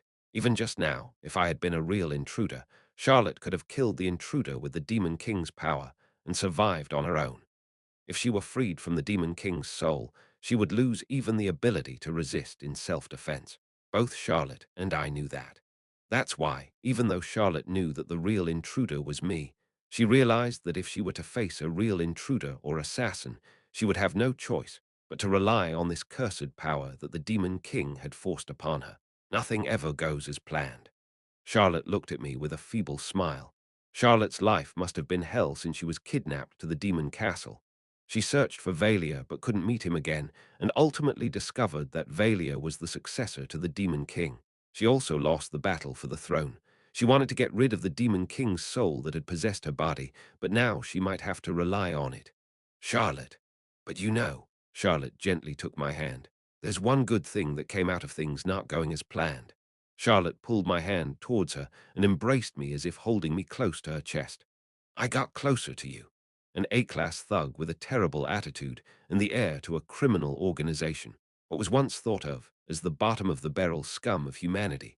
Charlotte and I have somehow become close enough to be together in a royal palace bedroom during a spring night. That wasn't what Charlotte had expected, nor was it what I had expected. This also falls into the category of things not going as planned. I'm incredibly grateful for that. Things didn't go exactly as planned. However, Charlotte didn't seem to think she had failed in everything. There was only one way to save Charlotte. There might be a few years of reprieve, but it's entirely possible that a turncoat among Charlotte's close associates might try to take her life tomorrow. It could be an actual attack or poison. I might lose this smile. A sad smile, but losing it, losing Charlotte forever. I couldn't bear it. So let's do this. Huh, what? I brought my hand to Charlotte's cheek. Let's only do half a marriage. Ah, half a marriage. What does that mean?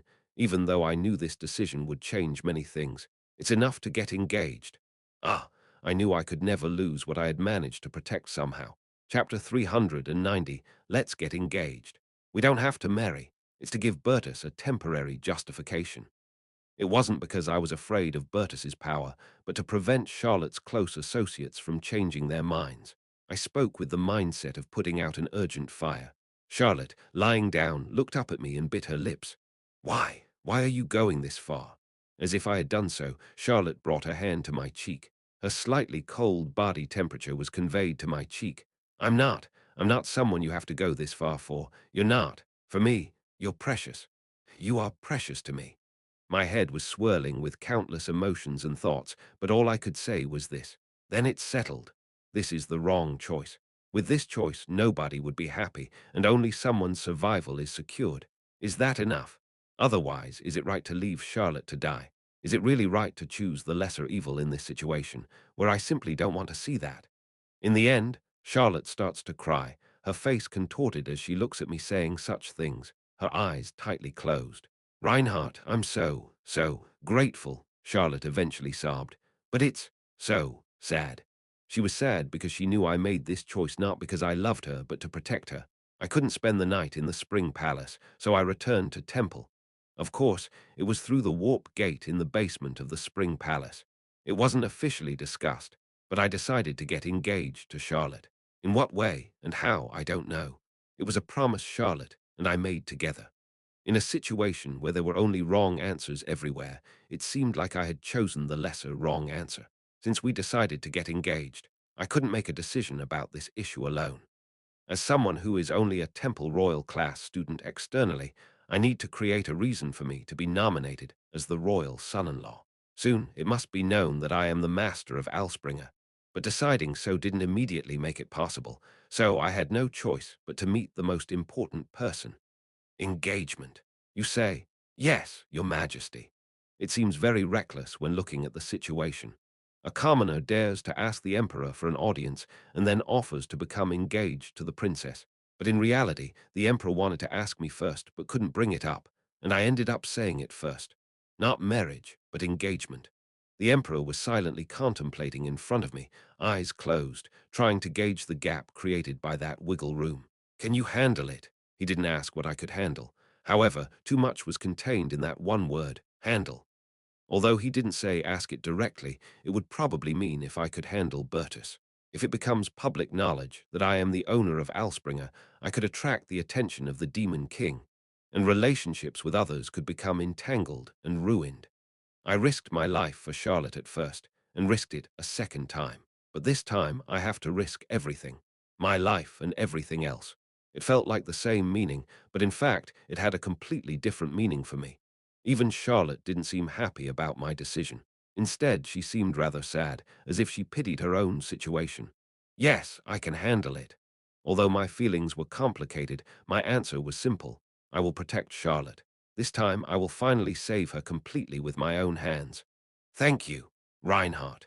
The second expression of gratitude to the Emperor. It should have been a glorious moment, but I didn't feel particularly glorious. I discussed the engagement with the Emperor. I am still just an ordinary student in the public eye, and if the fact of my engagement with Charlotte becomes known, it would only become a bizarre scandal that a commoner is engaged to a princess. It is necessary for people to know that I am the new owner of Alspringer. I didn't know exactly how to proceed with this. But I had to move forward before Charlotte became more endangered than she is now. At least Charlotte had gained control of her power, so she should be safe from physical attacks. And I didn't know how to explain this to the kids. They wouldn't understand. I don't think I can be understood either. I just didn't know how to explain it, so I was stuck. Only I, the Emperor, and Charlotte know about this matter. If there are any more, it would be Bertus, who made such a suggestion in the first place. After the weekend, the following week, Savelin Turner called me and Ellen. From now on, I will be in charge of both of your major classes. Both Ellen and I had our major classes completely replaced. Both of us had somewhat anticipated it. Our major classes had already been replaced with combat training, but our real training had to be based on using sacred artifacts. Moreover, I had obtained Alspringer as well. Zavelin Turner, who had been our temporary instructor, eventually took on the role of temporary teacher as well. She was there solely to teach the two of us. When I have other duties, someone else will be in charge of your classes. Yes, yes.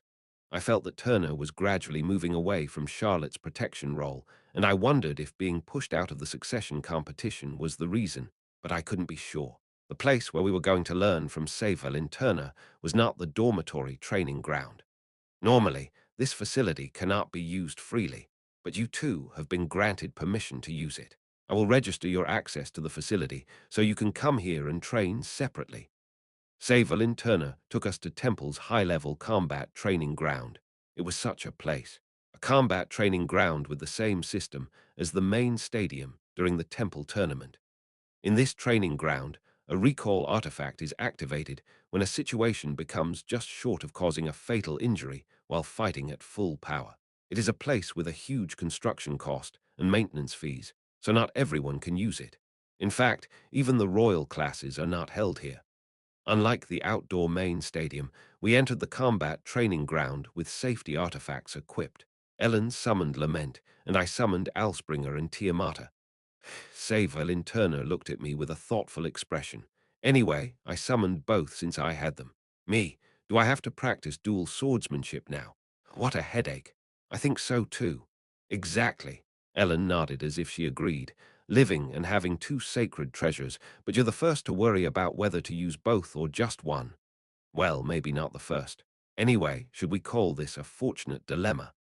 As she was speaking, she seemed to recall Lagan Artorius's situation and corrected herself after glancing at Ellen.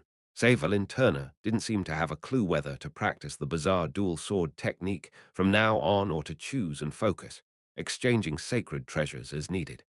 Your decision is important. What do you plan to do, Tiamata and Alspringer? Both are very powerful sacred treasures. Savelin Turner seemed very negative about the dual sword technique. I wanted to use both, but I didn't want to throw away everything I'd learned so far and start over. Dual sword technique doesn't increase the number of attack methods, but rather loses the freedom of the left hand, right? How about this? Can't it be combined into one? If you rename it to Alsmata or something like that, won't it merge? Of course, such a thing didn't happen. I sent Tiamata back.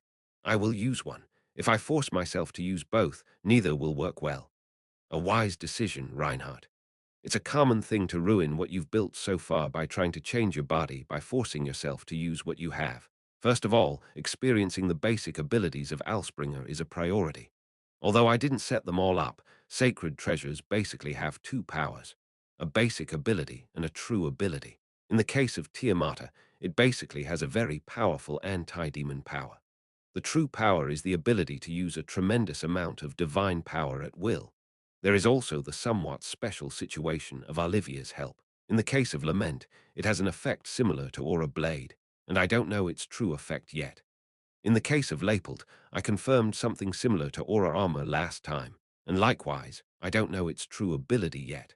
And Alspringer, the true power is summoning the War Guard. Clang. Ah! When Lament collided with the Alspringer I swung, Ellen retreated half a step. Despite the considerable gap between my power and Ellen's, this happened. Clang, clang. After a few more sword clashes, Ellen kept retreating. The real power of Alspringer is the ability to summon the War Guard avatar, but Alspringer doesn't exist solely for that purpose. Alspringer's basic effect is simple. The stronger the enemy was compared to me, the stronger the sword became. The more enemies I have to face, the more powerful it became. It makes the owner stronger. It was a powerful basic effect worthy of the name of the War God's sword. Of course, it's just a setting created for the protagonist to easily defeat stronger opponents than himself. Of course. As with any such settings, it cannot be invincible.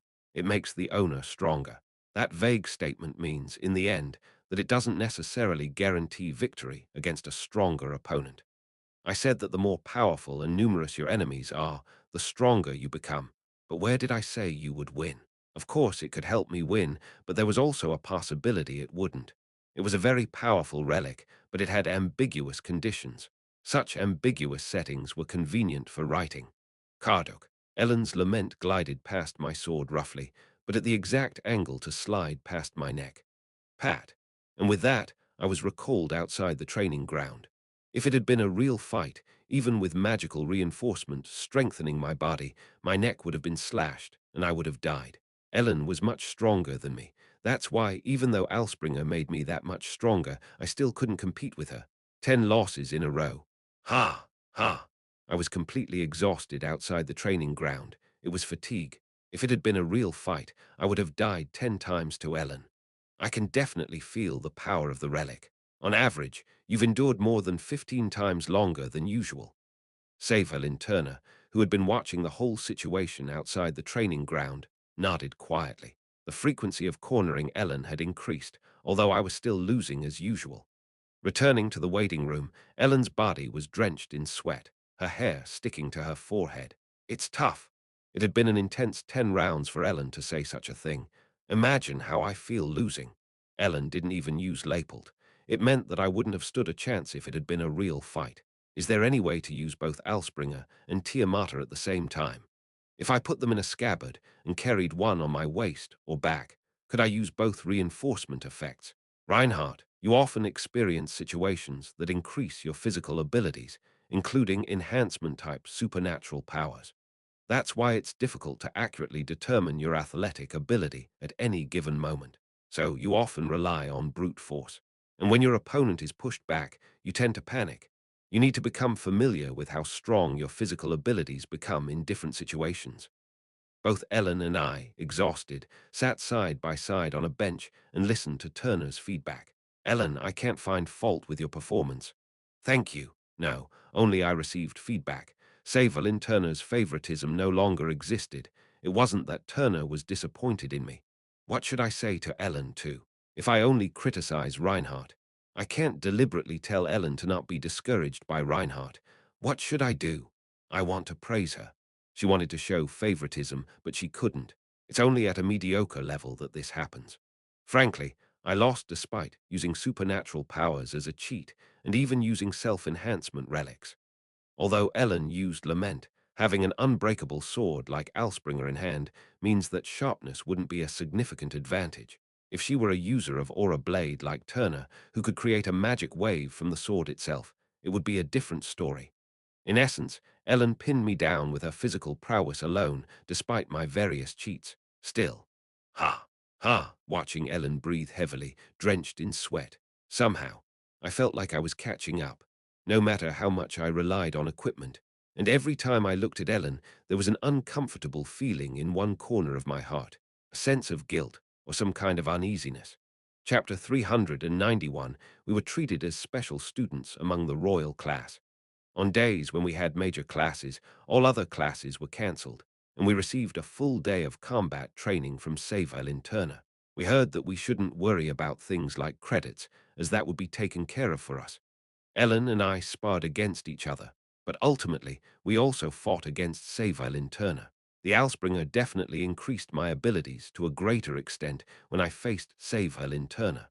That's not to say it made me a sword master, though.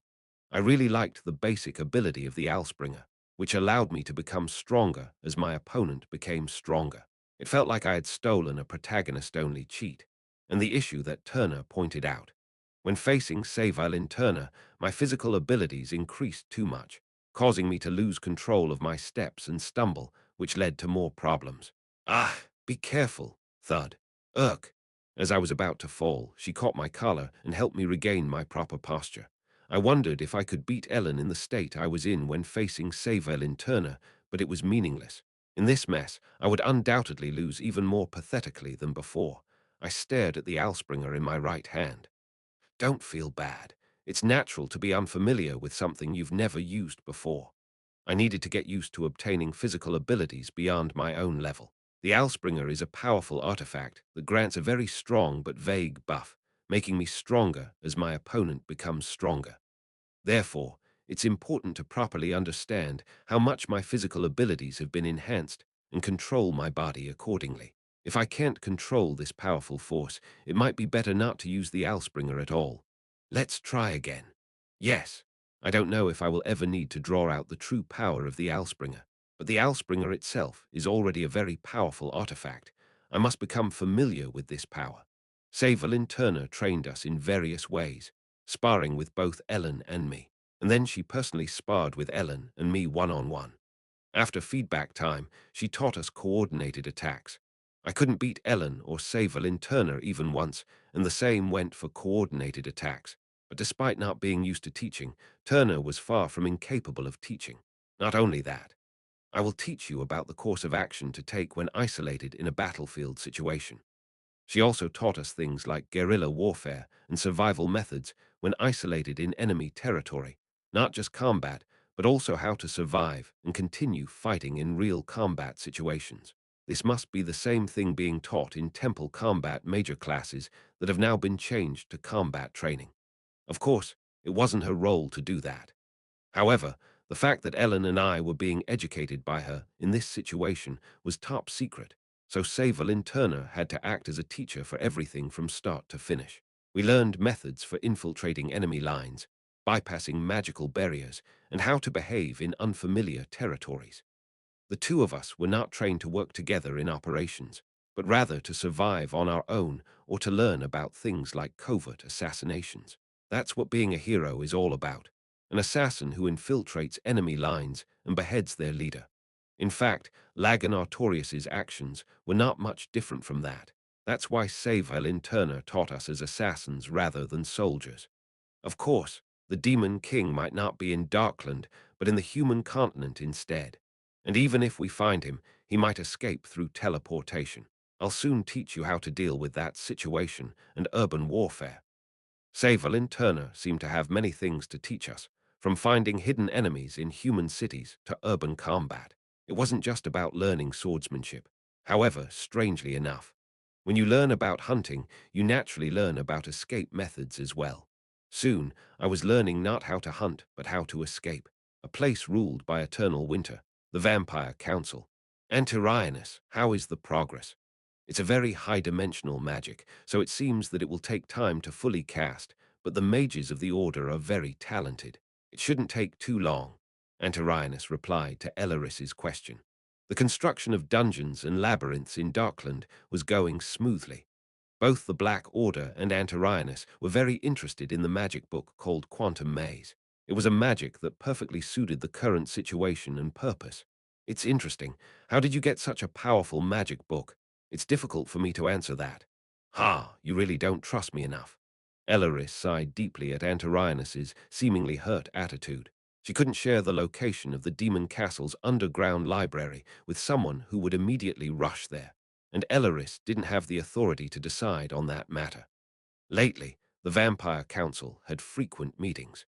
Council meetings, which were held every few years or even decades, were now held more often due to the collaboration with the Demon King. Did Lucinil's enrollment in Temple go well? Yes. Lucinil smiled and nodded at Luvian's question. Lucinil had just attended the council meeting after finishing her classes and leaving Temple through teleportation. Isn't it uncomfortable, even if it's necessary? It must be hard. Why would it be hard? I'm surrounded by cute and adorable kids. You know, Lucinil, sometimes I think I understand you even less than Antirionus. I feel pity for your withered sense of emotion, not being able to understand when something is cute. Stop talking. Lucinil was as notorious for her antics as Antirionus. Of course, it was true that Lucinil had enrolled in Temple due to the agreement that close protection was needed. But even though such a thing was necessary, Lucinil seemed very happy. Anyway, don't forget the original purpose of being a bodyguard. I know how to do that, you monster. Calling me a monster when you're the one who appears after shaking a flask a few times. That's absurd. Ah, that really hurts, you know. You're the one who called me a monster first. Right, I'm sorry. As Lucinil's expression darkened, Galosh crossed his arms. I went too far with my words, too. I apologize. When living too long, they learn to quickly apologize when bickering with each other. Galosh glanced at Lucinil with a tense atmosphere, his large teeth clattering together. Since you're close to the situation while providing close protection, you must be well informed. Are there any particular threats or problems? Although we're currently working together, we can't be sure what the Black Order might be scheming behind the scenes. Ah, right. Elspringer, Lucinil's sullen expression vanished, and she suddenly brightened up, jumping to her feet. Our archdemon, he got chosen by Alspringer. Her expression was like a proud mother whose child had just gotten a great job. Naturally, a momentary panic ensued in the council. Even Antirionus was flustered. Tiamata and Alspringer. Valia possessed both relics. Especially Elleris, she listened to the story with wide eyes. Valia had told Elleris that Ludwig would become the owner of Alspringer. That meant either his foresight was wrong or the future had changed. Or perhaps Valia had lied. He's bound to do great things, you know. It'd be strange if he didn't. Being chosen by two relics implied the will of the gods was involved. However, they knew the truth about the gods and demons. Humans believed that the gods chose for the benefit of humanity, but that was not the case. If the will of a god existed, that gods will had chosen Valia. It's possible that the gods are finally taking the side of the demons. Luvian faintly smiled as she said that. However, her smile seemed to show no particular interest in either humans or demons. The relics had long been on the side of humans, so it was possible they were now taking the side of demons. Galosh muttered, crossing his massive arms. I don't believe in the will of the gods. However, having two relics, it feels like there is some great flow, and the Demon King must be the leading actor in that flow. Elleris stared at the table, unable to hide her sad gaze. It turns out the object that killed the father ended up in his son's hands. Antirionus spoke with a grin, as if he found it amusing. In a way, I suppose that's the case. Lucinil seemed taken aback, as if she hadn't considered that perspective. No wonder his expression was so stiff. Lucinil recalled Reinhardt's expression when Alspringer had been given to him. She had wondered why he looked like that when he should have been overjoyed. After some thought, Lucinil realized that it was the only natural reaction given the situation. Elleris looked down at the table with a stern expression. Alspringer, to his highness. Elleris silently gazed at the snowstorm outside the window beyond the conference room. She didn't know if his foresight was wrong or if he had lied in the first place. Valia was getting stronger. Whether he was getting stronger because he had to overcome the upcoming challenges, or if challenges arose because he was getting stronger, Elleris couldn't tell. Special activities, you say? Teacher Savelin sighed as she looked at the special activity application submitted by Olivia. Yes, teacher. Olivia, it's true that extracurricular activities are recognized from upper grades, but you've already taken a year off, haven't you? You should aim to graduate this year. There's really nothing more to learn. Olivia Land's words weren't wrong. She had given up her major itself and changed her major to swordsmanship for graduation. However, for Olivia, who had incomparable divine power and swordsmanship compared to ordinary graduates, attending classes was a waste of time, to put it harshly. So she judged it was better to gain experiences that couldn't be accumulated within temple through external activities. Her words were not arrogant, but rather reasonable. There may be cases where classes are recognized, but if the duration is too long like last time, you may be forced to take a leave of absence. At Saverlin's words, Olivia smiled brightly. Then it's even better. Saverlin couldn't understand her words, but Olivia's determination seemed unbreakable. However, Saverlin furrowed her brow as she looked at the content and destination written on the special activity application submitted by Olivia. Well, it's not that dangerous here, and there's an investigation team sent by the Empire, so there shouldn't be any problems. But why on earth do you want to go there? Olivia slightly raised the corners of her mouth. I want to find the traces of the Demon King. Olivia's destination. Levena Kingdom's capital, Rajuan. Not long ago, it was the place where the Demon King attacked. Chapter 392. After my major classes were replaced, I had been training to get used to the power of Alspringer. Inside the royal class, it was known that I was the owner of Alspringer, so I could take it out in the training ground whenever I wanted. Of course, since Alspringer was a sharp sword that could separate flesh and bone upon contact, it was agreed that it would only be used in high-level combat training grounds, not in regular training. The opponent had to use a practice sword, which would either shatter or be cut upon contact with Alspringer. Although I was busy with training, I also attended regular classes and definitely had some spare time. I considered ways to make a name for myself on the continent as the owner of Alspringer, but I hadn't found any suitable methods yet. Charlotte was still living without any major incidents. However, every time she met me, Charlotte looked like she was about to cry. I could feel that she was grateful to me and at the same time felt extremely sorry. "Why are you eating so well?" I blankly stared at Lucinil, eating a crepe as we walked along the main street. It was just the two of us. Lucinil had been nagging me to take a walk with her, so I took her out on a whim. Ellery said she could eat, so I could understand that. But why was Lucinil eating so much? "Don't you know that I'm a special existence, Reinhardt?" "What are you talking about?" "I'm not a typical vampire, but a homunculus. Naturally, my physical traits are different from humans and also different from regular vampires." "Shouldn't you speak a little quieter?" "It's fine. I'm using noise cancelling in real time. Anyway, that's why I can adjust my body with magic. Don't you know that I can easily pass through the temple gate, so I can taste food as well? It just doesn't become my life energy."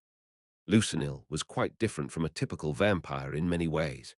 Being a homunculus, a being that wasn't alive in the first place, she had become a vampire. It seemed that Lucinil, the homunculus vampire, was functioning more completely as a living being compared to other vampires. "By the way, do you feel awkward or something about having Alspringer?" "I believe in using whatever I can." That's true. You said you don't remember anything anyway."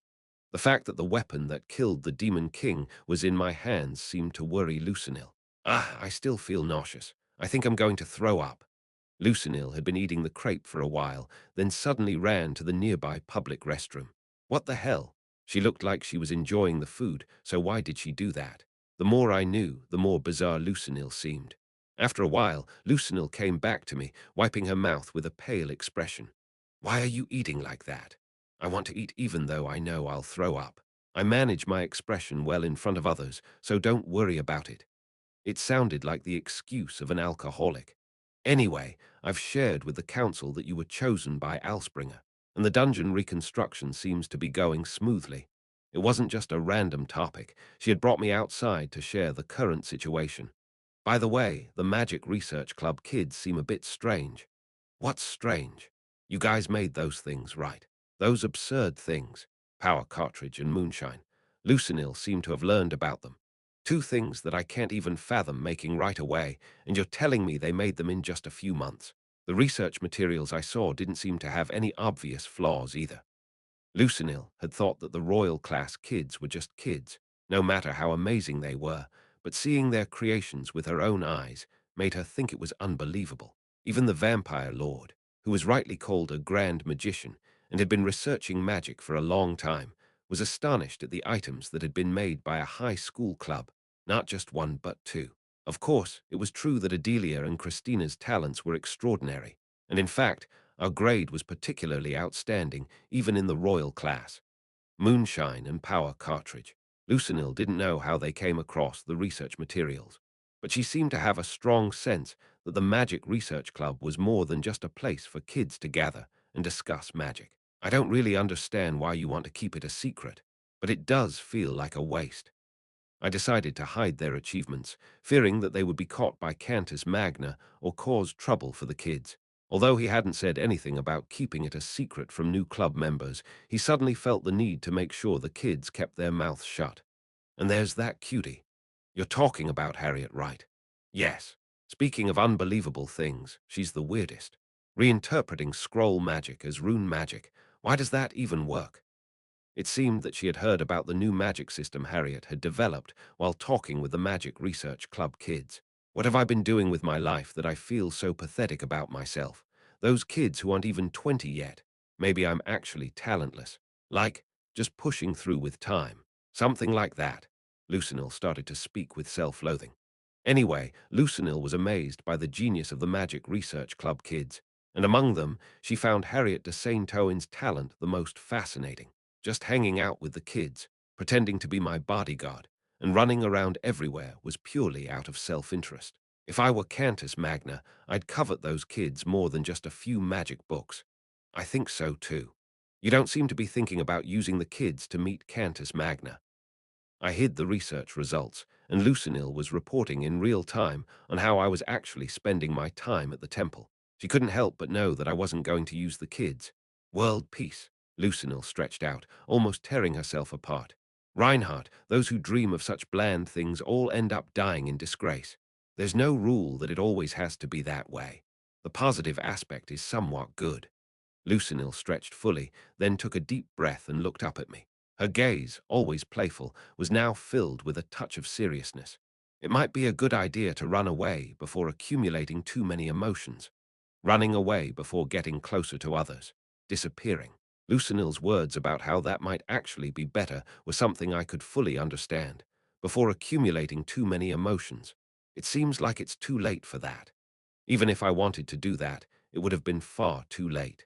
At my self-deprecating words, Lucinil showed a lonely smile. It does seem that way. And so, she added, a new face began to appear frequently in the second-year A-class dormitory, with first-year Lucinil joining the new school year. Where is my brother? Ah, you mean Reinhardt. I think he's in the training hall. Oh, thank you, senior. Lucinil bowed to Heinrich and hurried to the training hall. For some reason, as soon as the new semester started, Reinhardt had managed to win over a silver-haired first-year student. The junior named Lucinil respectfully called other seniors senior, but only called Reinhardt her brother and followed him around. Moreover, Reinhardt seemed to be quite displeased with it, so everyone's resentment towards him had flared up once again. However, they obviously couldn't express it physically. That guy was now chosen by Alspringer, with the Emperor's strict protection order in place. Even the cute junior's attention. And Alspringer, why does he get everything? Everyone was on the verge of cursing the overly unfair world. So Lucinil buzzed around the second-year dormitory. Ah, hello, senior. Ah, well, yes. When Bertus encountered Lucinil in the dormitory hallway, he received her greeting with a nervous expression. Silver hair. For Bertus, it acted as a kind of PTSD.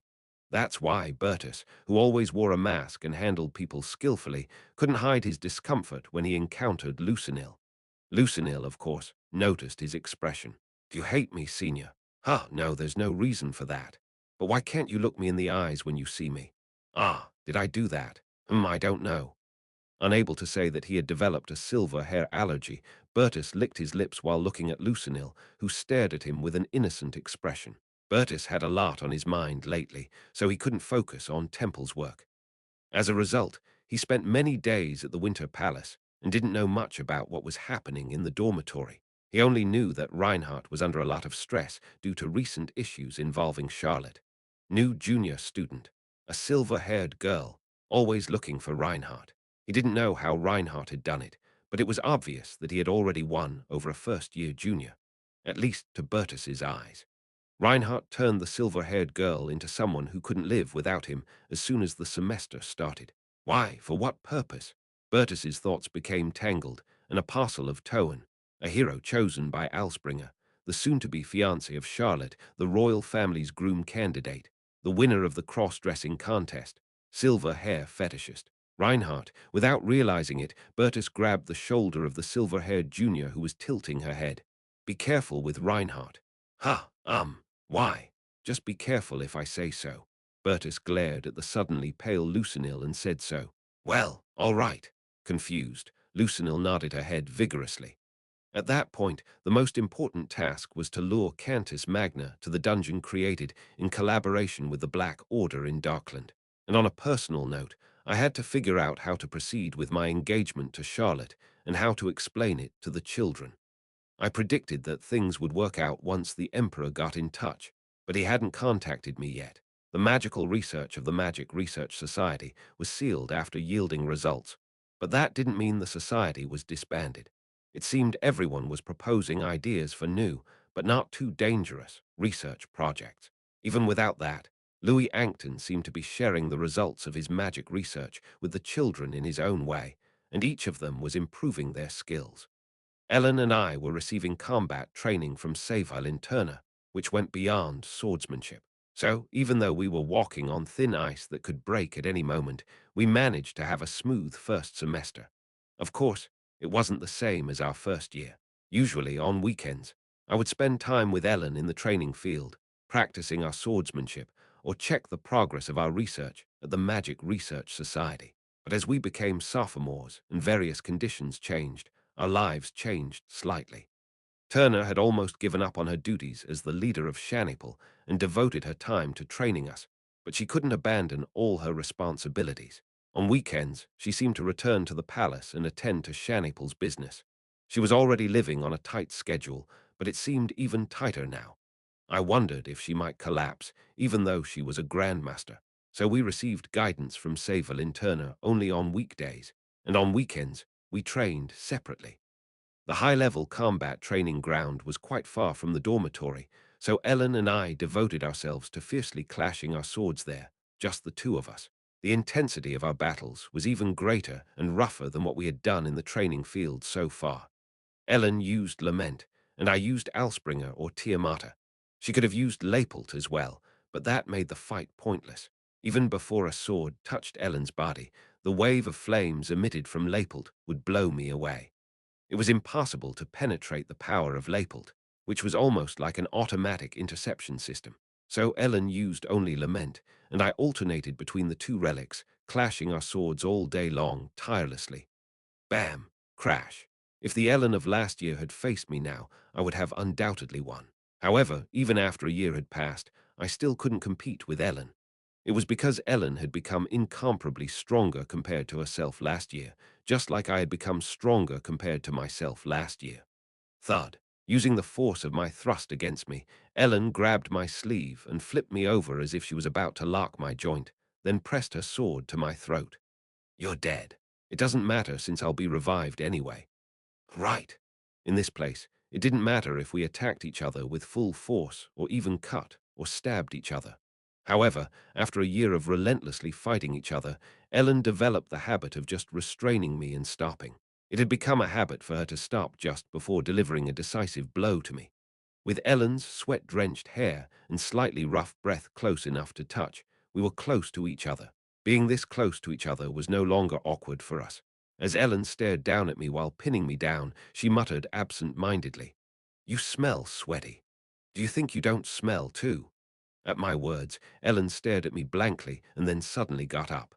"I'm going to take a bath." No, I was just saying, you didn't smell of sweat. I regretted my habit of always responding immediately to what I heard without thinking. Chapter 393, the high-level training facility we used was a massive structure. However, it wasn't a place that allowed just anyone to use it. Within the restricted area we had chosen to use, there were only the two of us for confidentiality and security reasons, but inside were obviously equipped with shower facilities and the like. Once we came here, we'd end up soaked in sweat as if we'd done some kind of raid, so we would shower before leaving, and that's why we always brought extra clothes. Not just one set, but several. Having come early after breakfast, it was still around noon. It was time to eat lunch, but since we were planning to train after eating, we intended to spend the whole day here doing battle training. But then, I'm done for today. I finished showering first and returned to the waiting room, and that's what Ellen said when she came back. She didn't seem upset. Her mouth wasn't pouting, at least. In this state, it seems like she wouldn't want to do it tomorrow either if I didn't push her. Without knowing it, my words seemed to make Ellen think of something she had never thought of before. It seemed like for the first time in a year, she thought that I might be smelling her sweat while we collided in our training sessions, just like she had been smelling mine. I hadn't said anything, so she probably thought it wasn't a problem. But in reality, I had been smelling her sweat enough to be fed up with it, or so it seemed. Ellen stared at the white tips of her feet in her slippers, not saying anything about what she was thinking. Hey, it was just a comment about the sweat smell. Don't. Ellen's voice was trembling. Don't say anything. Don't say anything at all. Her head hung low, and her cheeks were flushed red. A slip of the tongue had damaged Ellen's mental state. I had forgotten, but Ellen was ultimately 18 years old, at an age when she would be sensitive to such things. Her mental state had collapsed at the mention of the sweat smell, and she couldn't even blame me since it was her who had brought it up first. Somehow, it wasn't a fight for another reason, but was the situation now that we couldn't practice swordsmanship together because of the sweat smell. Really, it didn't bother me. It wasn't a situation where I could care about that kind of thing. But in this situation, anything I said would be a disaster. Me, I'm sorry I said that. Ellen, so you're admitting it smelled. Apologizing was out of the question. Me, it didn't smell, okay. Ellen, then why did you say that earlier? It must have smelled. You're saying that because you're sorry, so it did smell. The same outcome was highly likely. Me, it smelled a bit. But isn't it natural for sweat to smell when you sweat?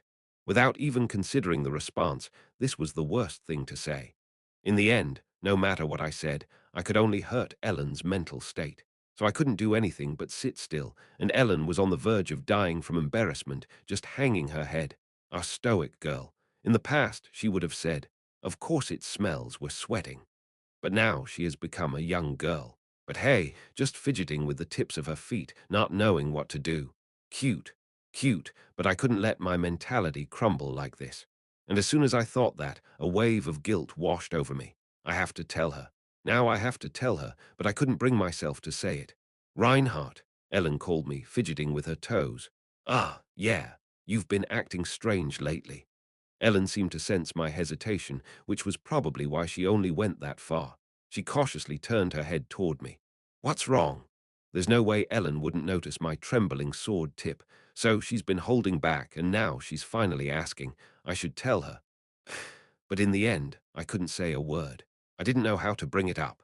Ellen stared at me silently, then came closer and gently hugged my neck. Her scent from her hair and nape tickled my nose. It's understandable. She must have thought I was nervous because the battle with the Demon King was approaching and the intensity of our training was increasing. With her arms around my neck, Ellen whispered in my ear, "It'll be okay. Everything will be fine. Anything and everything. It'll all work out." Ellen kept whispering in my ear. The more she did, the more my guilt swelled exponentially. I felt like I would lose my mind if I listened to her tiny whispers any longer, so I gently grabbed Ellen's arm, which was hugging me, and let go. Hey, yeah, let's just go have some fun. Yes, I'm exhausted. We've been training too hard lately. If we're going to rest, let's just go out and have fun. Let's take a break. We've been training so hard, it seems like there's no time for even a short break. Our minds never get a chance to rest, and the things we need to say keep getting pushed back. Let's cool our heads. And then, let's talk. At my words, Ellen looked down for a moment, then nodded slightly. Yeah, somehow her tone seemed a bit brighter. We could go to Temple Main Street, but today was only Saturday. So tomorrow is Sunday, so there's plenty of time to play. Let's invite the others too.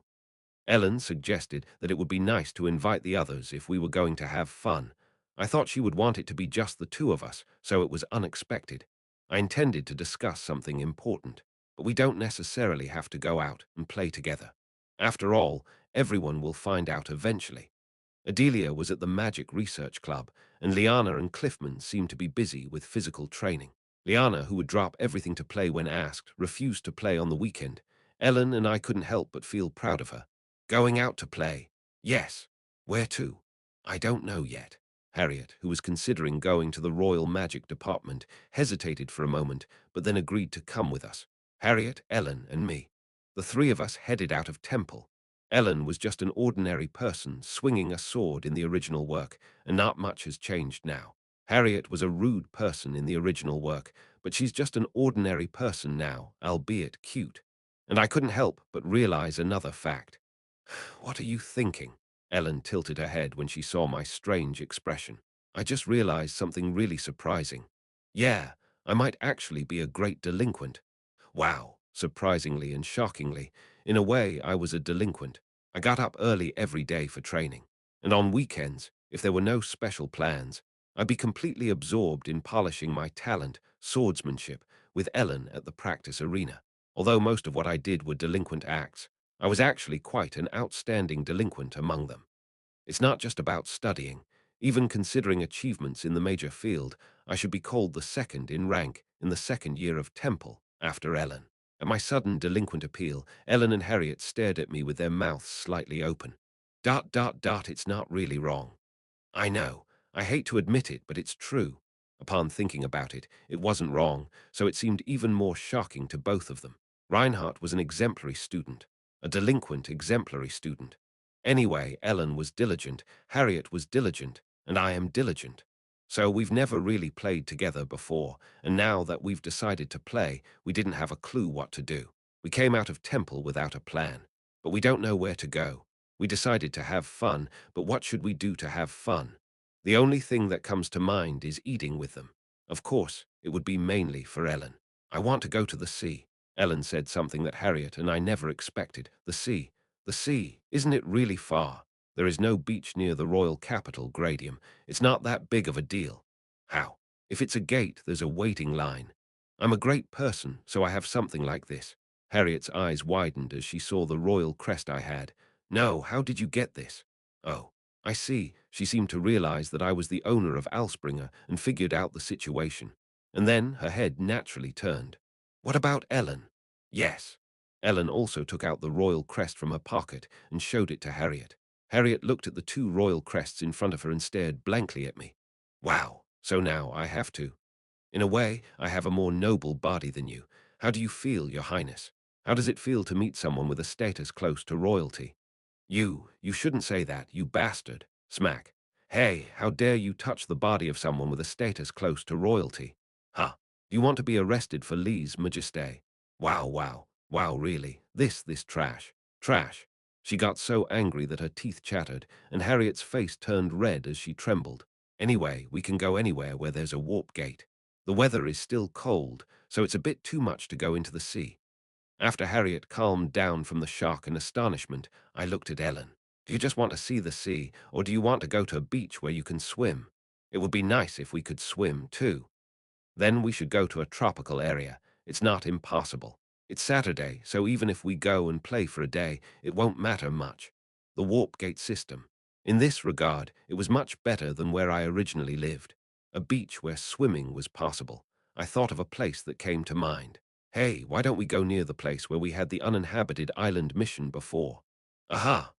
Wow, that's right. Looking at Ellen and Harriet's excited expressions, both seemed to agree enthusiastically. It would have been Kamsencha province. Yeah, I think so. Harriet and I had completely forgotten about it, but Ellen remembered the exact name. Imperial Territory, Kamsencha province. It was the place where we had the uninhabited island group mission. But we didn't know much about what kind of place Kamsencha province was, as we traveled through warp gates and teleported by a magician. Ellen and I passed through the warp gates, pushing the royal emblem. No matter which warp gate we went to, seeing that the royal emblem granted us immediate free pass, Harriet seemed impressed. There's no inspection at all.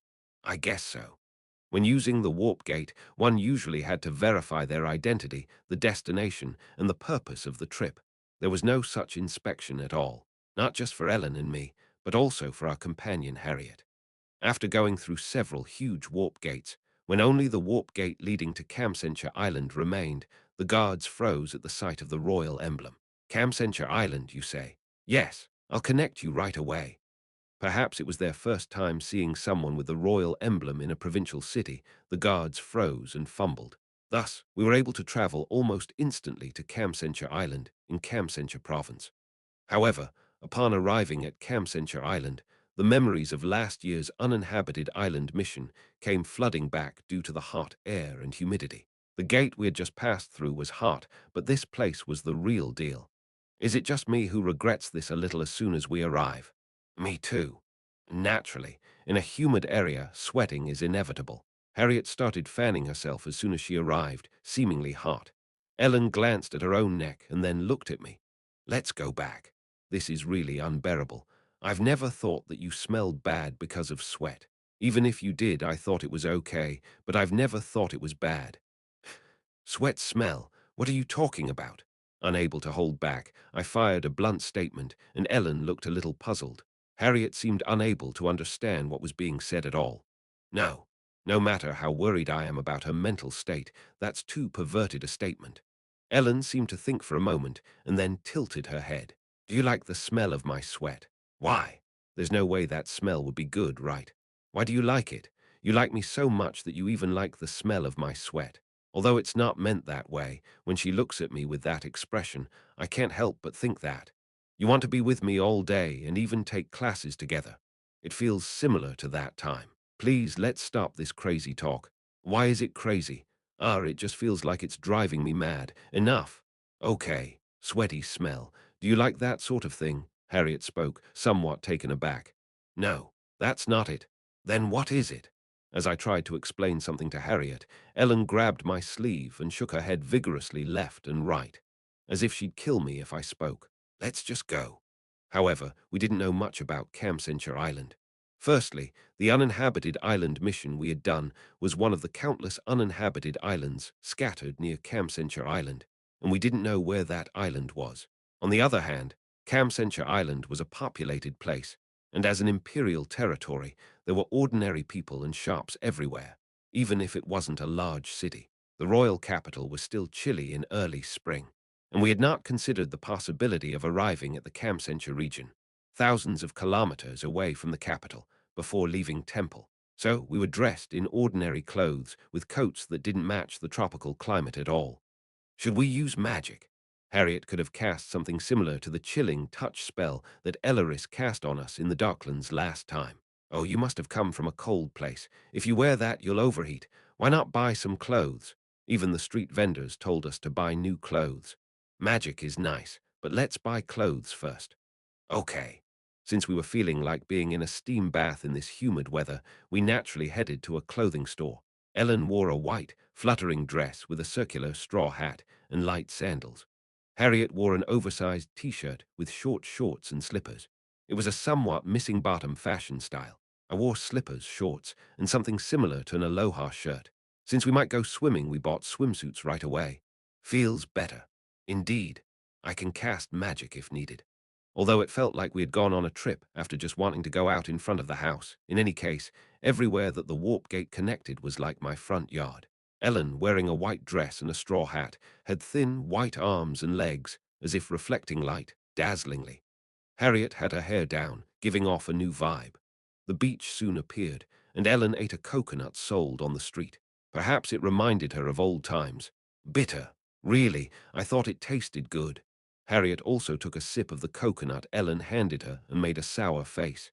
Yeah, bitter. Watching the two bicker over a coconut was quite a sight. Ellen carried the coconut with her. She wouldn't throw away food. As I stared at the two, they looked back at me as they walked ahead. What are you doing? Hurry up. The sun is harsh. Oh, right. We'd changed into weather-appropriate clothes. It was time to start moving in earnest. I'm hungry. Me too. In the morning, after training without eating lunch, we were genuinely hungry. It seemed like Harriet hadn't eaten lunch either. Both of them pursed their lips and had a worried expression, as if they wanted to eat something. We wanted to go to the sea. Then we remembered the uninhabited island group mission and went to Camsenture Island. There was only one thing these two might want to eat right now. Do you want to eat lobster? MHM. That's right. Both of them strongly agreed with my opinion. Chapter 394. Although I didn't know much about the Camsenture province, it was clear that its specialty was marine products. I felt this way last time too, but why are they so big? Harriet's eyes widened at the sight of the giant lobster that had been cooked. Big is good. I doubt you'd hate anything that's big as long as it's edible. Whatever. Just saying. Most of the restaurants sold seafood dishes, and compared to the royal capital, the prices were very cheap. We began to eat a lobster butter dish the size of 5 regular lobsters by poking it with a fork. It's been a while, but it tastes just like I remember. Harriet shivered with a happy smile. She always had strong reactions. Come to think of it, she couldn't eat much, but she could at least eat lobster. Perhaps giving her my share when I was still hungry helped improve my relationship with Harriet. Om Nom Nom Ellen was eating diligently, as if she would not say another word until she was finished. Come to think of it, the area near the uninhabited island was overflowing with seafood, including lobsters and octopuses. The Kamsencha province must have been making a living by distributing such marine products through the warp gate, as the ocean resources were abundant. The tourist resources wouldn't be bad either. Was the uninhabited island we visited a bit special? I ate as well since I didn't have lunch, but watching Ellen eat the giant lobster was always fascinating. Harriet, being a noble, ate elegantly with her fork. Ellen was a bit of a fast eater. Ellen was wearing a white dress. She ate non-stop, but was careful not to splash any food on her dress.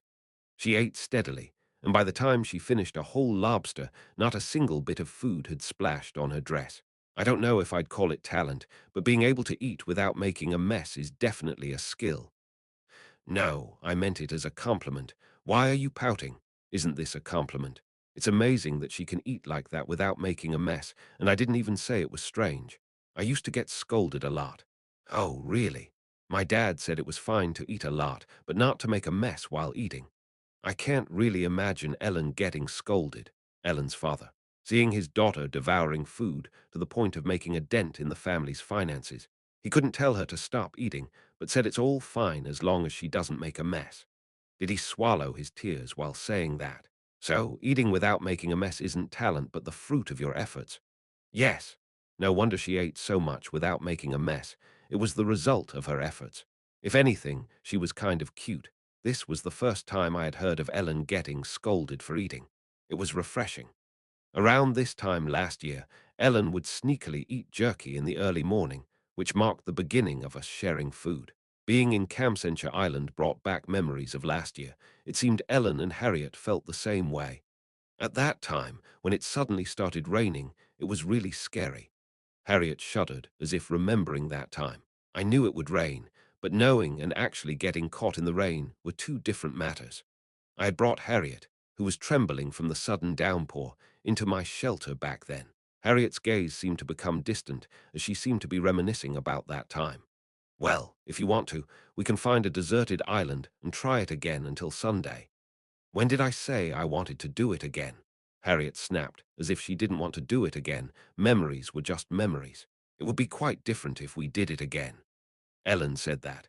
Harriet, who had been concentrating hard on creating a single fireball, now possessed magical abilities that were almost instant casting. Even back then, Ellen was quite powerful, but now she was also capable of magical reinforcement. Those clumsy orcs from back then would be easily cut down if they were facing Lament and us, even if dozens of them attacked. Hunting, gathering, and enduring would be much easier now than before. Yeah, it wouldn't be as difficult as before. Harriet nodded in agreement. If we were to face the difficulties we experienced back then, we could easily overcome them now. Many things had become easier. That's why it wouldn't be as challenging as before, so there also would be less sense of achievement. Harriet's expression didn't look very happy. Camsenture might be a vacation spot, but there were quite a few people coming and going. The beach, with its clear blue sky and emerald-like blue sea, was filled with what seemed to be tourists. It would have been difficult if there were too many people, but luckily it wasn't that bad. There were people lying on suns under parasols and bungalows set up by the beach. Ellen stared at the beach and then reached for the hem of her dress. Whoosh, ah, Ellen, what are you doing? Oh, you're already wearing it. Yes. As soon as she said that, Ellen was dressed in a bikini. Harriet was shocked when Ellen suddenly started undressing, but she let out a sigh of relief when she saw her blue swimsuit. I'll go change into my swimsuit too. Harriet went to the changing room set up on the beach, and I changed into my swimsuit as well. The sun was shining brightly, a stark contrast to the chilly early spring in the royal capital. The weather and scenery were fantastic, but I had something important to say today. That's why, no matter what I looked at, I couldn't feel that happy. We went swimming. Our way of enjoying swimming was slightly different from others. Harriet cast underwater breathing magic on all three of us, allowing us to venture far into the sea, much like scuba diving. So, it didn't matter how many people were on the beach, since we were not concerned with them. We went far out into the sea, almost as if we were conducting an underwater exploration without even coming out of the water. We had entered the sea to hunt during the mission, but now we were swimming purely for enjoyment. There were some happenings. Out of nowhere, a shark appeared, and Ellen, startled, summoned Lament to intercept it. Harriet got caught in a sudden downward current and plunged into the sea, only to rise up forcefully using magic to create a vortex. Looking back, there were quite a few dangerous incidents, but everyone had their abilities, so there were no major problems. One way or another, we spent the day exploring the sea, resting, and going back in again. Night time. We had dinner at a nearby restaurant. Harriet was so exhausted that she barely ate and then collapsed on the table. Ellen and I had actually been less active than usual, so we still had some energy left. So, what are we going to do? If we're going to sleep here and leave tomorrow, we should find a place to stay. There was no need to rush back since tomorrow was Sunday. I can't go anywhere, but I don't want to sleep in an unfamiliar place. But I can't go anywhere. Looking at Harriet, who was sprawled out like a jellyfish and mumbling, it seemed her energy was completely drained. Then, let's find a place to rest. Aha, thank you, Ellen gently stroked Harriet's head. We quickly found a place to rest. Instead of staying at an inn, we rented a bungalow on the water. We had enough money, and the area was a tourist destination with well-established accommodations, so we found a pretty nice place. The bedrooms were all separate, so there would be no awkward situations. The rather large bungalow even had a small swimming pool. But having spent the day in the water and it being night time, we opted to shower, change clothes, and sit down while looking at the sea instead of swimming. I never imagined I'd be in a place like this when I woke up this morning. Me neither. While long-distance travel had become possible thanks to the warp gate, it wasn't often that we moved around like this. Harriet smiled as if recalling something and looked at Ellen and me.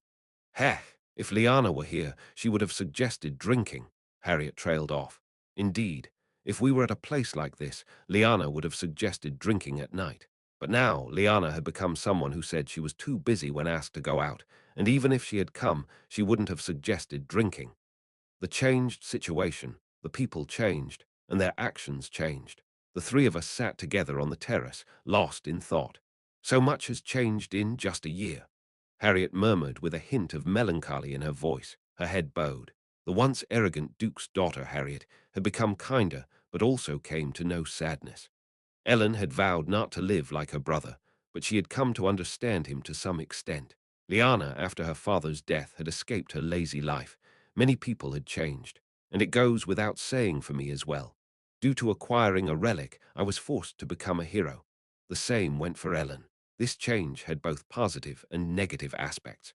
However, one commonality among all those who changed was that everyone had become stronger than in the original story, and everyone felt the threat of the Demon King firsthand, so they were somewhat desperate. If everything had stayed the same, that wouldn't have been bad either. Harriet muttered absent-mindedly. Liana would still be lazy, I would still be a bad-tempered guy, and Ellen would just love to eat without a care in the world. Without the need to become stronger, without the compulsion to be stronger. It would have been nice if those days just continued.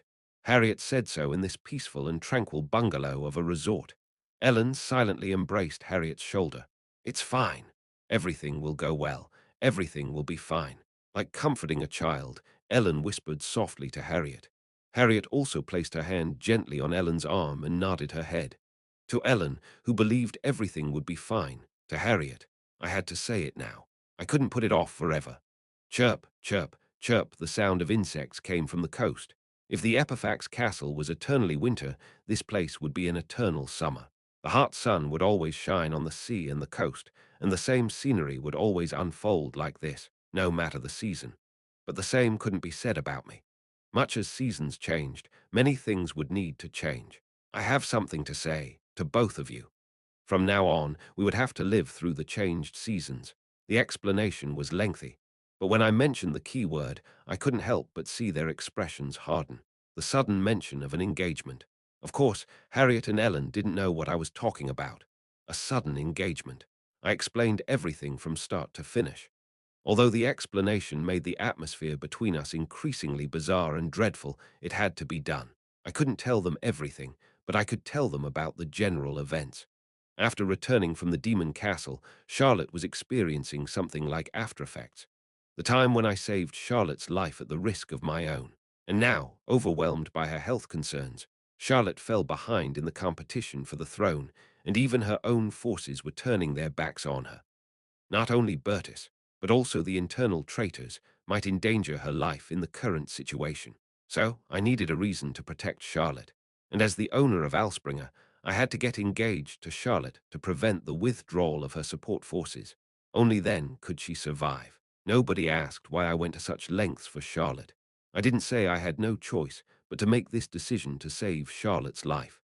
I wanted to protect Charlotte because I loved her, and so I wanted to marry her.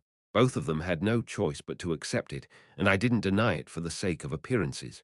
Of course, they would accept it that way. I made a choice.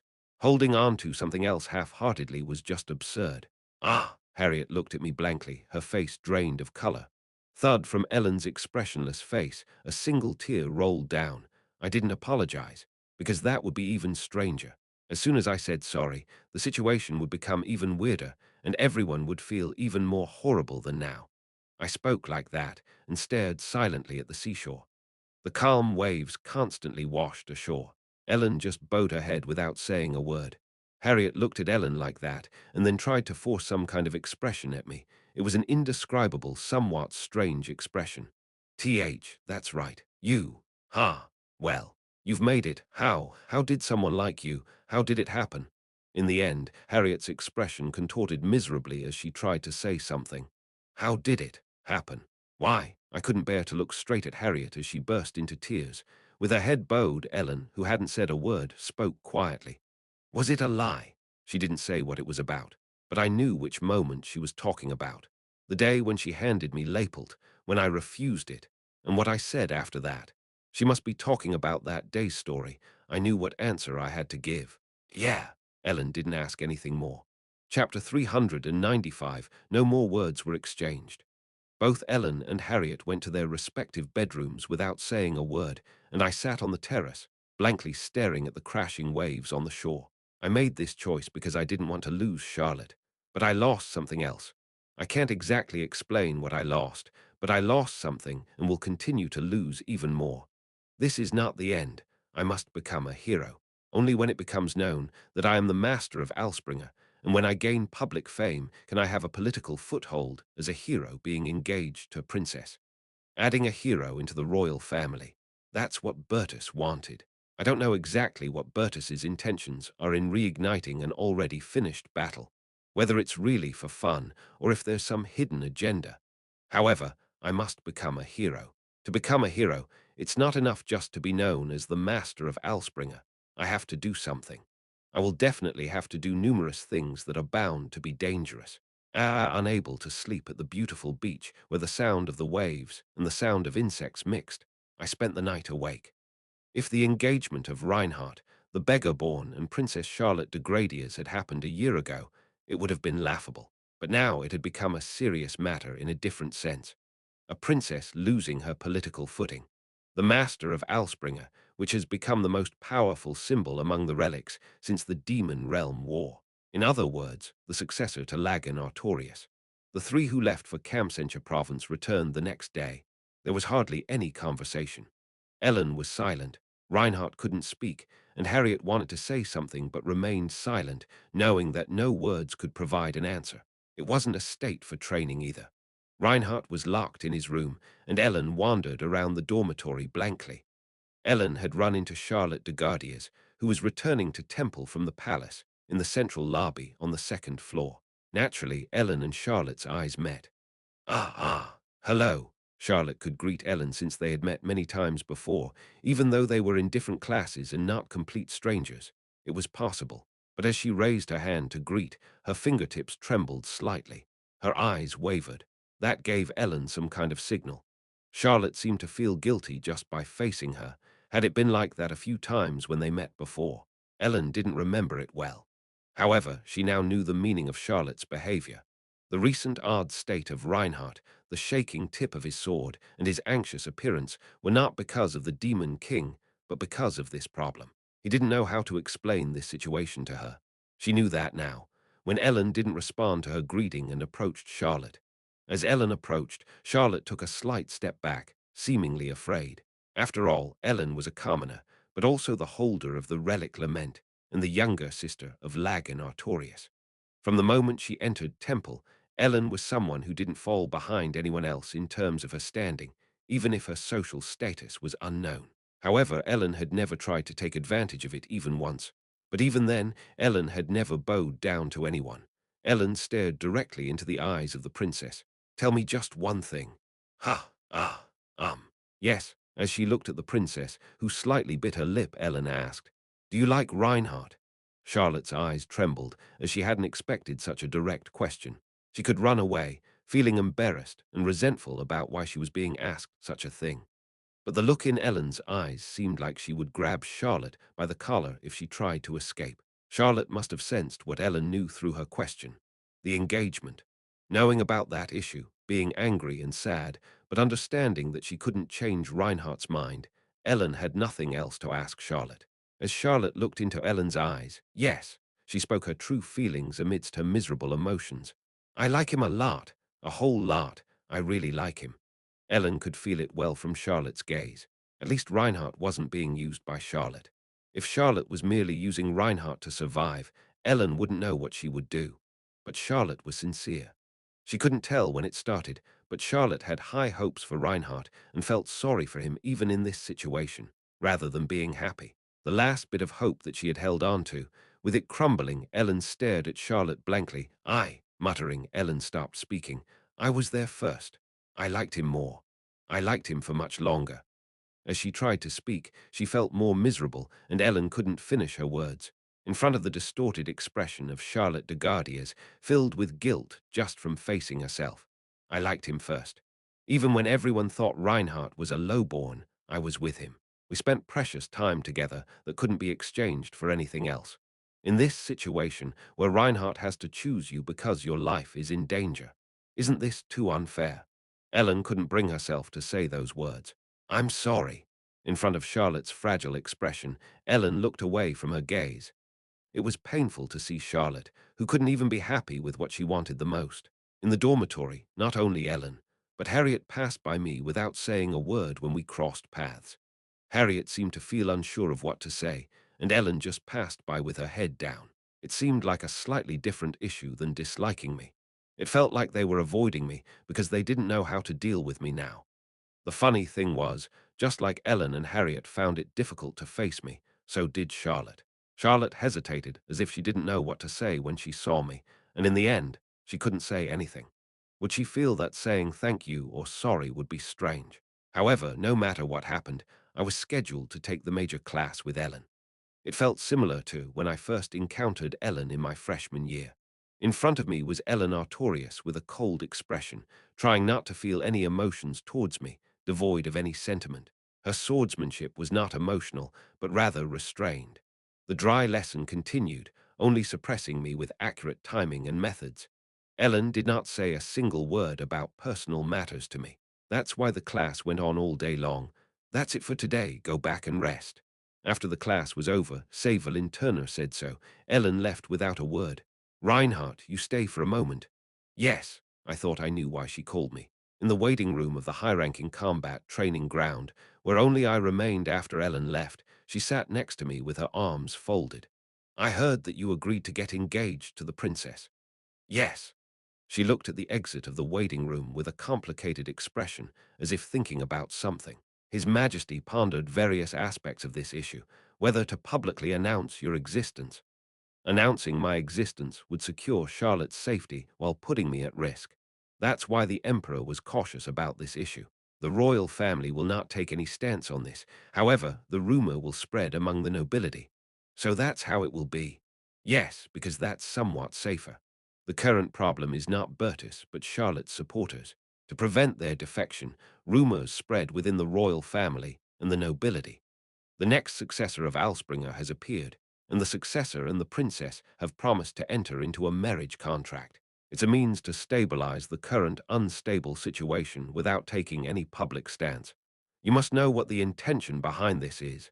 Yes, in a sense, it's a scandal. The royal family not taking any official stance on such a level of rumor implies that it is true, while at the same time, it allows them to later dismiss it as groundless gossip. It's their consideration not to tie me too much to the royal family.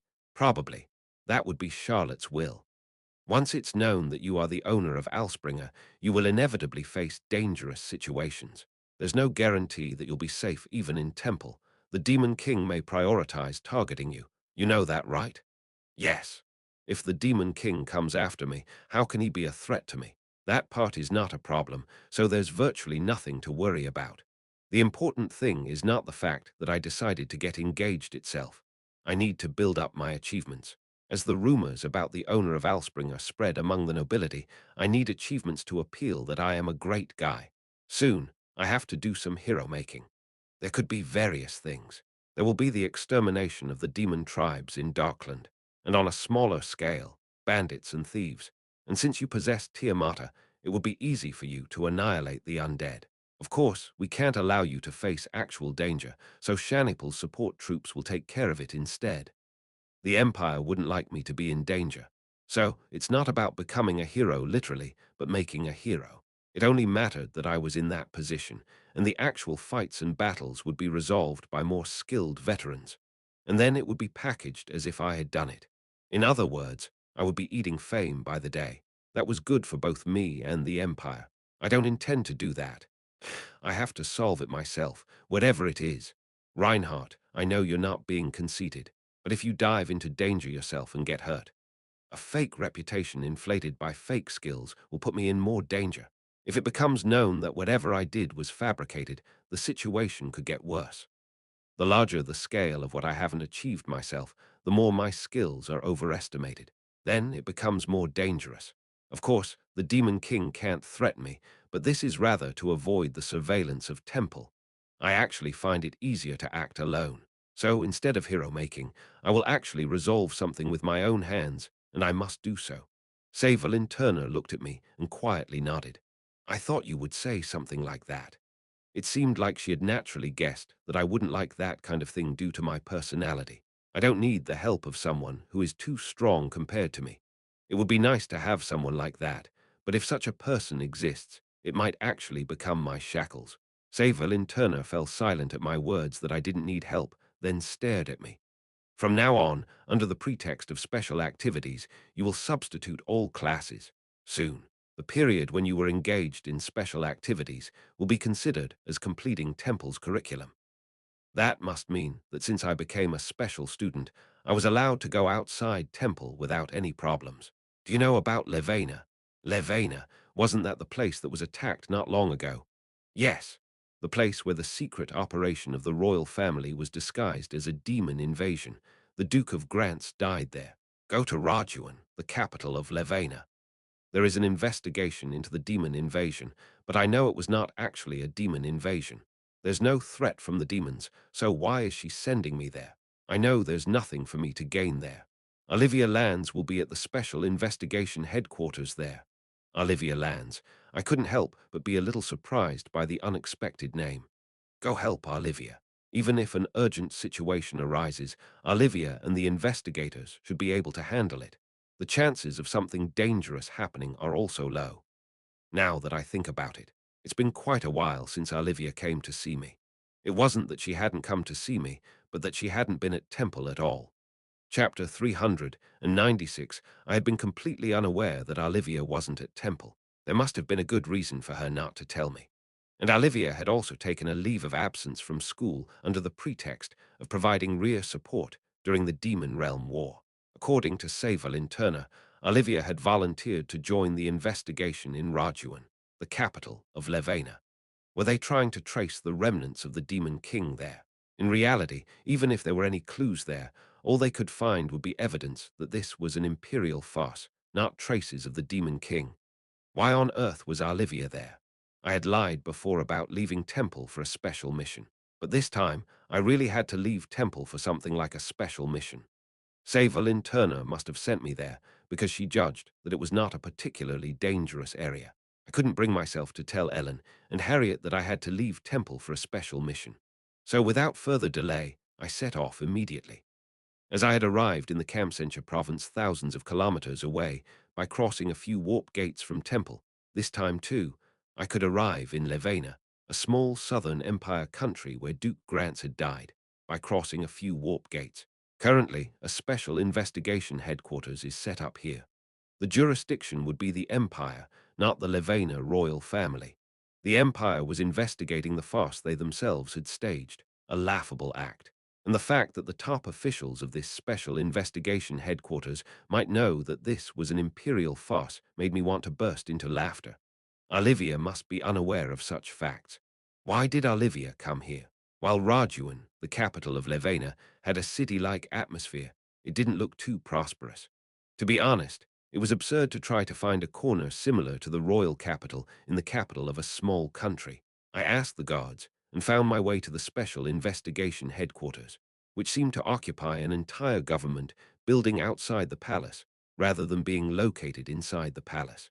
Perhaps because of the personnel dispatched directly from the Empire, security was very thorough. Of course, there was no gate that wouldn't open in front of the royal emblem. When I stopped a passerby and said that I was looking for Olivia Lands, who came from Temple, I was told to wait in the VIP room and she would come. The Special Investigation Headquarters must be in a somewhat absurd situation, too. They were trying to investigate, but then Temple had sent a graduate trainee volunteer. Even I, who had the royal emblem, had come. Since I showed the royal emblem when entering, the report would have gone up the chain of command. Are you Reinhardt? Yes. I'm Scott Kelton, the head of the Special Investigation Headquarters that oversees this case. It's an honor to meet you, Scott Kelton.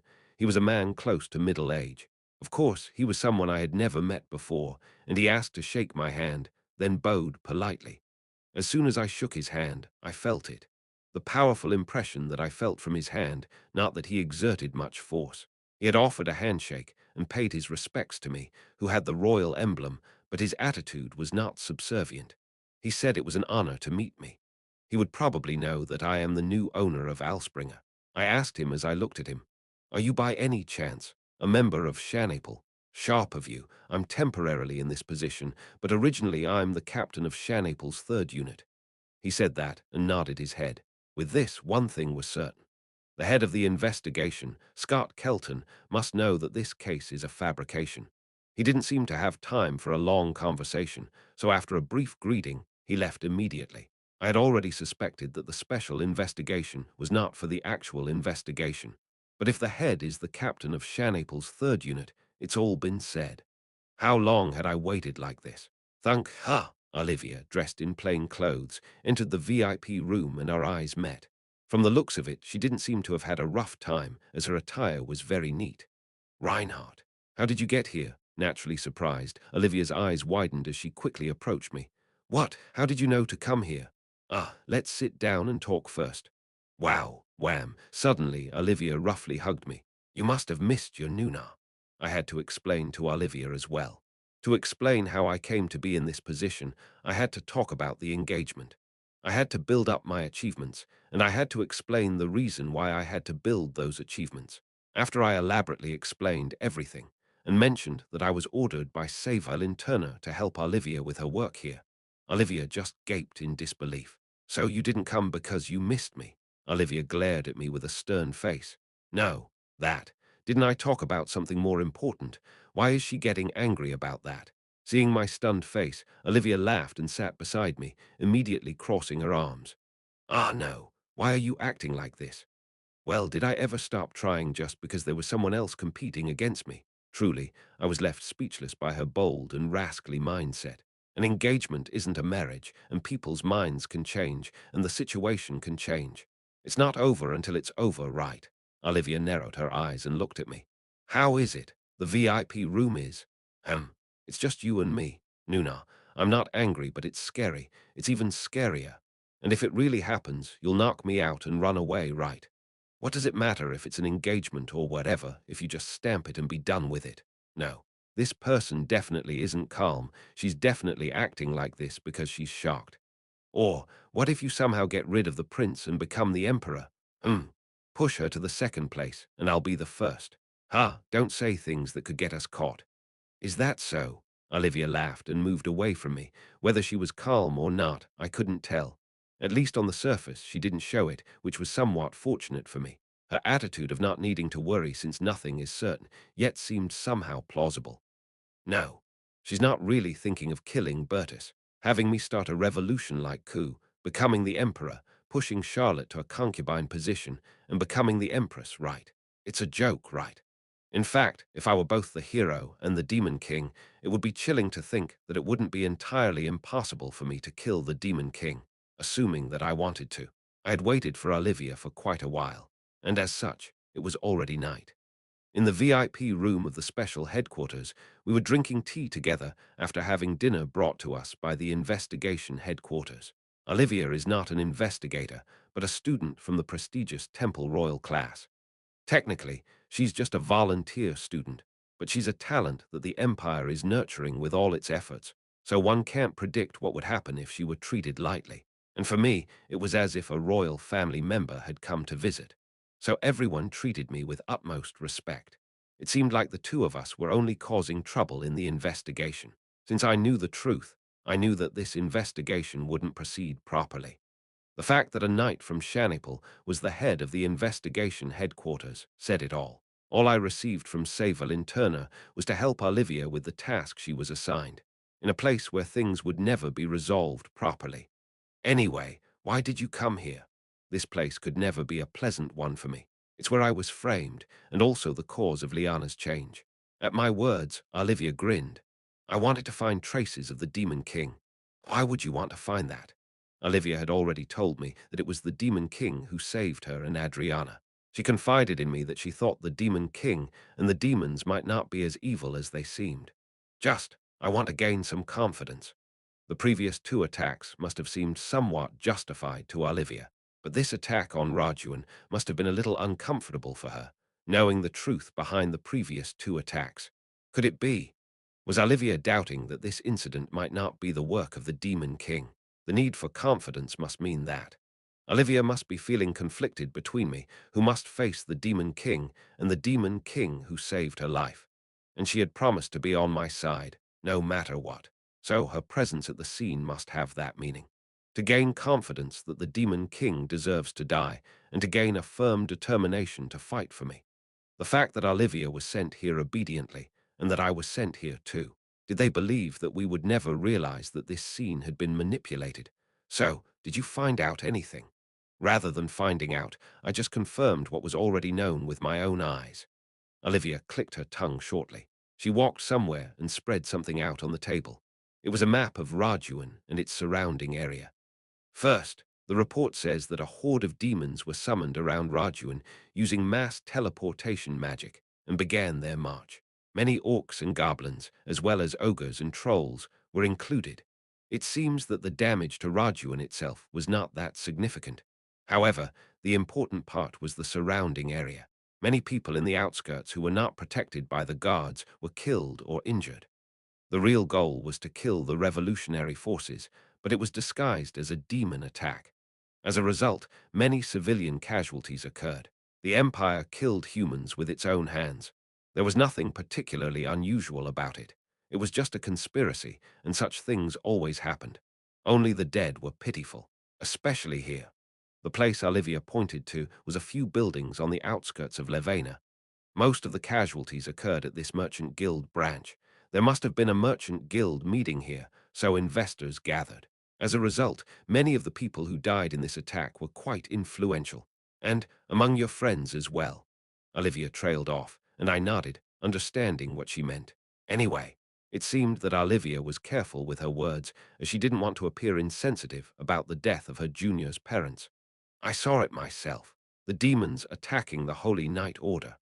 Olivia was one of the few witnesses of the second attack, and she saw the demons actually revealing themselves. There's a commonality between the first and second attacks. What is it? Large-scale destructive magic was used. During the demon rescue, Elaris, who used the flames of fire, caused a firestorm, and during the second attack, a lightning storm was summoned in addition to the firestorm. But in the third attack, they didn't use large-scale destructive magic, but mass teleportation to summon many demons. Of course, in terms of magic scale, this one was bigger. Olivia furrowed her brow. If the aim was to cause casualties, using a firestorm would have turned 1/5 of Levena into ashes. Why didn't they do that? If we look at it, they lost a lot of military forces for no reason. They carried out the attack using demons instead of solving the problem with magic. Olivia seemed to not understand the situation itself. For now, Olivia was sure that there was a very powerful mage among the remnants of the demon forces, and that was true. And anyone interested in the demon attacks would naturally know this, so it wasn't a fact that only Olivia knew. The only reason most of the public didn't doubt the demon's true intentions like Olivia is simple. It's because people don't try to understand the objects of their hatred. No matter what the group deserving hatred does, they don't think of themselves as equal to them, So if they do something, they conclude that it's because they're evil or inferior and don't want to think about it any further. Hatred and resentment make thinking simpler and more convenient.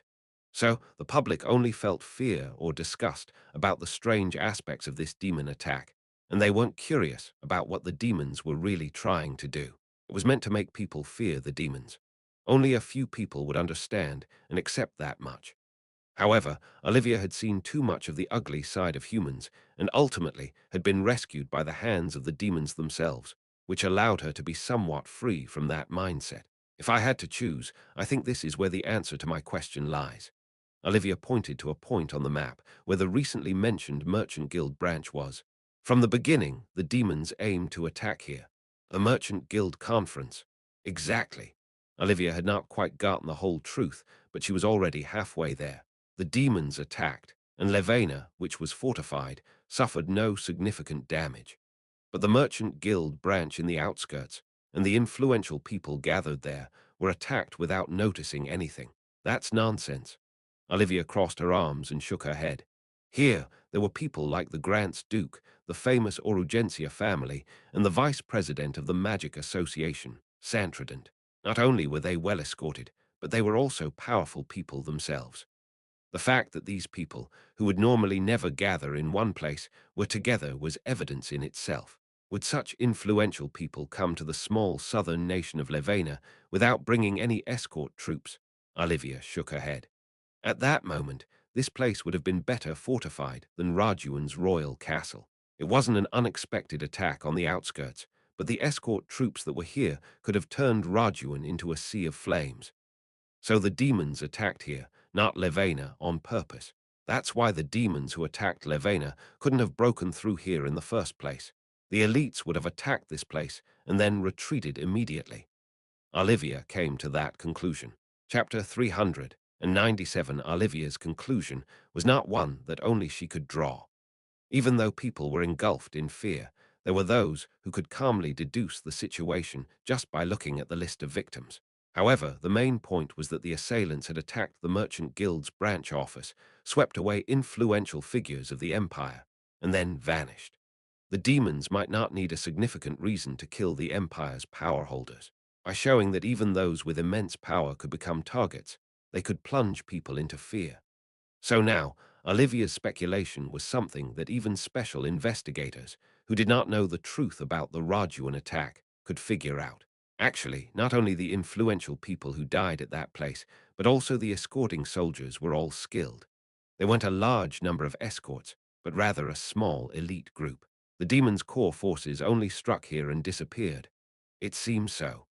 But this time, there's no trace of large-scale destruction magic being used.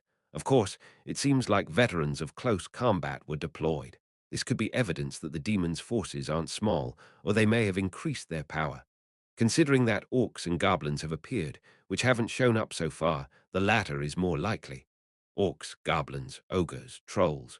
Olivia seemed to think about the possibility of the demons having increased their power just by revealing forces they hadn't sent so far. She couldn't reach the suspicion that this might not be the work of demons, but of someone else, which might be natural. Even Olivia, who had been disappointed in humans, had a limit to her thinking. If I weren't the Demon King myself, I might have clicked my tongue a few times at the news that the Demon King offspring had gone mad. Despite there being some suspicious circumstances, I might have moved on, thinking about how many such suspicious incidents there were in the world. I'm sensitive and serious about it because it's my issue. If it were something far away, I would have heard it and let it go, even if it was a story about the Demon King.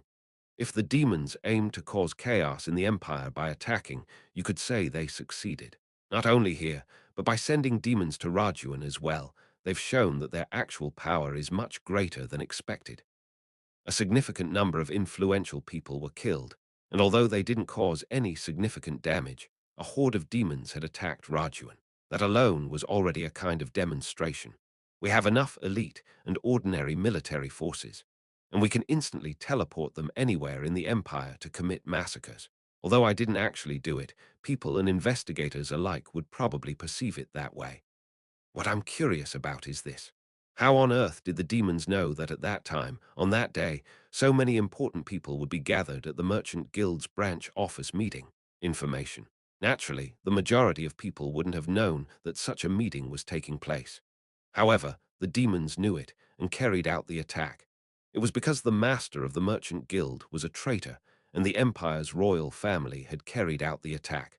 It was only an assumption that Shanaple might have been in charge of the operation. Where on earth did the demons obtain their information? Even last time with the Holy Knight's attack, and maybe it's natural, but it seems like demons know a lot about secret information. It was thanks to Radia Schmidt's mischief, but in the end, it was still important information. To those who didn't know, it was entirely possible to think that the demons knew everything. So for now, I think it's best to find out why people had to gather at that Merchant Guild branch. I suspect there might have been a mole. Why did people have to gather at this small southern country's Merchant Guild branch for some meeting? Olivia was focusing on that, and she was getting closer to Owen de Gethmora, the information leaker, even though she hadn't caught him properly yet. The more Olivia said this, the more complicated my thoughts became. Why on earth did Savilin Turner send me here? The Special Investigation Headquarters set up here was not initially installed for investigation, but to obscure the truth. Not all investigators may know the truth, but at least, in the case of someone like Scott Kelton, the director, he would know. The investigation guidelines given to him by the royal family would naturally be to cover up the truth. The Empire intervened so that the Levena royal family could not investigate directly. The conspiracy regarding the manipulation of the demon attack by the royal family is not over. It is still ongoing until this investigation headquarters concludes the case. So, no matter how the investigation proceeds, in the end, it will be concluded that this was the work of demons. If the Levena royal family tries to interfere with the investigation, the Empire will block it with any excuse, and Levena will have no reason to refuse the Empire's direct involvement. This investigation headquarters is an institution set up to resolve the case, but come up with a conclusion to their liking. Although there are suspicious circumstances everywhere in this conspiracy, there can be no further investigation once the investigating agency concludes it.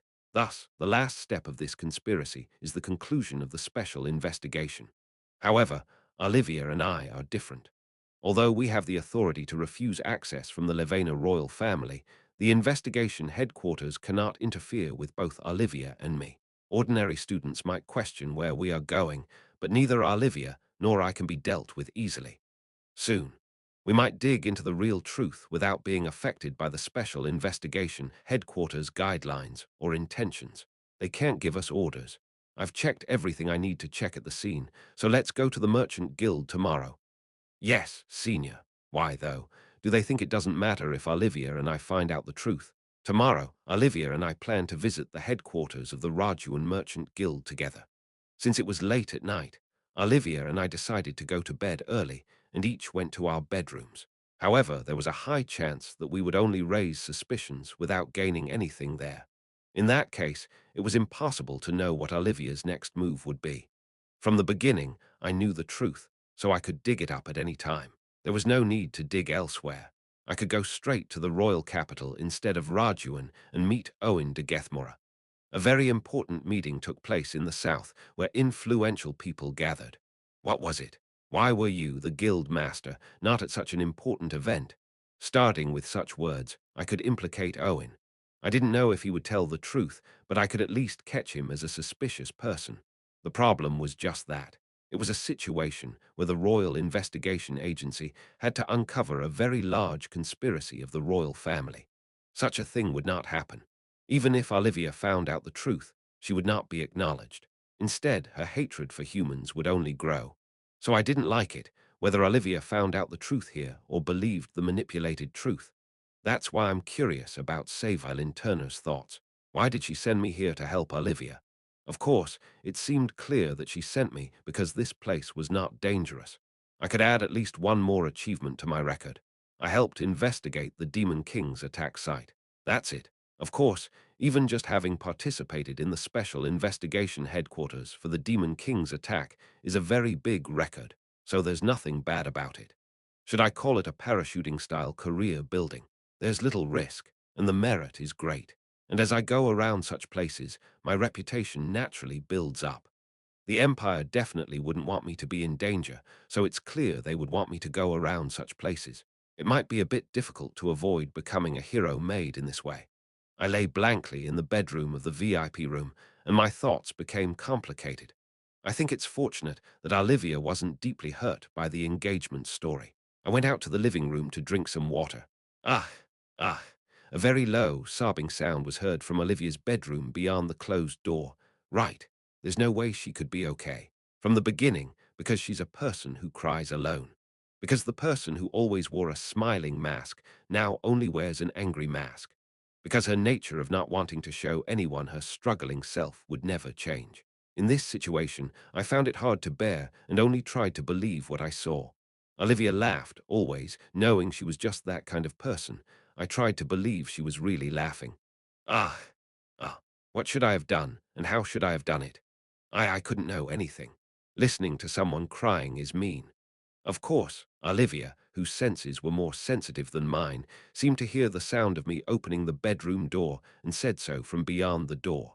You don't have to hug me, but you could at least pat my back. You're such a fool. As I stood there hesitantly, I could hear Olivia's sobs from beyond the bedroom. Contemplating whether I should leave, I opened the door to Olivia's bedroom. Surprisingly, it wasn't locked, as if it was meant to be open. Upon entering the bedroom, I saw Olivia on the bed, wiping her eyes wide open with her hands. What am I supposed to do now that you actually came in? My eyes are swollen. Olivia said so while covering her eyes. Well, what am I supposed to do? As I was stuck in between choices, Olivia lowered her arm that was covering her eyes. She said her eyes were swollen, but honestly, I couldn't really tell. In the darkness, all I could see was the slightly swollen area around her eyes under the moonlight streaming in through the window. You're not going to marry me, are you? You don't even give me false hope. It's really disappointing. Olivia said that and slightly sat up, leaning her back against the wall behind the bed. She wasn't looking at me. With her lips pouting, Olivia gazed out the window where the moonlight was shining. Should I just marry the Demon King? What? If you're not going to marry me for the rest of your life, I'll go marry the Demon King and stab you in the neck. You bastard, Nuna. Actually, that's me too. Although Olivia was joking, it wasn't entirely insincere. I didn't know if she was seriously considering siding with the Demon King. Perhaps she came all the way to the kingdom of Levena just to see if the Demon King was as evil as people perceive. Of course, it was funny for her to talk about marrying the Demon King without ever seeing him. What if the Demon King was a genderless, alien monster?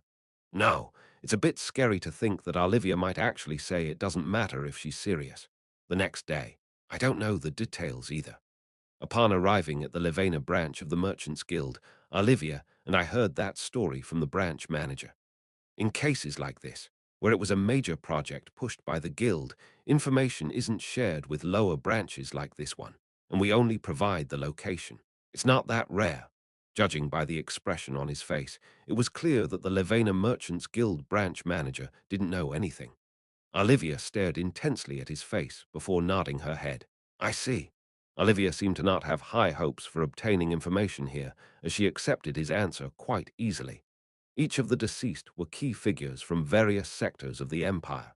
Since it was initially a significant project of the Merchants Guild, it was only natural that information wouldn't be widespread. Olivia didn't seem to doubt the Rajuan Merchants Guild branch manager's words, and neither did I. Olivia asked the branch manager a few more questions, but couldn't obtain any crucial clues. However, one important thing. The guild's headquarters had ordered the branch to vacate the premises during a specific period. The Rajuan branch had simply followed the order from the headquarters. Let's go, Reinhardt. All right. Olivia left the Rajuan branch office, seemingly satisfied with the progress. Outside the Merchant Guild's branch, Olivia touched her cheek with her index finger and tilted her head. It was annoyingly cute, trying to act cute, but actually being cute. It's strange that they rented the place for a specific period rather than a specific date. It could be that the meetings were held for several days. Even if not, since important people were attending, they would have had to clean and take care of various aspects. True. Olivia must have had plenty of opportunities to meet high-ranking people. Thus, she seemed to understand that when people of high status gather, they naturally need to prepare not just for a specific date, but for a period of time. There were quite a few religious people like that too, even among the clergy. Yes, even among the high priests, there were those who insisted that their prayer space should be arranged according to their intentions and decorated a large carriage as a chapel to carry around. There were also quite a few people who didn't allow lower-ranking priests to listen to their sermons if they weren't for ordinary believers. People often think of themselves as one or two levels above their actual position. Should I say they sanctify themselves? It's funny. The lingering laughter in her words revealed Olivia's contempt for humanity. Low places are low and high places are high, each ugly in its own way. Ignorance and vulgarity from stupidity, ugliness from knowledge and nobility. It seemed Olivia believed that humans were inevitably ugly. In that sense, my adoptive father was a decent clergyman. He was honest, at least. The problem was that he was crazy.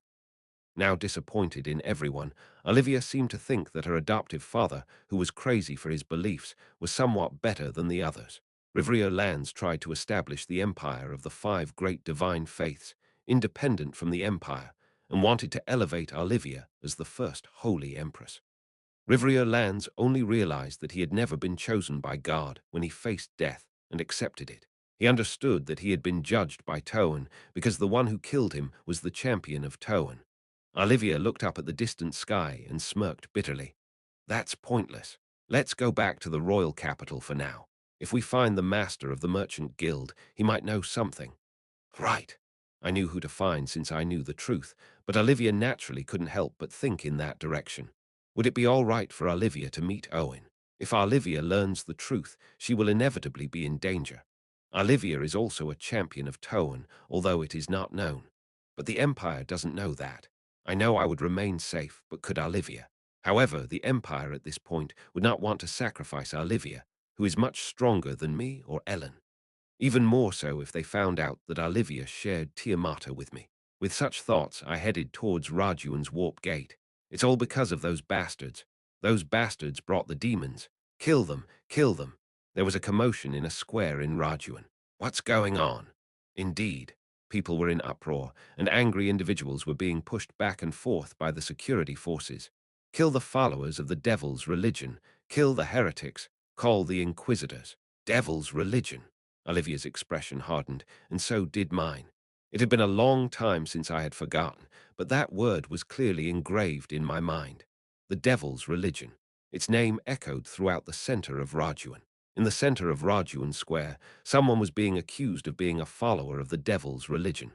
Step back, I said, step back. The person who seemed to be in charge of the security forces tried to intimidate the crowd, but the angry mob pushed back against them. Olivia and I could see people lying inside the circle formed by the security forces. I didn't know what the devil's religion was in the first place, so there was nothing about these people that specifically identified them as followers of the devil's religion. They just looked like ordinary people. Young men, women, the elderly, even children. They seemed like ordinary people, no matter how I looked at them. Soon, the inquisitors of the five great divine faiths will verify through proper procedures whether these people are followers of the devil's religion or not. Those who use private means will be severely punished under Levena's national law. How many people have heard them whispering about the demon king together? If they aren't followers of the devil's religion, then what are they? Worshipping suspicious idols locked up in their homes. Kill them, kill them. The demon king will come again. If those bastards bring the demon king back to Rajuan, will you take responsibility? Olivia's expression turned cold as she looked at the crowd. Since they've already decided to hate those people, they won't hesitate to act when an incomprehensible situation happens in front of them. Isn't it interesting, Reinhardt? Olivia smiled at me. Even though it should be the Demon King's objective to kill people, it's still the humans who are trying to solve something by killing other humans. Would the old Olivia have helped those being persecuted? They could be followers of the devil's religion, or they could not be. However, one incident leads to many others. The people of Levena, the capital of Rajuan, trust their intuition rather than the investigators sent by the Empire. Those bastards will summon the demons again. Even if they are true followers of the devil's religion, the demon king has no reason or justification to respond to their call. How could such insignificant beings, not much different from you, possibly summon the demon king to this remote corner? but people believe it, believing in it. Oh, five great divine faiths, please look upon us with mercy. They believed that killing those people was justice, that they were acting righteously themselves. Because of that, they seemed to have no awareness that what they were doing was murder. Olivia was sneering at the humans. I didn't want to ridicule or despise this scene. It's sad. At my words, Olivia chuckled as if surprised. Unexpected, Reinhardt. I didn't know you had such humanity in you. Life isn't precious just because it's good. Ha, I suppose. It seemed as if the words that the Demon King and the Holy Maiden should say were reversed. That thought crossed my mind for a moment. Olivia no longer laughed at the terrible sight after hearing my words. Let's go. This is unpleasant. However, she didn't seem to have any desire to intervene in that scene at all. Chapter 398. While investigating the manipulated truth, Olivia and I came across other issues. The people of Laduan, the capital of Levena Kingdom, lost their senses after experiencing the shocking situation of a demon attack. The demons, as well as the Demon King, disappeared without a trace, but the presence of the Demon King's attack still exists. They couldn't understand why the Demon King attacked Laduan, so they tried to find a reason. They didn't believe the announcements from the royal family or the empire and began to doubt their neighbors, who had always been suspicious, accusing them of being followers of the Demon King. The reasons were usually trivial. Always wearing a gloomy expression and speaking incomprehensible words while wandering around, not getting along with others and being confined to their homes, seeing an unidentified statue in the house and accusing them of being idol worshippers. It was probably some absurd reason like that. In extreme situations, those who do not comply with the norms of society become branded as unpleasant, and people hate to admit that they are scared because of uncontrollable circumstances, so they try to make those people worthy of hatred. Any reason will do. They wish for someone to become someone who can die, and they just make it so. Neither Olivia nor I intervened at the scene. That scene is not under the jurisdiction of the Empire. The Empire is investigating the Demon King's attack. But that's it, and that's why Olivia and my role is limited to that. If someone from the Empire interferes in the royal affairs of another country, it becomes internal interference, and I'm not confident or obligated to handle such political issues. Besides, I carry the emblem of the royal family, and if I act recklessly, it will be the imperial royal family, not me, that will suffer. On paper, I'm a beggar who entered temple, and now I'm thinking about the power struggle between the imperial royal family and other countries. Moreover, in reality, I am the Demon King. It couldn't be anything but a funny story. We returned directly to the royal capital after going to Laduan. Epinhauser, Seva Linterna, and the children must have been informed of my participation in the special activities, so they probably weren't worried about me. No, rather, they might be worried that I went to do something dangerous. By the way, having the royal emblem is great, being able to use the warp gates right away. Since I'm also a champion of Toan, should I ask for one too? Olivia must have found it so convenient to return directly to the royal capital that she even said such a thing. Would you be okay with the Toan Order calling you back 20 times a day because you need to live under the protection of the divine? Ah, that's true. I could just tell the royal family, but it was just a joke. I hate being bothered more. Heading towards the main headquarters of the Merchants Guild in the royal capital, Olivia looks at me quietly. But Reinhardt, yes, do you remember? The final match of the tournament with me, Radia Schmidt. I almost couldn't control my expression at the sudden mention, but I didn't make a strange face. Yes, I remember. Radia Schmidt. By any chance, have you seen her since then, after we faced each other at that time? Olivia had been talking nonsense to Radia Schmidt. I had snapped at her to leave Olivia alone. After that, Radia Schmidt had followed me with the intent to kill, and Elaris had subdued her. Thanks to the information obtained from Radia, we were able to save Adriana and Olivia. No, why? I don't think I've ever seen her in temple either. My words darkened Olivia's expression. She went missing after that day. Although she had been disillusioned with her faith and disgusted with those who imposed it, Olivia seemed to still consider her friend deep in her heart. We both knew what that day was without having to say it. Was that person a member of that organization too? Olivia looked up at the sky. Perhaps. I think so. Of course, I didn't see her there, but I still don't know exactly who was there. The list of casualties from the Holy Knights is not accurate either. Maybe she was there. Olivia seemed to think that Radia Schmidt had not gone missing, but had been killed in the attack by the demons. If so, the Demon King had saved me and killed my friend. Since Radia's body wasn't found, I couldn't be sure, but considering there's no news like this, Olivia seemed to see Radia's chances of survival as very low. The need for certainty about the Demon King seemed not only because of the Rajuan attack. Although Radia Schmidt was a Temple graduate in terms of time, she went missing without graduating. Temple must be searching for Radia Schmidt's whereabouts in a place I don't know, and they might have concluded that she had already died in connection with the Holy Knight's attack. How on earth is Radia Schmidt doing in Epifax? I think Elaris will take care of it. Wuo in the high castle of Epifax. Radia sat in one corner of the kitchen, blankly watching chopped vegetables and meat being stir-fried on a greased pan, while a stew pot bubbled in another place. I've always felt this way, but you're good at cooking. Although you don't need to eat, Radia cautiously swallowed the words. Living a long time, you learn to do this and that, even if it's not necessary for me. Elaris was sitting next to Radia, not even moving a finger. She was managing 3 different dishes simultaneously, all with telekinesis. So the ingredients cut in midair went into the pot, and the fire under the pan was also created by magic, allowing Radia to watch the free control of the heat. Radia didn't know how difficult this was, but she just found it fascinating. The prince of the demon realm had rummaged through a shop where there were no tools to cook for her. But since Elaris had taken responsibility for Radia's life in Epifax, she had brought in cooking utensils. So, although she was lonely, she was being taken care of like this to ensure there was no discomfort in eating and sleeping. Radia watched the vampire, who didn't even look at the progress of the cooking, resting her chin on her hand and gazing quietly out the window. It had been several months since they started living together.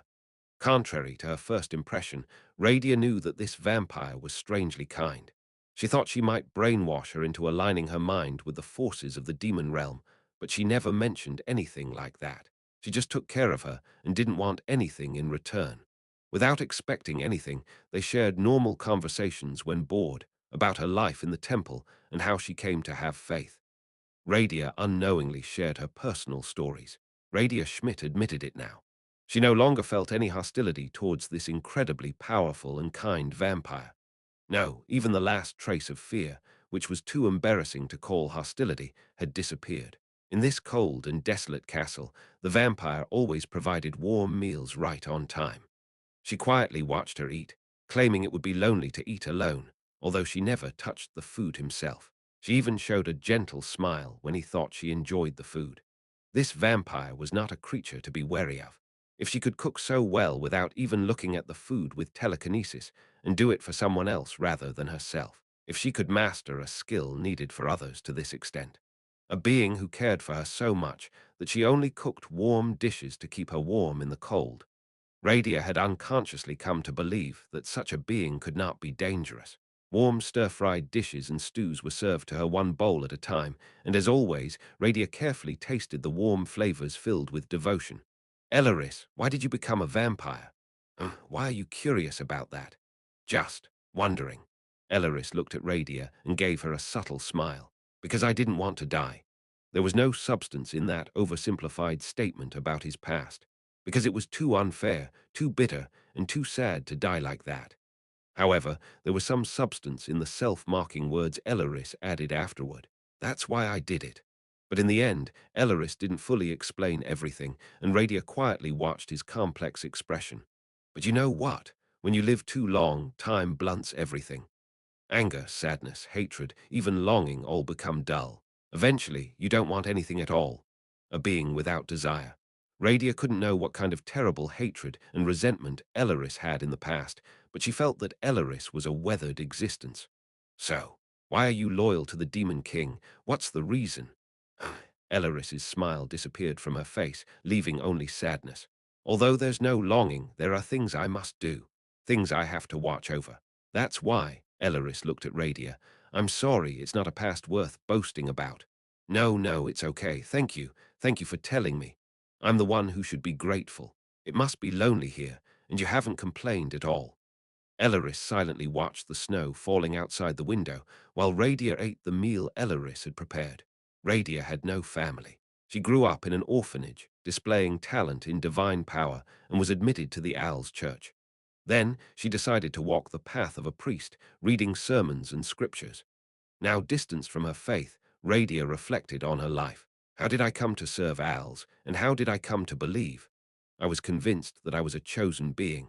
Unlike other orphans, I had talent in divine power and received special treatment. Different food was served at my table compared to the other children. When I tried to share it, I was scolded. The teachers and priests always said that since God recognized my talent, it was only natural for me, the chosen one, to receive such special treatment. It was not something given by the orphanage director, but by God, and I alone should enjoy it.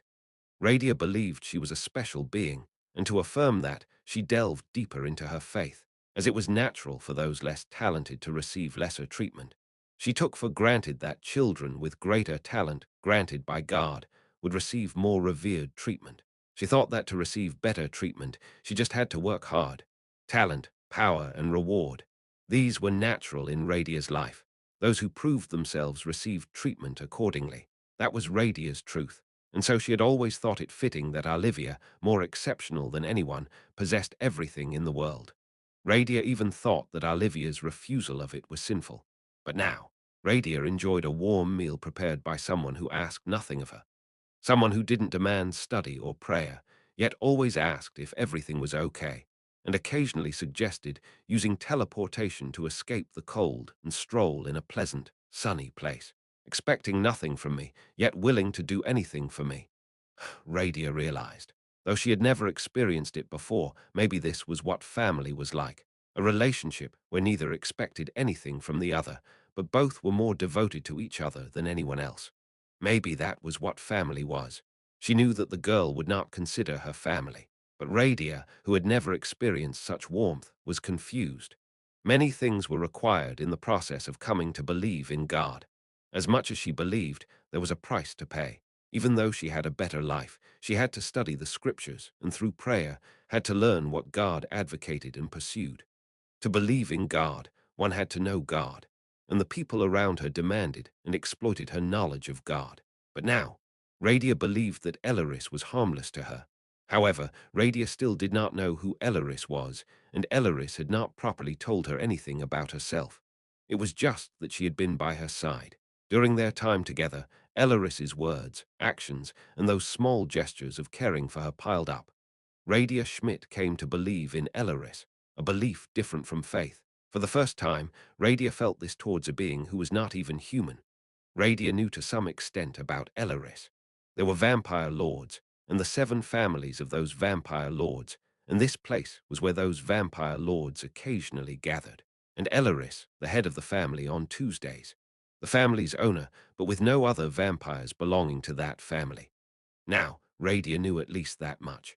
A being that directly contradicted the teachings of the 5 great divine faiths, which had taught her that all wrong beings were evil, was right in front of her. Radia could not find even a trace of evil in any aspect of Elaris's appearance.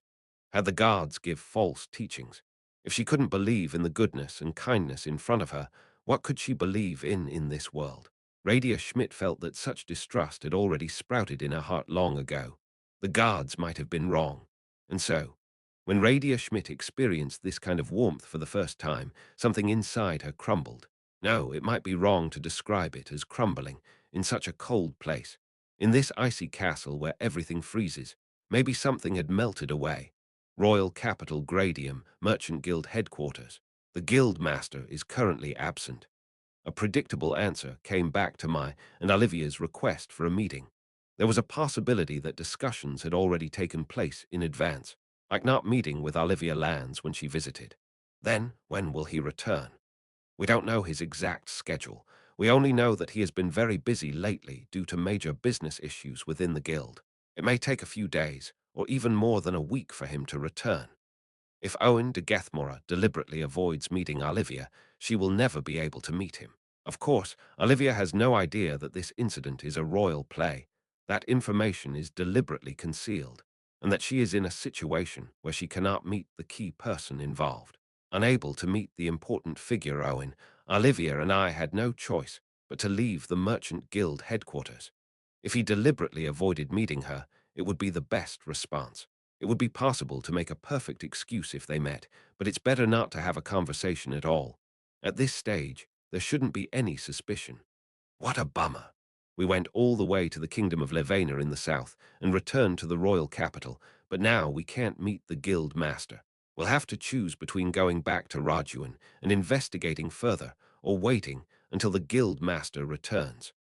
I was actually relieved that Owen was not there. If Olivia were to find out the truth, she might really join the Demon King's side out of disillusionment with humanity. Even though she said it, jokingly, without me, Olivia might have joined the Demon King's side. Olivia said she needed certainty. She did not specify what kind of certainty, whether it was the certainty of hating the Demon King or the certainty of hating humans. If Olivia found out the truth about this incident, she would gain the certainty of hating humans. If my identity as the Demon King was discovered, for Olivia to side with the Demon King in this situation would be like crawling into a pit of fire on her own. Let's go back to Rajuan. Do we have to? That's why I wanted to avoid any situation where Olivia might meet Owen. The distance itself was tremendous, but since we were using the warp gate, leaving and arriving were a matter of moments.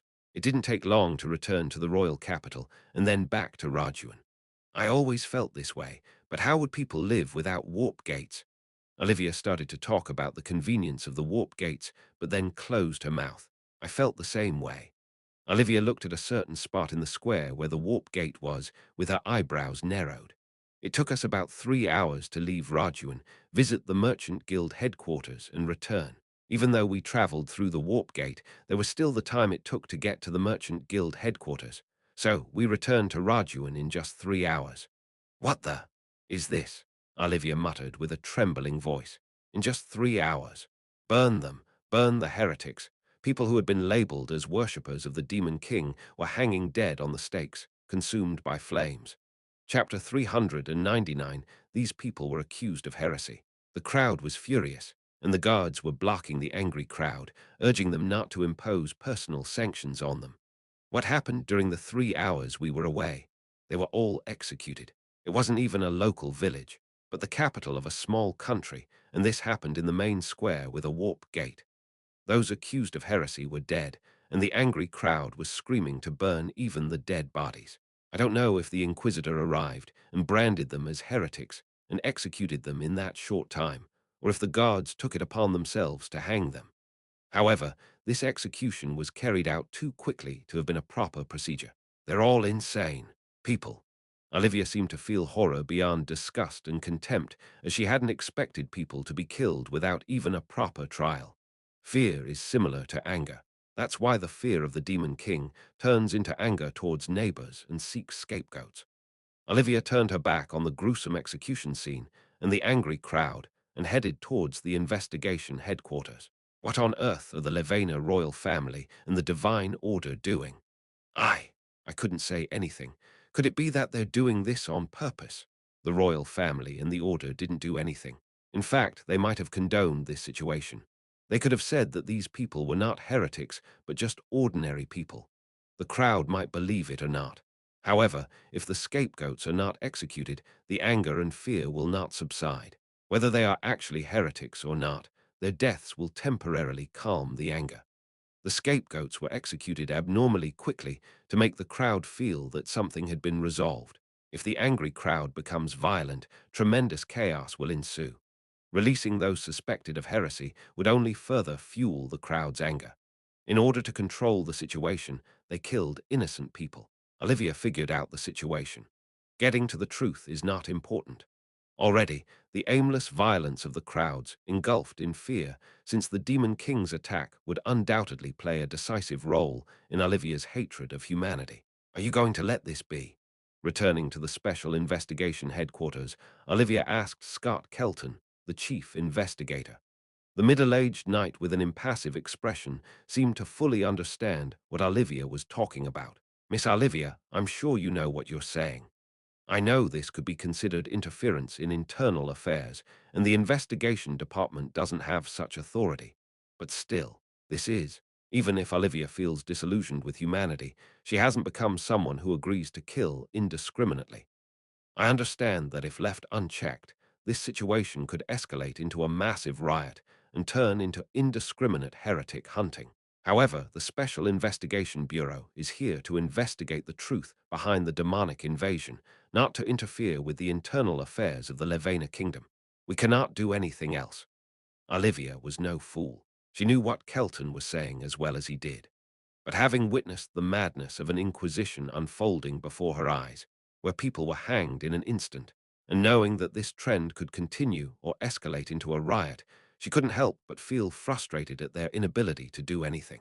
Nevertheless, the Special Investigation Bureau must operate within its jurisdiction, and the events happening in Rajuan now were clearly beyond their scope. Therefore, Olivia knew that she was asking too much of Scott Kelton. Couldn't they do something about this situation?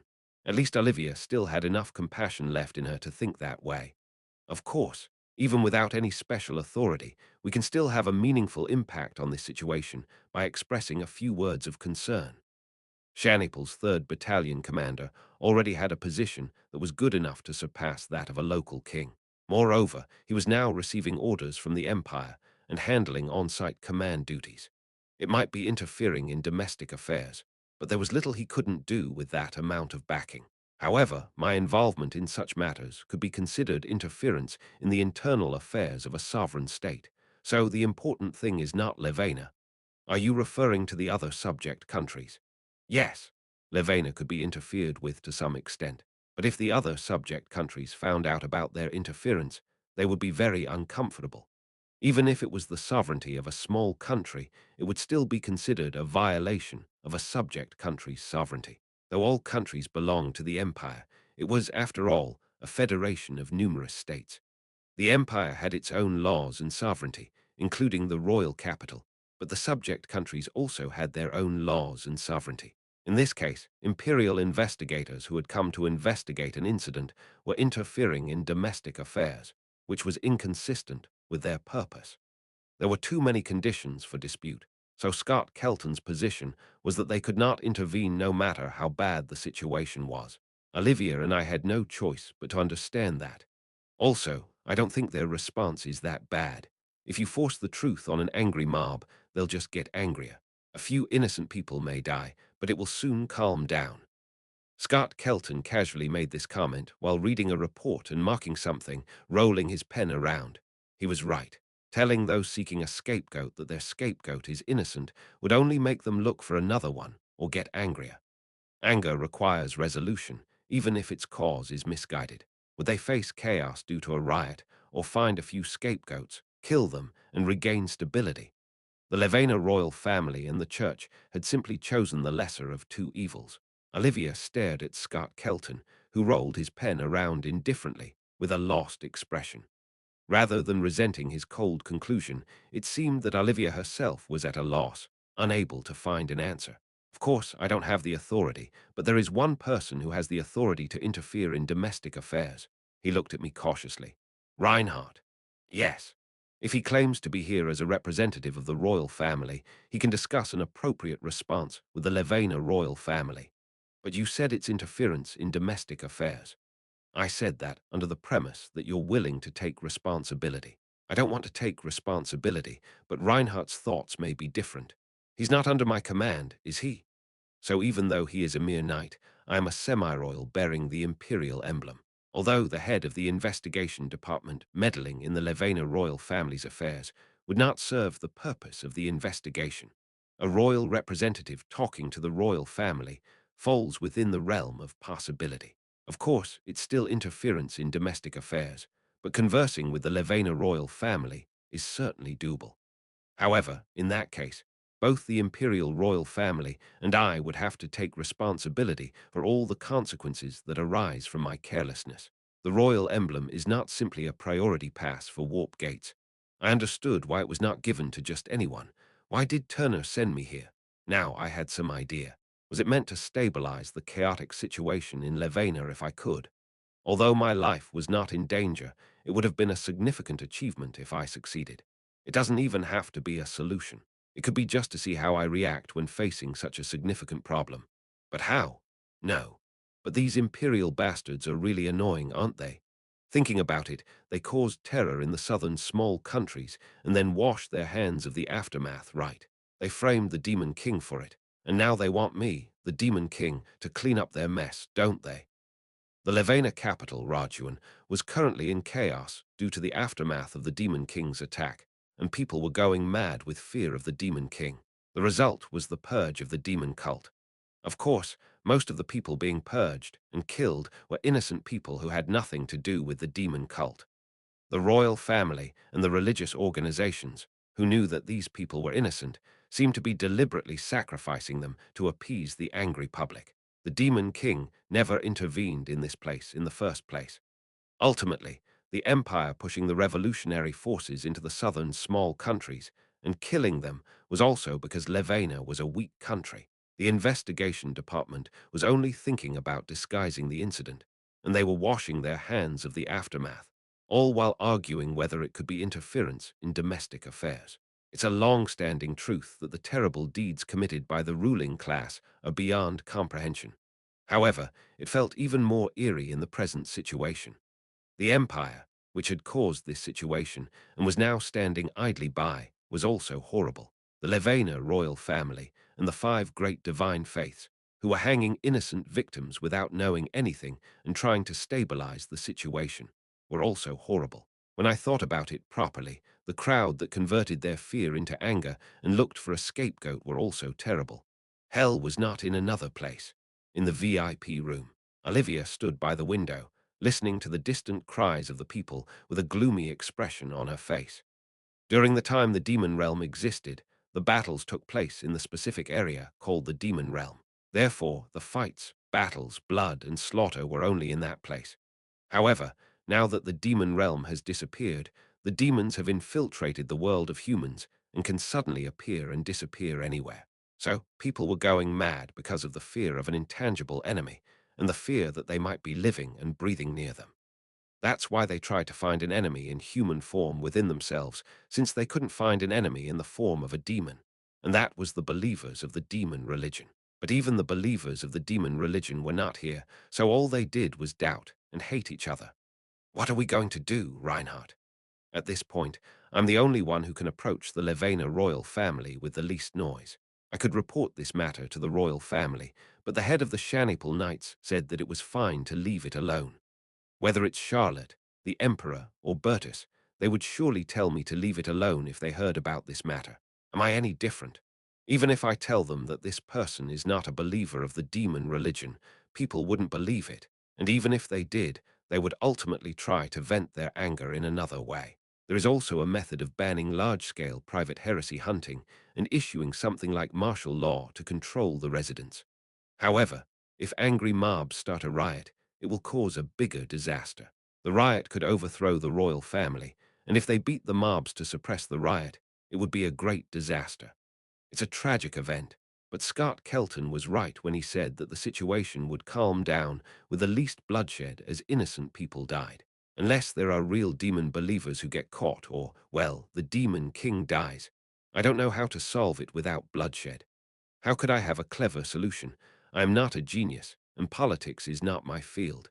Even if I met the king of Levena and did something out of line, what would I say? There is no way I would have a clever solution. Olivia stood by the window and silently looked down at the street. She came to hate humans, but she couldn't calmly watch innocent people die. Is her nature never going to disappear somewhere? People become like this when they succumb to despair.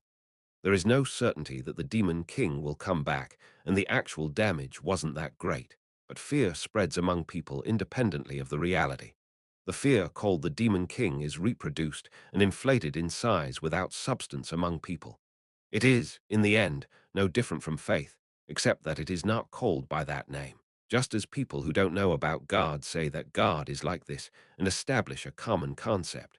A faith called the Demon King is being created among people. Among the things they were talking about, none of them would have resembled me, but people added flesh to the ambiguous entity called the Demon King, shaping it into a figure of fear. A new faith in the name of the Demon King, which only evokes fear and despair through belief. Find the followers of the demon cult. It would be sprouting up all over the continent now. Rajuan was just an extreme case. Since they couldn't find the demons across the entire continent, people would try to find the human-shaped enemy, the followers of the demon cult. This place was just the beginning. A large-scale hunt and purge of the demon cult followers would begin. Believe in Artorias. The hero will be resurrected and defeat the demon king. And then I heard an unexpected phrase. Olivia, who was looking out the window, turned her head towards me with a puzzled look. What did I just hear? The hero Artorias will protect us. Did I hear it wrong just now? I think I heard Artorias. Yes, I think so. No, what kind of nonsense is this? Olivia and I thought it was possible for people to shout about the demon cult purge, but we ended up hearing an even more absurd claim. Believe in Artorias. Olivia and I immediately ran out to the street and grabbed the person who was yelling at the top of their lungs. Excuse me. Artorias will save us. The one shouting such a bizarre claim was an elderly man of unknown age. What's going on? What are you talking about? Believe in Artorias. You should also believe in the hero and receive salvation. There's no need to be afraid of the demon king at all, he shouted with a face full of faith and conviction. Olivia was confused, and I felt the same way. No, Artorias, he fought the demon king and died, right? At my stammering words, he vigorously shook his head. Oh, young one, what do you know to say such a thing? Artorias did not die, but ascended. After achieving the great feat of defeating the demon king, he became a war god. Yes, he joined the ranks of the war gods. Now that the demon king has returned, isn't it natural for Artorias to come back to finish his unfinished mission? No. You too believe in the hero and wait for the coming salvation. What kind of bullshit is this? The old man began to shout loudly as he moved away from us, who were dumbfounded. Believe in Artorias. The time of salvation is approaching. The hero will return. Do not be afraid. As we stared blankly at the retreating back of the old man, Olivia and I looked into each other's eyes. Is that a new religion based on the hero? How would I know? Although the hunting of the demon cult and other aspects were still within the realm of thought, we couldn't help but be dumbfounded by the completely unexpected emergence of a new religion venerating Lagan Artorias. Chapter 400, Heroic Faith. What the hell is this? Exactly. We returned to the VIP room. Both of us were bewildered. The 5 great divine faiths basically involve believing in the existence of gods. There are also holy relics that symbolize the powers of these gods. Of course, most people don't know the fact that these gods have dual natures. Anyway, there are priests who believe in the gods that lend their powers and perform miracles in the world. But this sudden heroic faith couldn't possibly be like that. Instead, it's as if a religion similar to the one in the world I originally lived in suddenly appeared. Faith in something that doesn't actually exist. Like how the faith of the demon cult originated from fear, heroic faith must have also originated from fear. Olivia seemed dumbfounded. Lagan Artorias didn't die, but ascended to become a god. Does that even make sense? Well, if they want to believe that, they will. It's like labeling someone who's obviously not a follower of the demon cult as one. Of course, there was no such thing in the original work. But since last year, when signs of the Demon King's return began to show, people were terrified, wondering who would kill the Demon King without a hero. That fear was distorted into a bizarre belief that Artorias would resurrect and defeat the Demon King. Is there something like a religious organization? Is someone spreading it systematically? I don't know.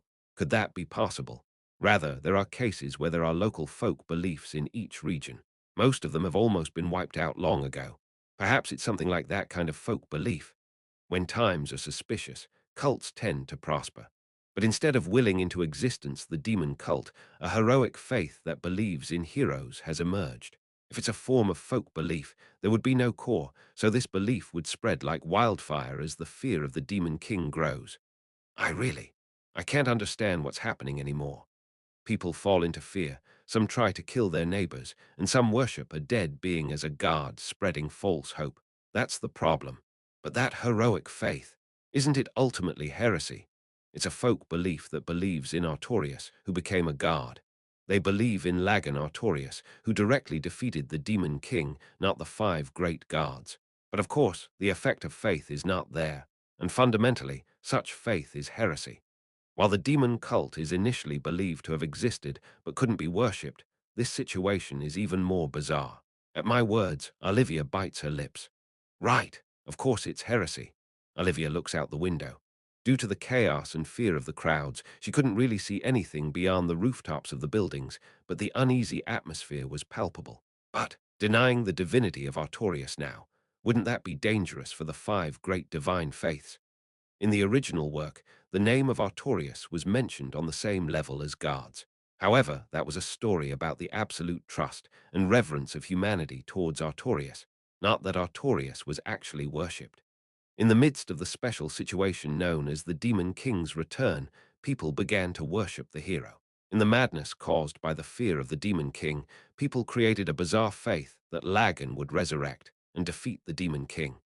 Who would dare to accuse them of worshipping heresy and threaten them with a knife to their throat? You don't believe in Artorius. You don't believe in the hero who killed the Demon King. Isn't it a good thing if Artorius is resurrected? Why do you think it's not possible? No, but why do you insist that Artorius can't be resurrected? This bastard. Right, he denies the resurrection of the savior of humanity. Do you dislike the resurrection of Artorius? Why would you dislike that? Ah, that's right. True. This bastard is a traitor to humanity. This insane reverse heresy interrogation could actually happen. Some people seek a scapegoat to relieve their fear, while others begin to believe in a new absolute being to relieve their fear. Lagan Artorius is not a god, they say. If you say that, can you survive without having your throat cut? A new faith that believes in the hero is spreading. At this point, it is unclear whether this faith has a core belief or if it is in the stage of spreading quietly like folk beliefs.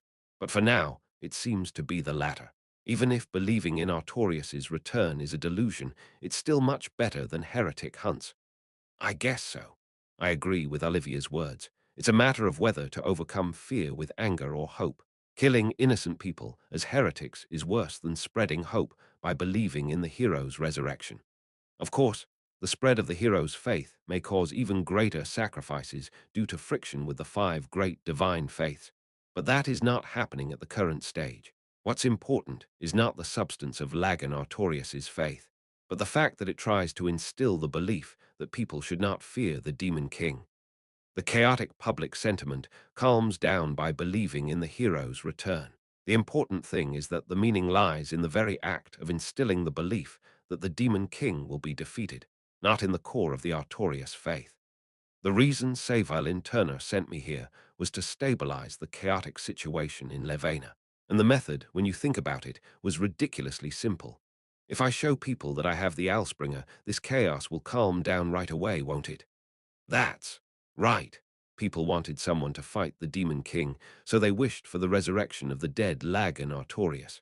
The key is not Artorius, but someone who can defeat the Demon King.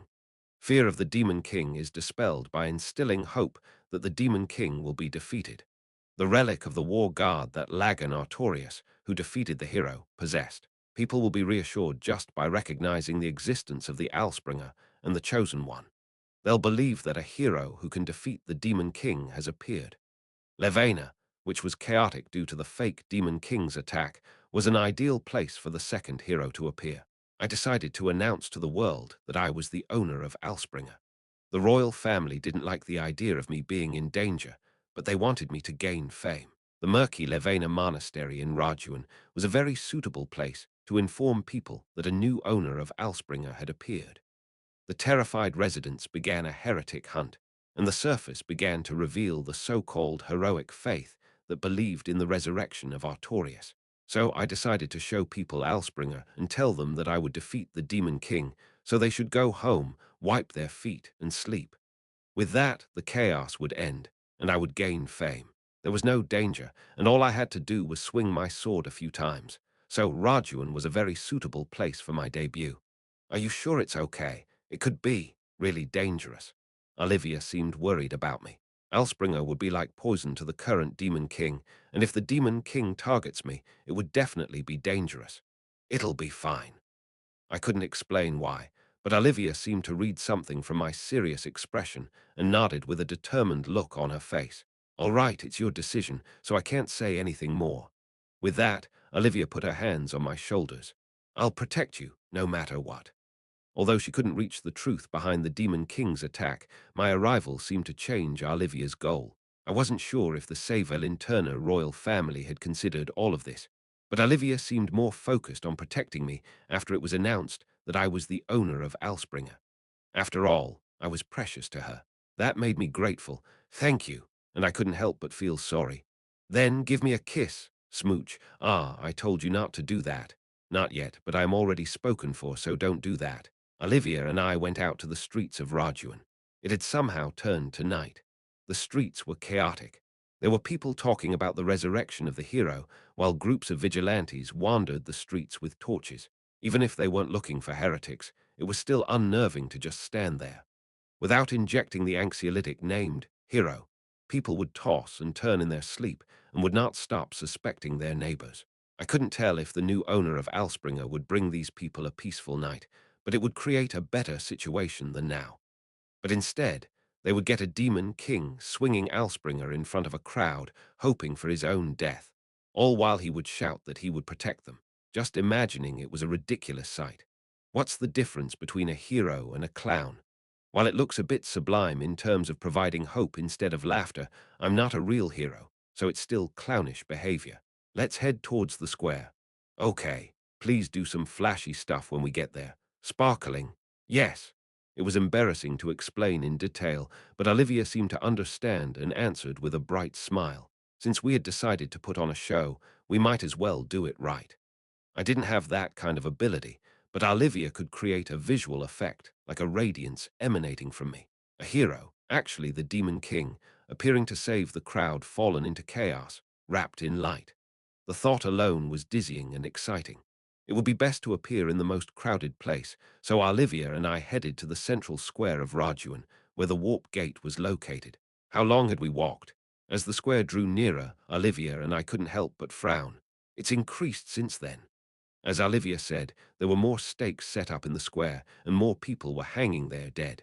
I didn't know where the frenzied crowd found their victims, but it seemed there were still more people to kill.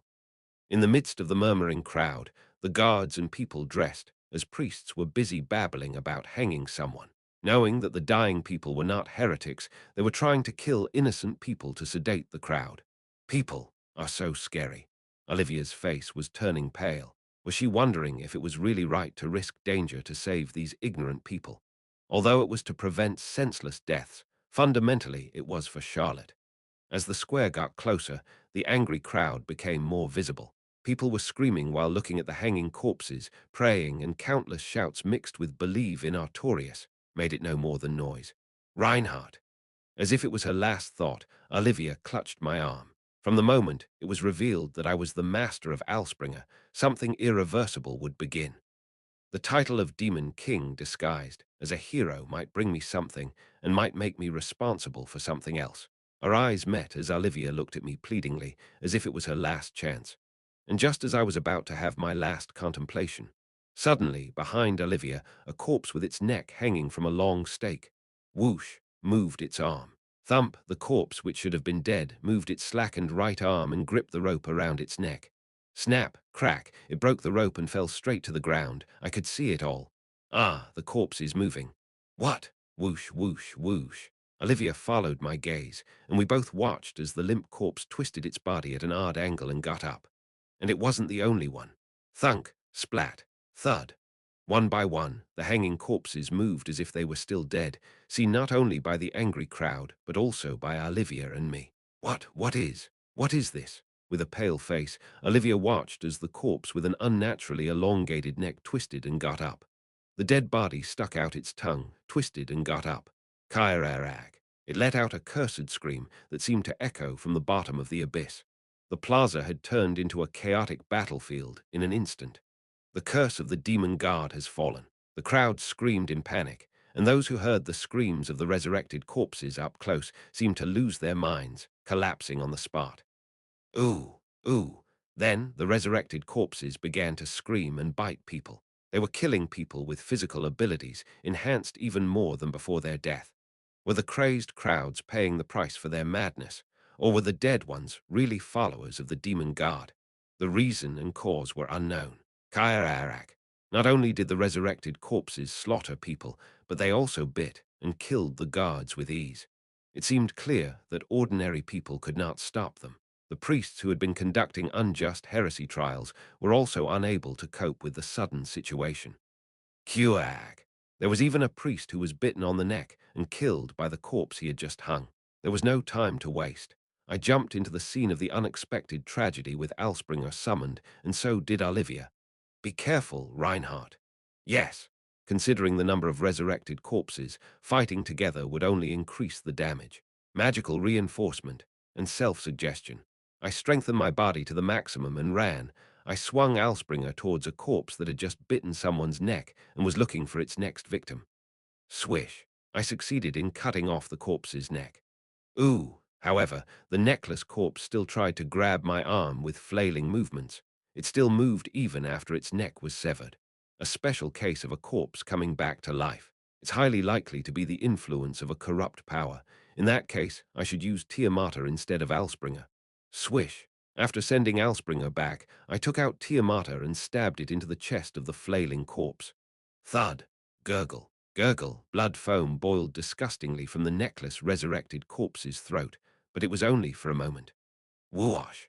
The white flame from Tiamata engulfed the corpse, and I could see it burning something away as if it were on fire. The corpse wasn't burning, but Tiamata seemed to be burning something, as if trying to burn the impure energy with holy flames. It was the first time I used it in an undead battle, but the effect was absolute. Thump! The motionless corpse collapsed powerlessly. Boom! Cough! Olivia, wrapped in white radiance, was dealing with the corpses that bit people one by one with her fists and kicks. There's no need to worry about that side. Oh, holy light. People were mumbling blankly as they saw our presence amidst this sudden chaos and massacre. You son of a bitch! There's no time for this. Hurry up and run! After yelling at the dumbfounded crowd, I moved toward the next target. Kairag! As if reacting to Tiamata, the corpses attacking people indiscriminately screamed precisely at me. I couldn't tell if it was some magic or if the real followers of the demon cult were playing tricks. The corpses had combat power incomparable to ordinary humans. I knew that from dealing with zombies last time. The real problem with them is not their combat power, but the primal fear they provoke. When you see a corpse with an unnaturally elongated neck and a long, stretched-out tongue charging at you, it's impossible not to have your reason paralyzed and your legs weakened. That's why even armed guards are panicking and running away. The true power of the undead comes not from their strength, but from the fear and disgust that stems from their horrifying appearance. Go back to being a corpse. But I had already faced them before.